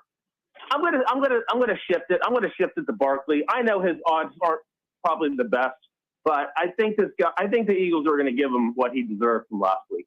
And why not do it against the Jacksonville team that allowed 127 yards to Josh Jacobs last week? Absolutely. All right. Next game on the board is the system play. We have a team with the worst record who's a favorite on the road against a team with a better record. That is the Rams. It is 7-0 on the show. Give me the Rams, but I'm not going to lay the 1.5. I'll take the money line minus 120 because I'm smart. But that is the system play. Stop. Brian Robinson's out today. Ooh. Really? Brian Robinson's out today. That's good for Jane and Daniels. Oh, wow. Okay. All right. Makes that game a little more interesting as well. Yeah, it does. But the Rams, that was breaking news by the Ant-Man. Thank you, Ant-Man. Absolutely. Did not see that coming. But the system play is the Rams today. They will beat Seattle. They have a ton of receivers. Receivers with lots of experience at this point since Kupp and Nakua have been sitting. They have the better quarterback here, the more reliable quarterback in Stafford, and they have the better coach. And they probably have the better defense. So give me the Rams on the system play over the Seahawks today. No DK Metcalf means big problems at the end of the day for Seattle. Kyron Williams is minus 200 for a touchdown. Kenneth Walker minus 150. Kupp plus 120. Puka's plus 155. Smith and Jigba plus 175. Lockett plus 185. He's kind of dinged up himself. Charbonnet plus 310. He might be a sneaky decent play. Colby Parkinson plus 350. DeMarcus Robinson plus 380. How do you not take him for one after what he did with 2 touchdowns for us last week? Tutu is 5-1. 2 touchdowns today in this game. Kyron's plus 280. Walker to third plus 390. Cooper Kupp plus 850. Nakua 11-1. Jackson Smith is plus 1300. Lockett plus 1,400, Charbonnet 25-1, Bobo plus 3,400, Parkinson plus 3,800, DeMarcus Robinson all the way down to 39-1 for 2 touchdowns. Give me the Rams. I love them, guys. The passing props real quick. Geno 244.5, baseline. Stafford 241.5. I would not look at yards. Weather is not going to be an issue. I would look at Stafford touchdowns. 3 touchdowns for him plus 340. He'll be on a ticket somewhere. Geno for 3 passings plus 420. He will not be on a ticket somewhere. I would throw Geno Smith on his interception list as well, to be honest. So that will be our 6 quarterbacks for interceptions, which will be Mason Rudolph, Gardner Minshew, Bryce Young, Jameson Winston, Trevor Lawrence, and Geno Smith. All right, that could easily be a winning ticket at the end of the day here. Receiving prop numbers. Let's see what we can get for some low ball guys. Kyron Williams just 15.5. Give me the over on that. I'll throw him on that ticket with Knox and Ray Davis and Tyrone Tracy and Theo Johnson. Kyron Williams receiving baseline. In fact, I might even choose him up a little bit if we can. Yes, we can. For 25, he's plus 198. For 40 yards, plus 570. Plus 570. So you're getting some big payouts on some of these, like Tracy, Kyron Williams. This is going to have to be running back receiver numbers at a big payout. And we'll get to Jonathan Taylor, too, who's going to be a huge payout as well. Yeah. But Tracy, Williams, Jonathan Taylor, and somebody else we'll have to find for their receiving numbers to be elevated at a big payout. Round robin is going to be a nice payout today. So that'll be part of our ticket as well. Kyrie 15.5 baseline. Sign me up. All right, boys, it's the system play. I'm taking the Rams. That's my lock of the week. Minus 120 on the money line. If you just have one straight bet out there, you want to put $1,000 on and not have to worry about anything at the end of the day. Well, one, I would just recommend taking something like the Henry 3.5 receiving yards. Yes. But if you want a football game, there you are. It's the Rams. All right, Anthony, your thoughts. No, Seattle looked absolutely dreadful against Buffalo last week, and it really shows. DK Metcalf's their team. I know they have Kenneth Walker and Charbonnet, but they scored 1 touchdown. Kenneth Walker looked terrible. If I'm going to play anyone, I'm going to play or part of my 2 touchdown scores. Kenneth Walker is part of that one. Charbonnet is the only one who scored for Seattle last week. Kenneth Walker is barely involved, but like I said, they're getting their asses kicked. They just look lost. The Rams are a very formidable defense. Minnesota ran. They did whatever they wanted. I know they still lost, but there could be a little bit of goodness. But I'm going to stick with Kenneth Walker, and honestly, Kenneth Walker only. As far as the Rams, I like the play. It's crazy that they're only 1.5-point favorites. Even if they only win by 3, so be it. That's the whole point. Puka is playing. I know he was dinged up, but guess what? He was also dinged up before they played the Vikings. And what did he do?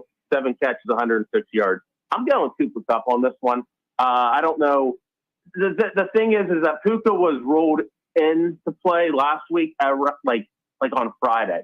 Now we're just getting word, 6 hours or 5 hours before the game starts that he's active. So I'm intrigued on what his usage will be. Of course, he could go up for 150 yards. We know that. But I'm going to go with the Cooper Kupp portion of this.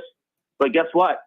You guys remember that game last week? When Puka and Cooper Kupp play, you know who eats? DeMarcus Robinson, 39-1. He's on the 4:00 2-touchdown madness ticket. How does he not get on there? I'll throw Walker on there because you said that's a good idea, and I do agree. If we're going to throw someone on these later games, maybe this is the best candidate with Walker the third as the weird second option of the game. The only caveat with everything I just said, DeMarcus Robinson, he scored twice, won us some money last week. That's great. Cooper Kupp scored. I still think he could get in the end zone. The only thing I'm worried about with this Rams offense is Kyren Williams. And what did Seattle do last week against James Cook? They got throttled. And Kyren Williams is a legit threat for 3 touchdowns today, to be honest.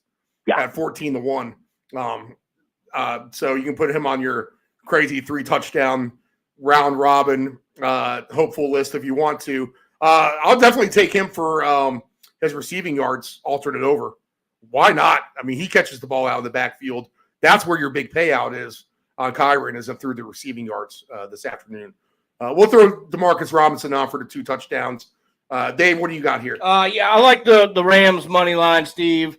And then I'm going to take a shot there on that 3 touchdowns today for Mr. Stafford there. I think that's, at the number that it's at, not asking for the world. So let's have Stafford to have a good game. He's on my quarterback ticket for sure. That's flashing through the screen. He'll be up on one of them if you're watching on the YouTube TV. Kyren Williams, 89.5 rushing. Kenneth Walker III, 63.5. Charbonnet, 18.5. All right, next game on the board, boys. I'm worried about the rain and the wind. We can say all the jokes we want about joking each other about weather, but they're calling for 100% chance of precipitation, 20-mile-per-hour winds. So I'll say buyer beware on all fronts. This game will be a much better game when they get into the Dome later on this year. Lions laying 2.5, 47.5. It doesn't matter if it's rain, shine, sleet, snow, indoors, outdoors.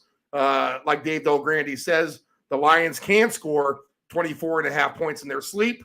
So I will not go under the total here. I can see this being a sneaky overplay, and we will do some kind of crazy ticket here. But let's let the weather get everyone to get the numbers down a little bit. And we'll look at this closer to kickoff. But if I'm going to take anything on the board today, go ahead and give me a Laporta Potty touchdown at plus 220. Green Bay gave up a ton to Evan Ingram last week. So if he can do it, Laporta Potty can as well. And is a little bit of distraction having our man Jameson Williams getting suspended here. We might not see him the rest of the year. That could be Tim Patrick getting elevated into a better role at plus 470 for a touchdown. But again, weather issues. You got to figure it's Montgomery minus 125, Gibbs minus 120. Josh Jacobs, I think, has a good game today, actually, minus 120. We could see him out of the backfield receiving. Let's see what Josh Jacobs' receiving yards is. Do we have him? I don't have him listed. List him. Maybe we'll get that later. Dave probably has that. The lowest hanging Packer fruit's 30.5. Christian Watson. Still numbers developing on the board. Gibbs 20.5 for his receiving. Laporta Potty 42.5. St. Brown 65.5. Again, it's just a weather issue today. Rushing wise, Montgomery 56.5. I would like that over, to be honest. Jahmyr Gibbs 67.5. Josh Jacobs 66.5. The quarterbacks here. let's see. 25 plus for Jacobs, 255. Okay, nice number. 3 touchdowns for Love passing plus 340. Golf for his 3 touchdowns is at plus 480. Yards, I want to do it today. It's just hard to come by. But Golf for 300 yards is at plus 850. I just don't think you're going to get there through the air with either of these guys. Jordan Love plus 550 for 300 yards. Buyer beware on everything in this game, but I'll take a little porta potty for a touchdown. What do you got here, Anthony? I'm worried about. Well, number one, I got 2 things. Number one, don't ask me about the weather because we already figured that out. I'm not talking about any bit of rain. So that's number one. Number 2, not about this game. Amari Cooper has just been pulled out. We had a feeling, but it is now official. Wow. Amari Cooper out. Look, I understand this whole 300-yard passing I like game. Dalton Kincaid better now today that you say that.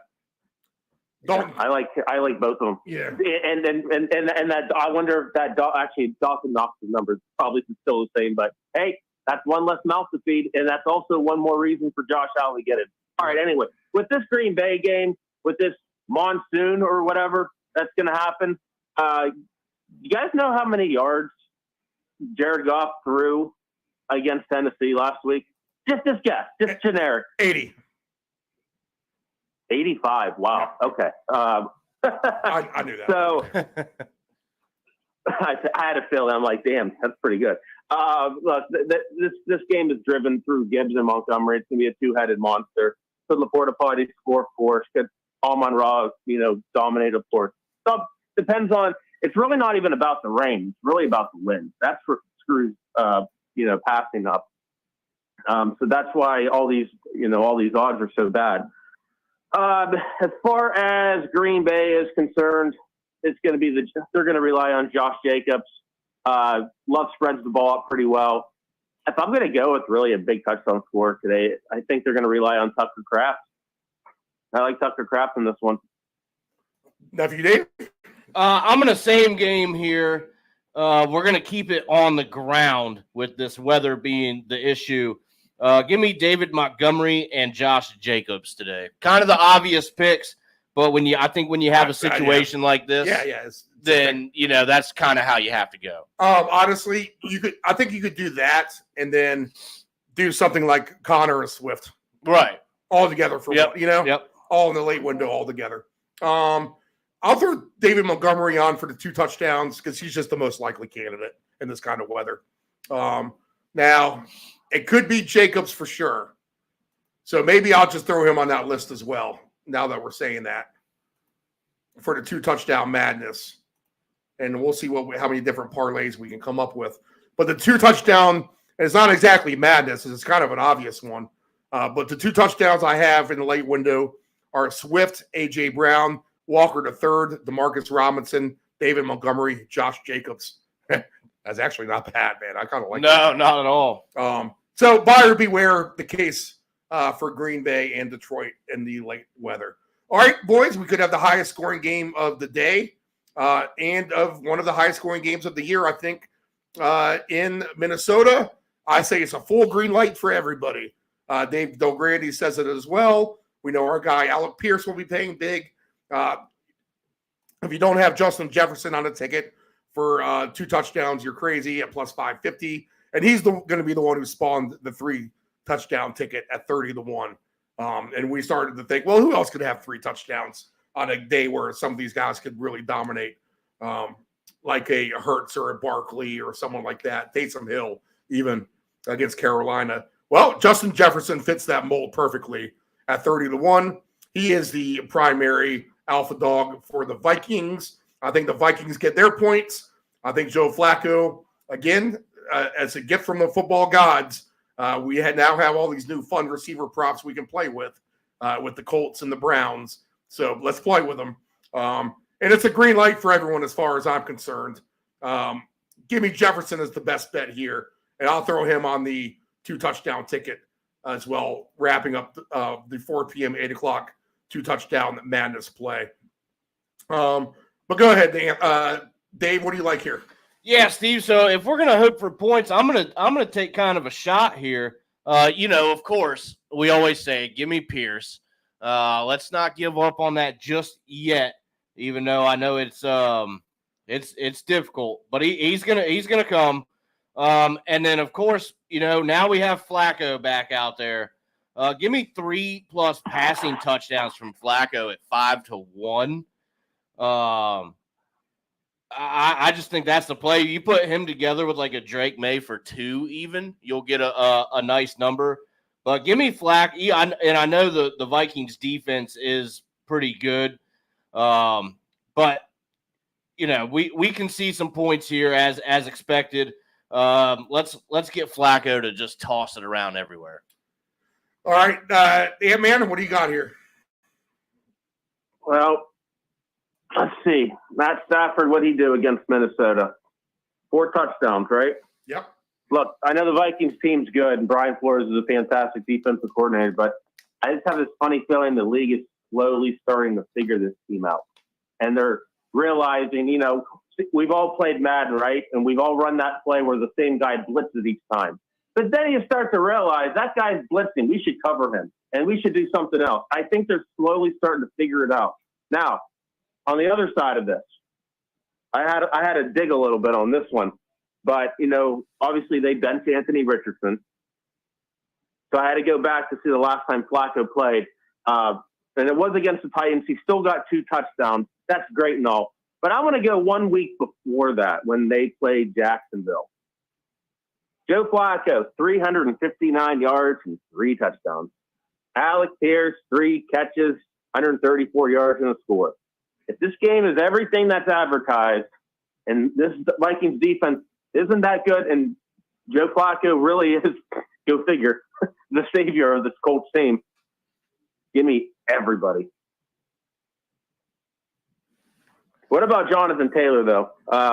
Did he play last week?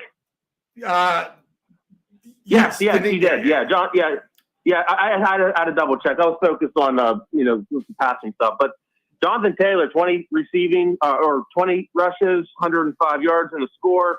Caught 1 ball for 12 yards. Well, he's 15 and a half on his receiving on him. Yeah, 15 and a half baseline. In fact, I told Del Grande I love him. 2-1 for 25 yards or more, but plus 920 if he gets to 50. Over 5-1 if he gets to 40. Just get him out in the flat, man, and he's open. I'm going to put him on this ticket with Tyrone Tracy, Theo Johnson, Knox, and Ray Davis just for their baseline numbers. 15 and a half is cheap enough for me to take a chance on Jonathan Taylor receive yards today. But I think it's just a green light for all, Dave. Yeah, absolutely. I mean, really, both sides. All right, let's see here. 2 touchdown scores in this game because I told you there are going to be some good ones. Aaron Jones plus 450, Jonathan Taylor plus 550, Addison 18-1, Pittman Jr. 19-1, Josh Downs 19-1, Hawkinson 24-1. We'll get him back. Ty Chandler 32-1, Alec Pierce 45-1, Naylor 50-1, Adonai Mitchell 70-1, Trey Sermon 95-1. We'll throw Alec Pierce on this 2 touchdown madness ticket with Justin Jefferson. And we'll try to come out with a good payout here at the end of the day. Let's see here. If we do, I got to make this ticket a little cheaper for my account here. Yeah, I think that's fine. If we do 50 cents a leg on the 3s, we'll get about $1,000 payout. And on the 4s, we'll get about $10,000 if we get 4 of these guys. But we'll throw in DeAndre Swift, A.J. Brown, Kenneth Walker III, DeMarcus Robinson, Josh Jacobs, Justin Jefferson, and Alec Pierce. Now, guys, I need to get rid of one of these guys. If we want Montgomery, I need to get rid of someone. Is that Kenneth Walker III? Probably, yeah. Would you rather have Montgomery than Kenneth Walker III would be my question. Anthony? Other than Montgomery and Walker, who are the other ones? I was looking up something. Well, the others? Those would be the 2 I'd want to. We need to get rid of one of them, Walker III or Montgomery. That's if we want Josh Jacobs, because I want to throw Josh Jacobs on this ticket. I think. Then get rid of Walker. Would you rather have Walker or Josh Jacobs? Jacobs. It's because of this weather. And Seattle just might not be that good. I'm worried about Walker doing good too. Let's take Jacobs off. Let's take Jacobs off. I know. I'm sorry. I don't know. It's a hard question. All right. So let's see here. AJ Brown we're keeping. That's one game. DeAndre Swift is the other game. Pierce and Jefferson. That's the third game. Robinson and Walker is the fourth game. Now, so we're missing one game here. I deleted someone by accident here. Who is that? That's in the. Let's see. We have an Eagle. We have a Bear. We have a Ram and a Seahawk. I didn't add Montgomery back in. That's the problem. Okay. So let me add Montgomery for 2. And now Touchdown Madness is complete with Montgomery, with those guys. All right. So it's Montgomery, A.J. Brown. Get your pen and paper, people. I'll count to 5. 1, 2, 3, 4, 5. You can always hit rewind, right? Montgomery for 2. A.J. Brown for 2. DeAndre Swift for 2. Alec Pierce for 2. Justin Jefferson for 2. Robinson for 2. Kenneth Walker the third for 2. If we do this for 50 cents a leg at the price of $20.50, we'll get $1,000 on the 3 of them, and we'll get, like I said, just under $10,000 on the average if we get 4 of them. But a full green light, guys, tonight. Absolutely. Let me just hit the passing props one more time because they're going to pay good here. Let's see. I'm on the wrong game. For the Colts and the Vikings. And we'll wrap things up here in a minute or two. Because I'm not going to have much to say in the Chiefs game here in a second. The Bucks have an uphill battle. That could be a bloodbath tomorrow night in Kansas City is all I'll say. And I think Andy Reid's going to be on to the running backs, receiving yards, and K-Dot. I don't think K-Dot's going to surprise anyone tomorrow night. Put it that way. Joe Flacco for 300 yards is 4-1. 3 touchdowns for him is plus 520. Darnold for 3 touchdowns plus 290. I like the Flacco numbers better at the end of the day. All right, again, Kansas City and Tampa Bay. Uphill battle for Tampa Bay. We'll take the Chiefs on the alternate line blowout. Dave, what do you got?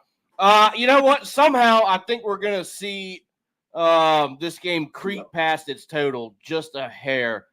Somehow, some way, we know the Chiefs can get there. I think the Bucks can do just enough to help out that cause.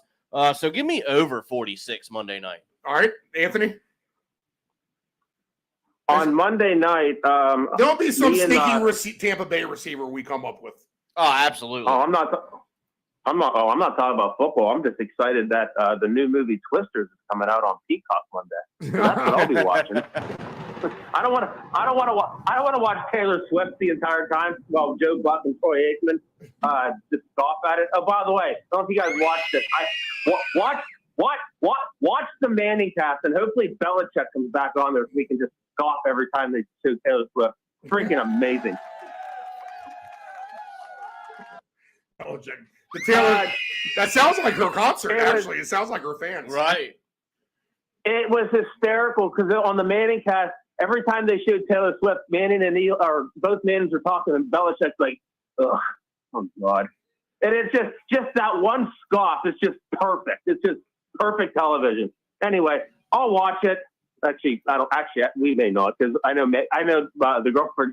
I know she hates them with everything. But anyway, look, Travis Kelce, 10 catches, 90 yards from the score last week. You saw what Kyle Pitts did against this Buccaneers team. So, look, if Kelce's going to get acclimated or activated, throw him in there. But I don't know. I mean, it's crazy that Tampa actually even put 26 on Atlanta last week. But guess what? The Raiders did too. So, but the thing is just like you said, oddball people you've never heard of in your entire life. So here are the guys who scored against Kansas City last week: Jacoby Myers and DJ Turner. You guys know who that is? Nope. I just learned about him about 8 seconds ago. So I have no idea. So if you want to bet a random for Tampa Bay, go for it. So the only person I'm going to say on this Tampa team to score, what's Trey Palmer's odds? That's the guy I'm looking at. That's my random. Trey Palmer's is plus 350, same as Sterling Shepard. So he's somewhat of a favorite.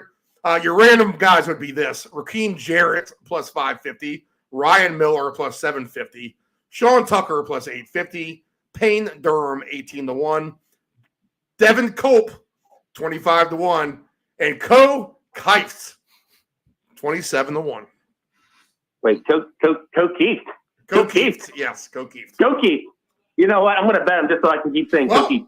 It sounds like a Colton Yankoff and a Keith parlay. A Keith and a Yanker and a Keith, huh? That's right. So who are our other nicknames? It's Laporta Potty.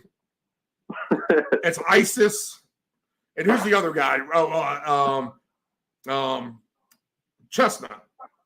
Joey Chestnut. The hot dog champ. The hot dog king. All right. So a round robin of Colton Yankoff, Keith, Laporta Potty's your ringer, ISIS, and Joey Chestnut today. How about that? Again, hit rewind if you need to write that down. All right, boys, enough of that game. Let's get to the most popular 2-touchdown sounder in the universe. And we will queue up our 2-touchdown scores for today. We have, again, plenty of them, but there's plenty of them that score every week, and we usually have a decent amount of them. Cash in some tickets, so why jump off that ship now?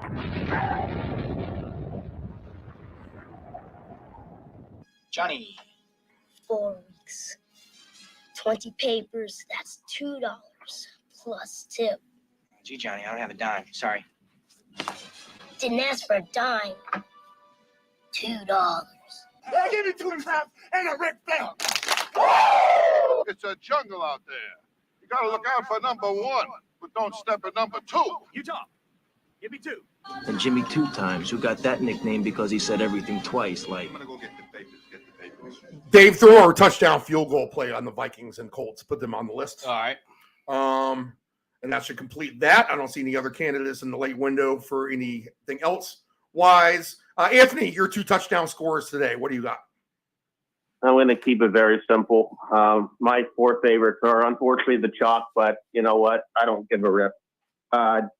Henry, Barkley, Tyron, Kenneth Walker. Those are my favorite ones.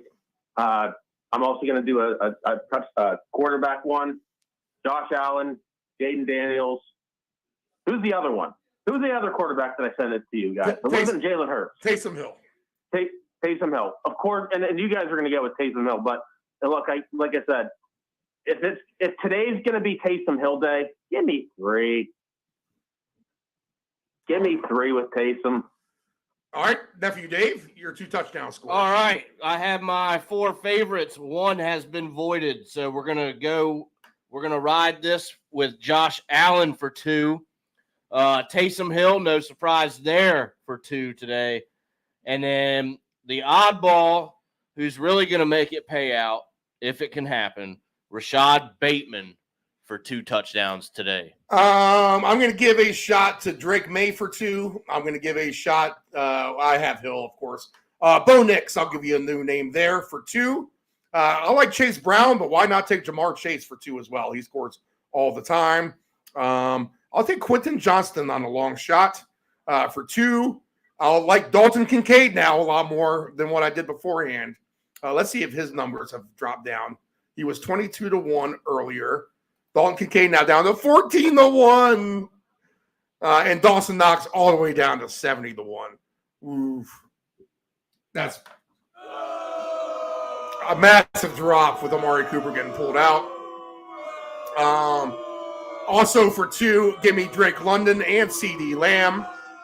I'll take Daniels for 2 for the Commanders, if I'm just going to throw one out for everyone.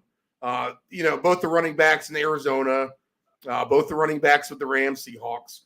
Give me A.J. Brown for 2, Montgomery for 2, and pick your poison in the Colts-Vikings game on the Colts side. But how do you not have Jefferson for 2 somewhere tonight? And for 3. Okay. The 2 best games that have a chance to go to overtime for me today, I will say the Chargers and the Rams. I mean, the Browns. Chargers and the Browns have a good shot to go to overtime today. And I will say that the other one that has a good shot to go to overtime today will be the Bears and the Cardinals. Anyone else have anything to add to that list? Yeah, I'm with you there on the Bears Cardinals. Let's take a shot with somehow the Raiders and the Bengals. Ooh, all right. What's your overtime game, Anthony? Perhaps. Honestly, you guys picked all of them. I got nothing. Vikings, Colts, Lions, Packers, all candidates for overtime today. At least in my book. All right, best bets, Anthony. I'm going with Tyreek Hill for 100 and a score. I'm going with CeeDee Lamb for 100 and a score. I'm going with Jefferson for 100 and a score, and Kenny Jamar Chase for 100 and a score. I had another one where I had Amon-Ra for 100 and a score. I'm not going to get out of it. I'm just going to roll with it because apparently Anthony can't predict the weather when it rains. But I'm going to stick with him as well. Give me Derrick Henry for 102 scores. Give me, like I said, Kyron Williams for 2 scores. And give me Kenneth Walker for over 40 receiving yards. All right, Nephew Dave. All right, I'm going to go with our guy Zacchaeus for the Washington Commanders at 40-plus receiving yards. Then we're going to have a little Derrick Henry action. Got to have it over 3.5 receiving yards. Taysom Hill, if he's so involved today, which we think he will be, 25-plus receiving yards for him today, paying pretty nicely. We're gonna stay on the train here with Kayshon Boutte, 40-plus receiving yards, paying nice for him as well. And then to round this out, it's our guy Quentin Johnston today for 40-plus yards. My sister Lauren, tuning into the show, says, "Did I do this right? I now have a ticket that pays $543,000." I'm like, "Yes, of course you did it right." Sounds about right. All right, my best bets today. I got a few of them here. We'll go with the nickname parlay of round robin craziness. This is not a best bet, but this is a fun bet. Colton Yankoff, Cole Keeft, Laporta Potty, Isis, and Joey Chestnut, if you can find those guys. Let's see. Give me baseline easy ticket on their numbers of Dawson Knox, Ray Davis, Theo Johnston, Tyrone Tracy, Kyron Williams receiving yards, Jonathan Taylor receiving yards. Give me the running back receiving yards alternate for Tracy, Williams, Taylor, and the other running back receiving yards, I'll take, let's see, do we have Stevenson up in there yet? Let's see if we have him, and then I'll move along if we don't have an alternate number. They've been stiffing us on these receiving yards for the running back for the Patriots. Yeah, all right, so we'll have to think of something else. I will take the Rams team points over. I'll take the Eagles team points over. I'll take Jacksonville team points under. I'll take the Vikings and Colts to be a high-scoring game. I'll take the Kansas City team points over. I'll take Washington, their team points over. I'll take the Falcons, their team points over. I'll take the Falcons to win by double digits over the Cowboys. I'll take the Rams on the system play. Let's see. I'll do the good old Letterman parlay of, the little knife / fork / toothpick / screwdriver mechanism that you have in your pocket that folds out like the switchblade. We'll take the switchblade parlay of Taysom Hill and Drake May to run, receive, pass, whatever odds we can find for him listed. That's what we shall do. All right, boys. Good show. We'll wrap it up. We're right before noon. Any final thoughts, you, Dave? No, I think it should be a good day of football, especially here at 1 o'clock. Anthony, any last words for the fans out there? Boys ready for some breakfast crunch wraps? Yes. Oh, breakfast crunch wraps. I cannot wait. That's the vodka. That's the vodka. Drinks coming up soon. All right, Chef Anthony will get into the kitchen. We'll do some other cooking on some more tickets. If you need any part of the show, rewind it here for the hour before kickoff. Halfway done with the season, boys. How about that? Week 9 of the round robin in the books. We'll be in the week 10 next week. How fast it goes by. Good luck, everybody.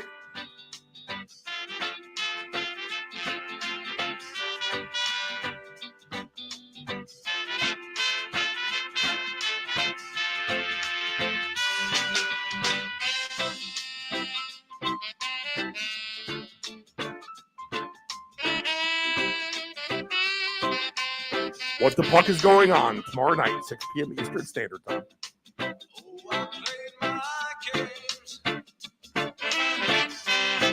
Many times